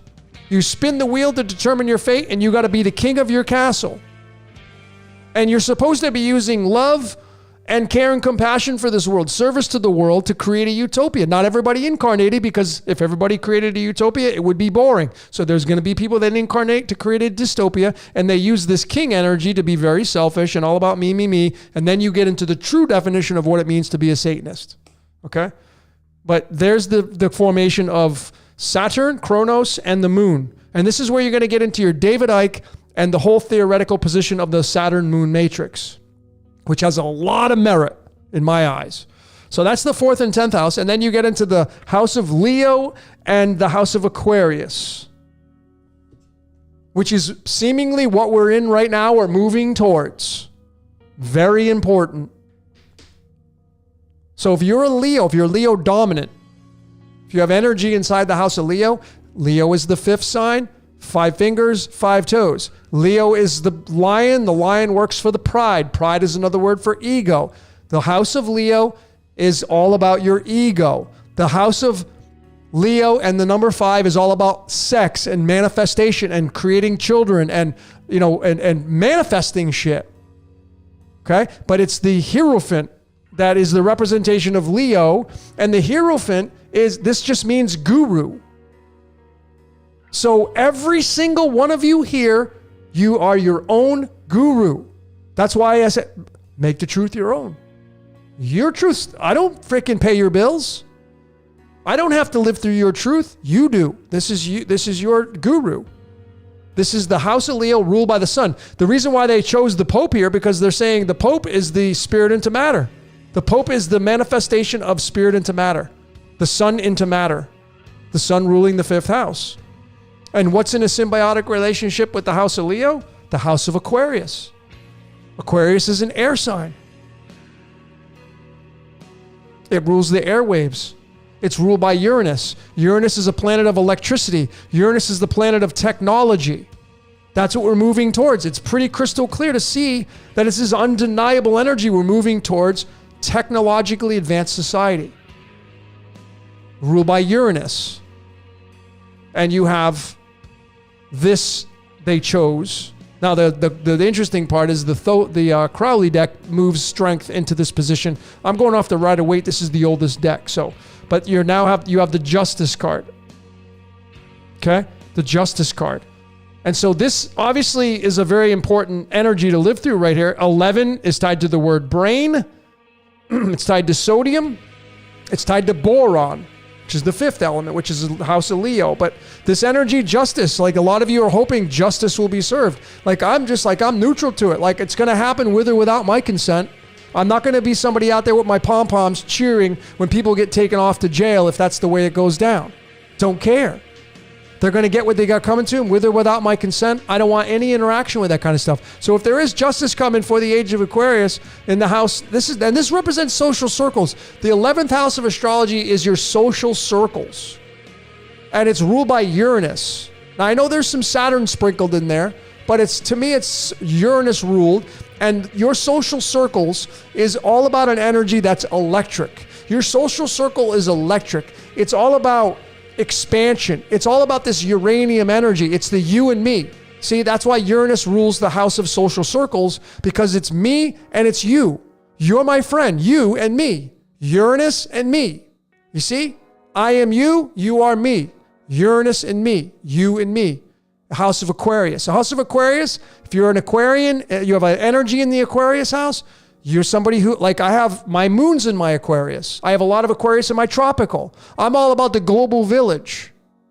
Everybody love everybody. One of my favorite movies of all time, Semi-Pro. Everybody love everybody. I gotta watch that again. Love that movie. Everybody love everybody. That's the motto of Aquarius. Aquarians try anything. Okay? But it's all about like justice.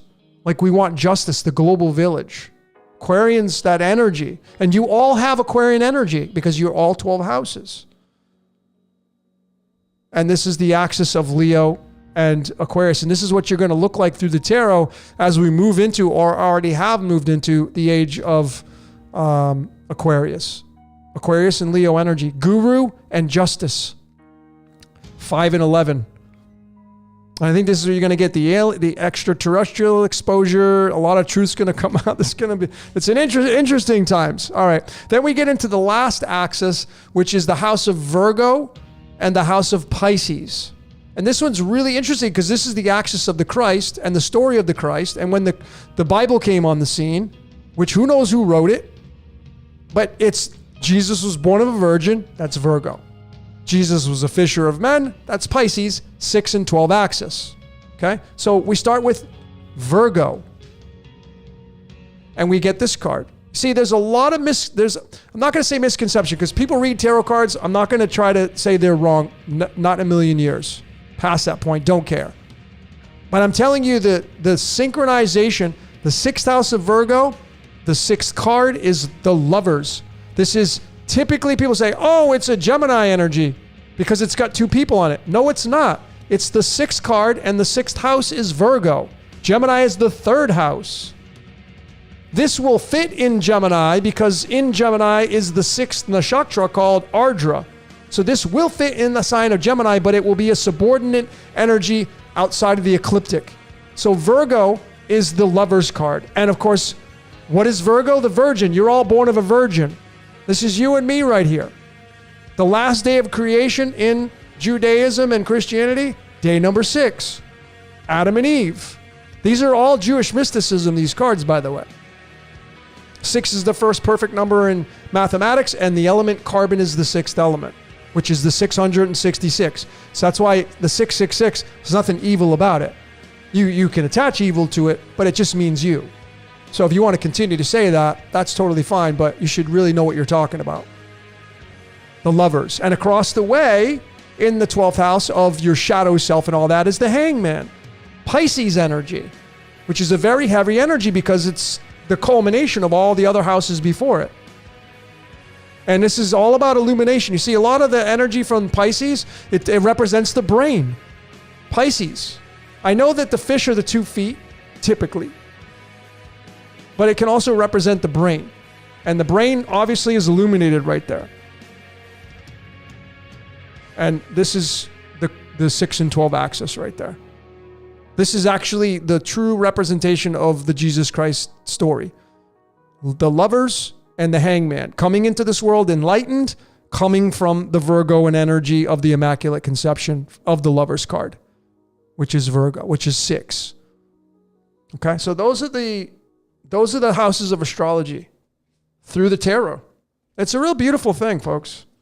Once you know how to read the cards and you place them all you gotta do is place them in the proper houses, and it's so simple. But, when somebody says, like, this is another big one, is the Devil card.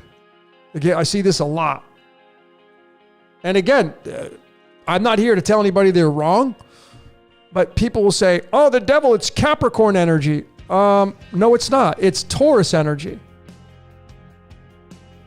Now, that's my truth, right? So when I say, no, it's not, that's my truth. I'm not saying that they're wrong. They're right in their own way they want to interpret tarot. But the 13th card in the tarot, the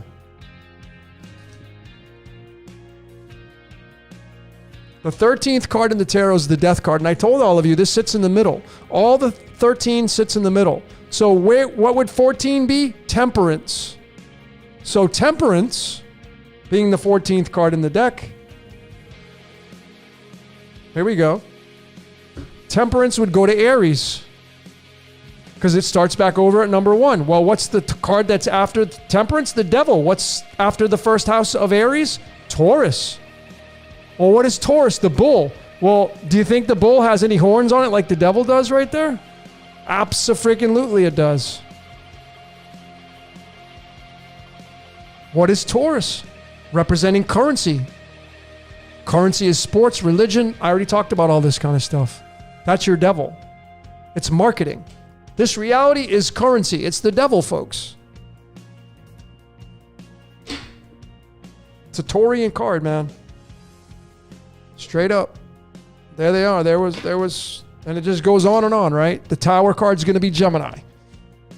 Et cetera, et cetera. Well, anyway, that's how I interpret the cards. Again, you don't have to agree because there are obviously many different thousands of ways of interpreting. Just like religion, it's like, no, it means this. I mean, okay, fine, just go do you. But I'm just like I'm a syncretist, man. That's why I'm a fan of like Santos, and I'm a syncretist, man. What does syncretism mean? Putting a puzzle together and joining many layers together. That really, it's like baking a cake. I'm a baker. I'm a baker of the esoteric. Yeah, I know what the Rosicrucian says the Devil count. I know that. Like I said, that's fine if they want to believe that, but I'm going with the synchronization of the numbers. And if you watch my Astro Alchemy presentation, this king right here, these cards came before the tarot, by the way. Okay, just that's my research though.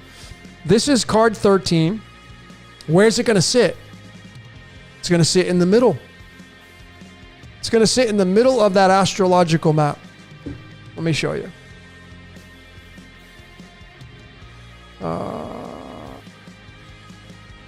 All the kings are going to sit in the middle right here. Right here.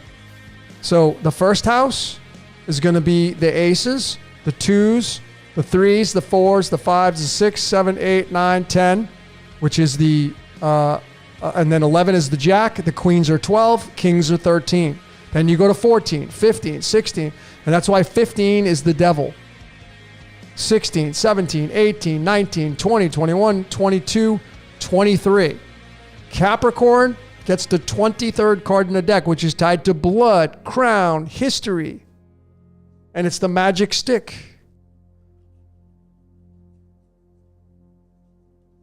It's this right here. It's the Hollywood card.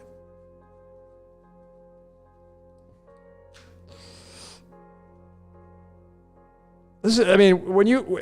Hollywood is tied to the 23rd card in the deck, which is tied to crown, blood, and history. The word clone.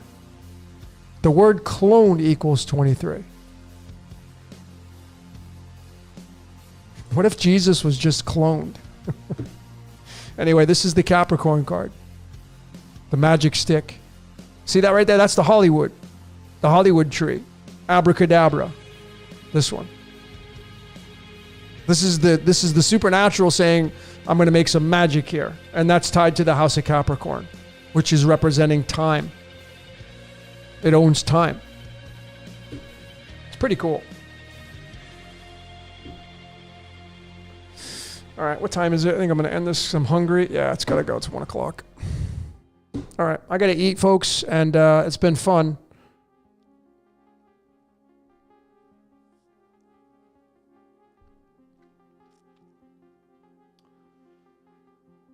Oh, all right.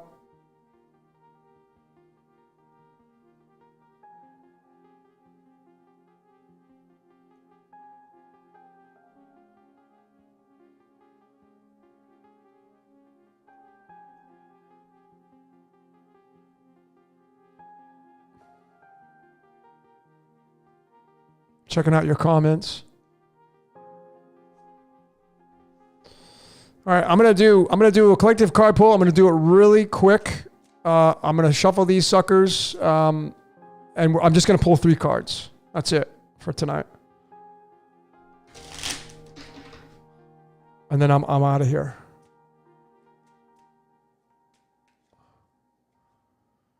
But I appreciate everybody joining in, man. This has been a lot of fun. Thanks for listening to all these comments and all these like tangents I go on. And again, these are my opinions and truths. I don't agree with everything I say. Please be a skeptic. Please do your own research. In the end, all that matters is what you believe.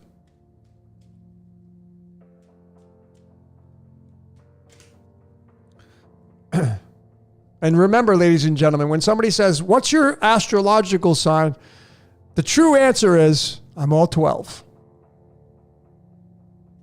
I'm all 12. So that's the truth in the matter.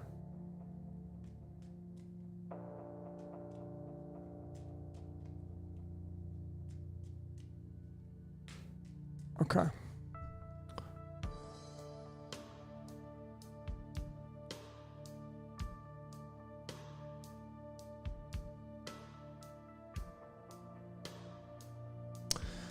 The astrological body says Aries is the brain. Yep, it does.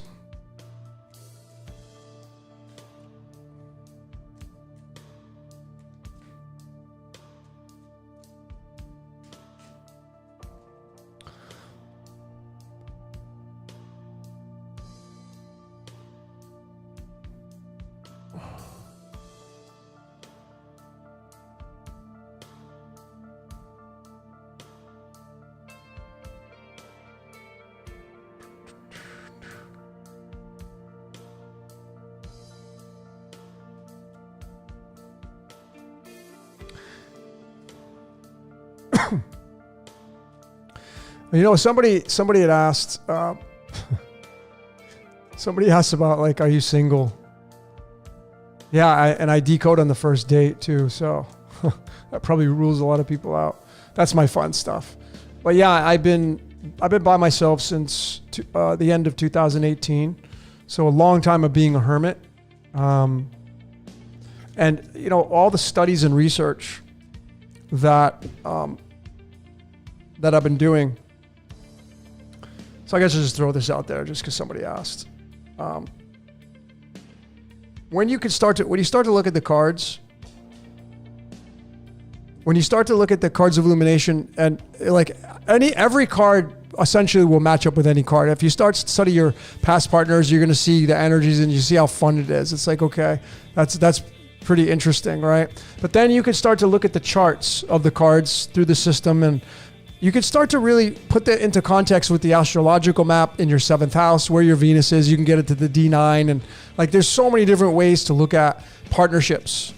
But I'm just commenting on somebody that asked about me being single, and like I haven't been on a date in so long. But anyways, I usually have always met my partner like at a job or at a conference or a seminar or something like that. But I haven't been out. But I can say this now for fun that I'm looking for a 3 of diamonds.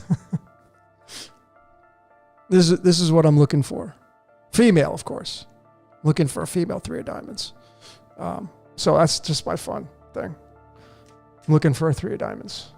So if you're a 3 of diamonds, well, anyways, it's kind of so informal and so ridiculous, but I don't care. I'm just having fun with this reality. All right, let's get into the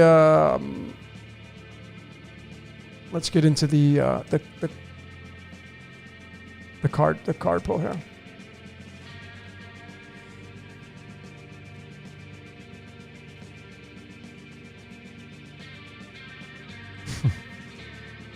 Three of diamonds, man. Where are you at?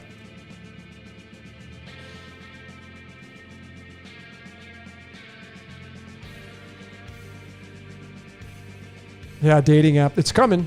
I don't know. Like I'm not creating that, but I'm telling you, it's coming. Yeah, 3 diamonds woman. Exactly.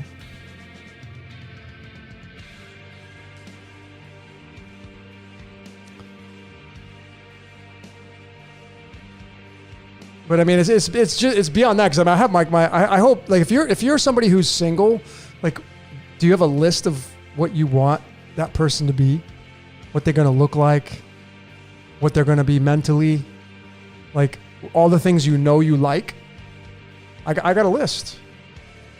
Like you gotta make sure all the things have to be checked off the list. Like I'm super picky. Maybe just look a certain way. Otherwise, forget it. It's not worth it. 3 of diamonds, looking for that. So, put the word out there but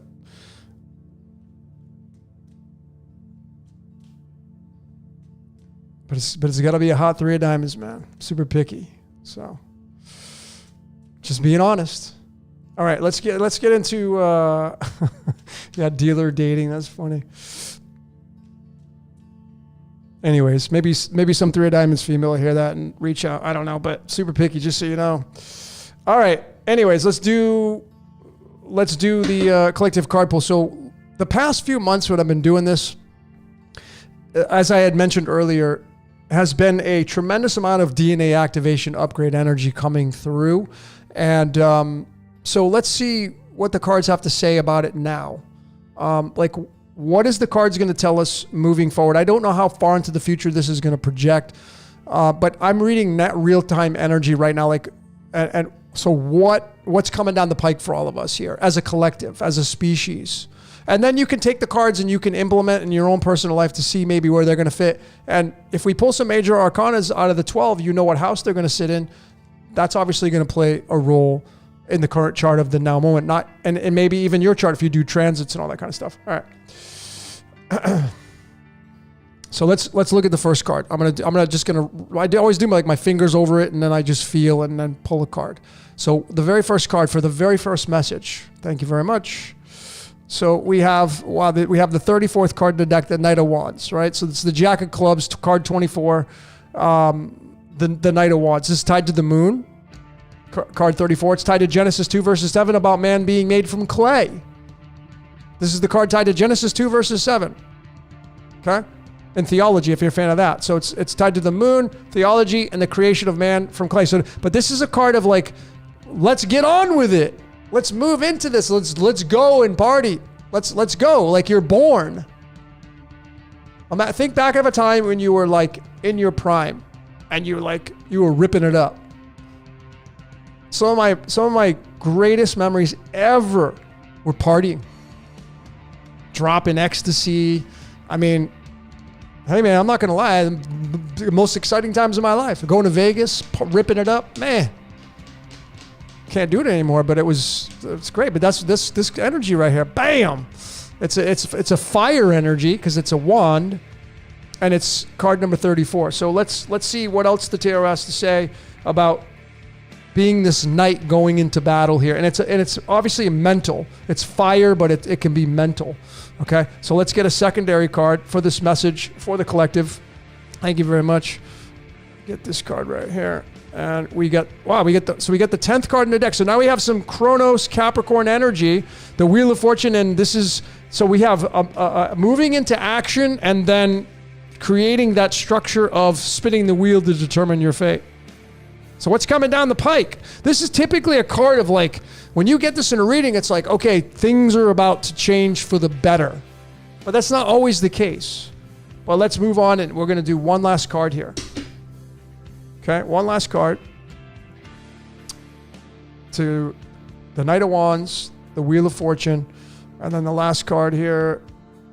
Thank you very much. We got the Guru. We got the card number 5. So now we have a Leo energy, a Guru energy. So here's the triplicate of energy we got right here. Here they are. So if you interpret tarot, here's the energy. The Knight of Wands, the Wheel of Fortune, and the Guru. The Knight of Wands, fiery, taking action. The Wheel of Fortune, service to the world, Capricorn. It's tied to your 10th house, your career. And then the Guru, being the Guru. And it's obviously it's an energy about manifestation. It's a house of manifestation, creativity, sex, manifestation. So we have a very action-oriented Knight of Wands. We have a very action-oriented Wheel of Fortune, and then we have a very action-oriented Hierophant, which just means Guru, which is the house of Leo. So we have the house of Leo, we have the house of Capricorn, and then we have, I'll tell you where the Knight of Wands sits. Hold on, I have to actually do the 34. So we have the house of Scorpio. So we have Scorpio energy, fire. We have Capricorn, earth, and then we have Leo, fire. 2 fires and an earth here. So moving quickly into battle, moving quickly into a mental state, spinning that wheel and being the Guru. I clearly see here the interpretation of this is, obviously, this is the time to get out there and create. This is a time to change your life, change your life, change your life. This is a time to do an audit on your life, everything I've been talking about earlier, to do an audit on your life, okay? And then, it's not a time to sit around. It's to do an audit of your life, because this represents fire, and it's the mental realm through the clubs and the cards of illumination. And then it's, for some of you, it's time to change your career, change the whole wheel that you're spinning on. This can obviously represent habitual patterns, and then you got to use the Guru within you to do that. This is all action based right here. I clearly can see, ladies and gentlemen, right now for you, if you're a person who, and this is the collective now, right? The collective is making massive change on the world stage. We're seeing that over and over. You're seeing a lot of major changes going on, but ultimately the end card here was the Guru. This is a fiery Sun Leo energy. So this is using your ego. This is an ego energy here. Straight up. Service to the world, ego. What is it you want to do? What kind of identity do you want to become?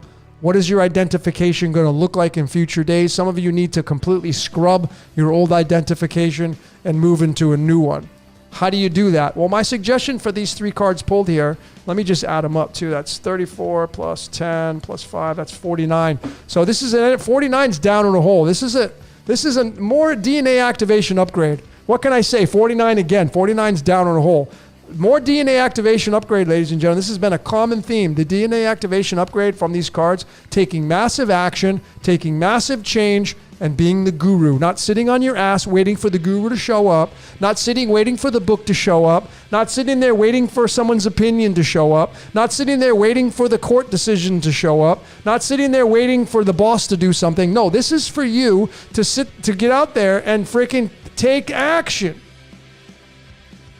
And some of you have to create a new identification. And it's never too late. It's never too late. It doesn't matter how old you are or how young you are. You create a new identification. But this is another DNA activation upgrade because it was a total of 49 here. 49. 34 plus 10 plus 5. 49. 49's down in a hole. This is the energy coming down into the hole to give us the ability to be the guru. So it's time to put on your glasses, folks. Put on your glasses. Say, I'm going to go level up. I'm going to change my identity. Take an audit of your life. Figure out what's working and what's not working, what's broken, what's not broken. I'm going to make it really simple for all of you. Tomorrow, Sunday, family day, really think about what kind of liabilities are in your life. What are my liabilities in life? And then, what are my assets in life? What's working for me? And what's not working for me? And then the guru says, go change it. Start to scrap your liabilities. If you got a car and it's a shit box and you want to do it, but you're like, I don't know if I can make it. You'll make it. Just go trade it in. You'll make it. You'll force yourself into making the payment. If that's what you want to do, if you really wanted that. If you wanted to call up that person to ask them out, go do it. The time's now, folks. Like, tomorrow's not guaranteed, man. So, be the guru. Be the guru. This is another DNA activation upgrade. It's been like very consistent now over the course of probably 6 months. All right, ladies and gentlemen. That's all I got for today. For tonight, I'm puckered out here. Closing up shop. Big shout out to this is the Radiant deck I was using here. Comes in this amazing tin. It's awesome. It's like $15 for this deck too. Pretty cost effective. What if you're the liability? Then you got to change into an asset. If you think you're a liability, and you got to be honest and authentic with yourself. If you can say, well, I'm more of the liability, well, make a change. How do you turn yourself into an asset? Starts with you, anyway. All right. So that's all I got for today, ladies and gentlemen. I really appreciate each and every one of you for subscribing, for the support, for the comments, for sharing the videos. Going to my, if you want to go support the channel, cosmicsugar.store is my apparel and merchandise. Super inexpensive. I'm not gouging people. I'm not making, it's like Walmart pricing. It's super inexpensive. I got great t-shirts. I got this watcher on here. All these are my own creation. I got the mugs. I got the hats. All good stuff, man. There's no shit stuff on there. I promise you, it's all good stuff. You can support cosmicsugar.store. That's the store there. And then go support this band called Symbiosis Across the Moment. A really amazing band. I've been playing it over and over. Been a fan of this instrumental music for a long time. So, and a big shout out to Pamela and Steven for being the moderators tonight. Much love to both of you. Thanks for sticking with me for, I don't even know how long I've gone for. Many, many hours like I do. Now it's time to go grub down and maybe watch some of this Bob Lazar Area 51 so I can get this Area 51 decode out soon. Okay? All right, ladies and gentlemen. So that's a wrap for tonight's What's Your Question? I'm going to play it. This is the song I'm going to play. I don't know why. Here's the song I'm going to play for the. So this is the Folk Implosion Natural 1. And from the 80s, 1995. This is an amazing song. I'm going to leave it with this right here. Ladies and gentlemen, signing off. What's your question? Number 60 in the books. Thanks, everyone, for your support, love, kindness, etc. Until next time, ladies and gentlemen, we will... swoop. Yeah, that was a shitty exit. See you later. Bam!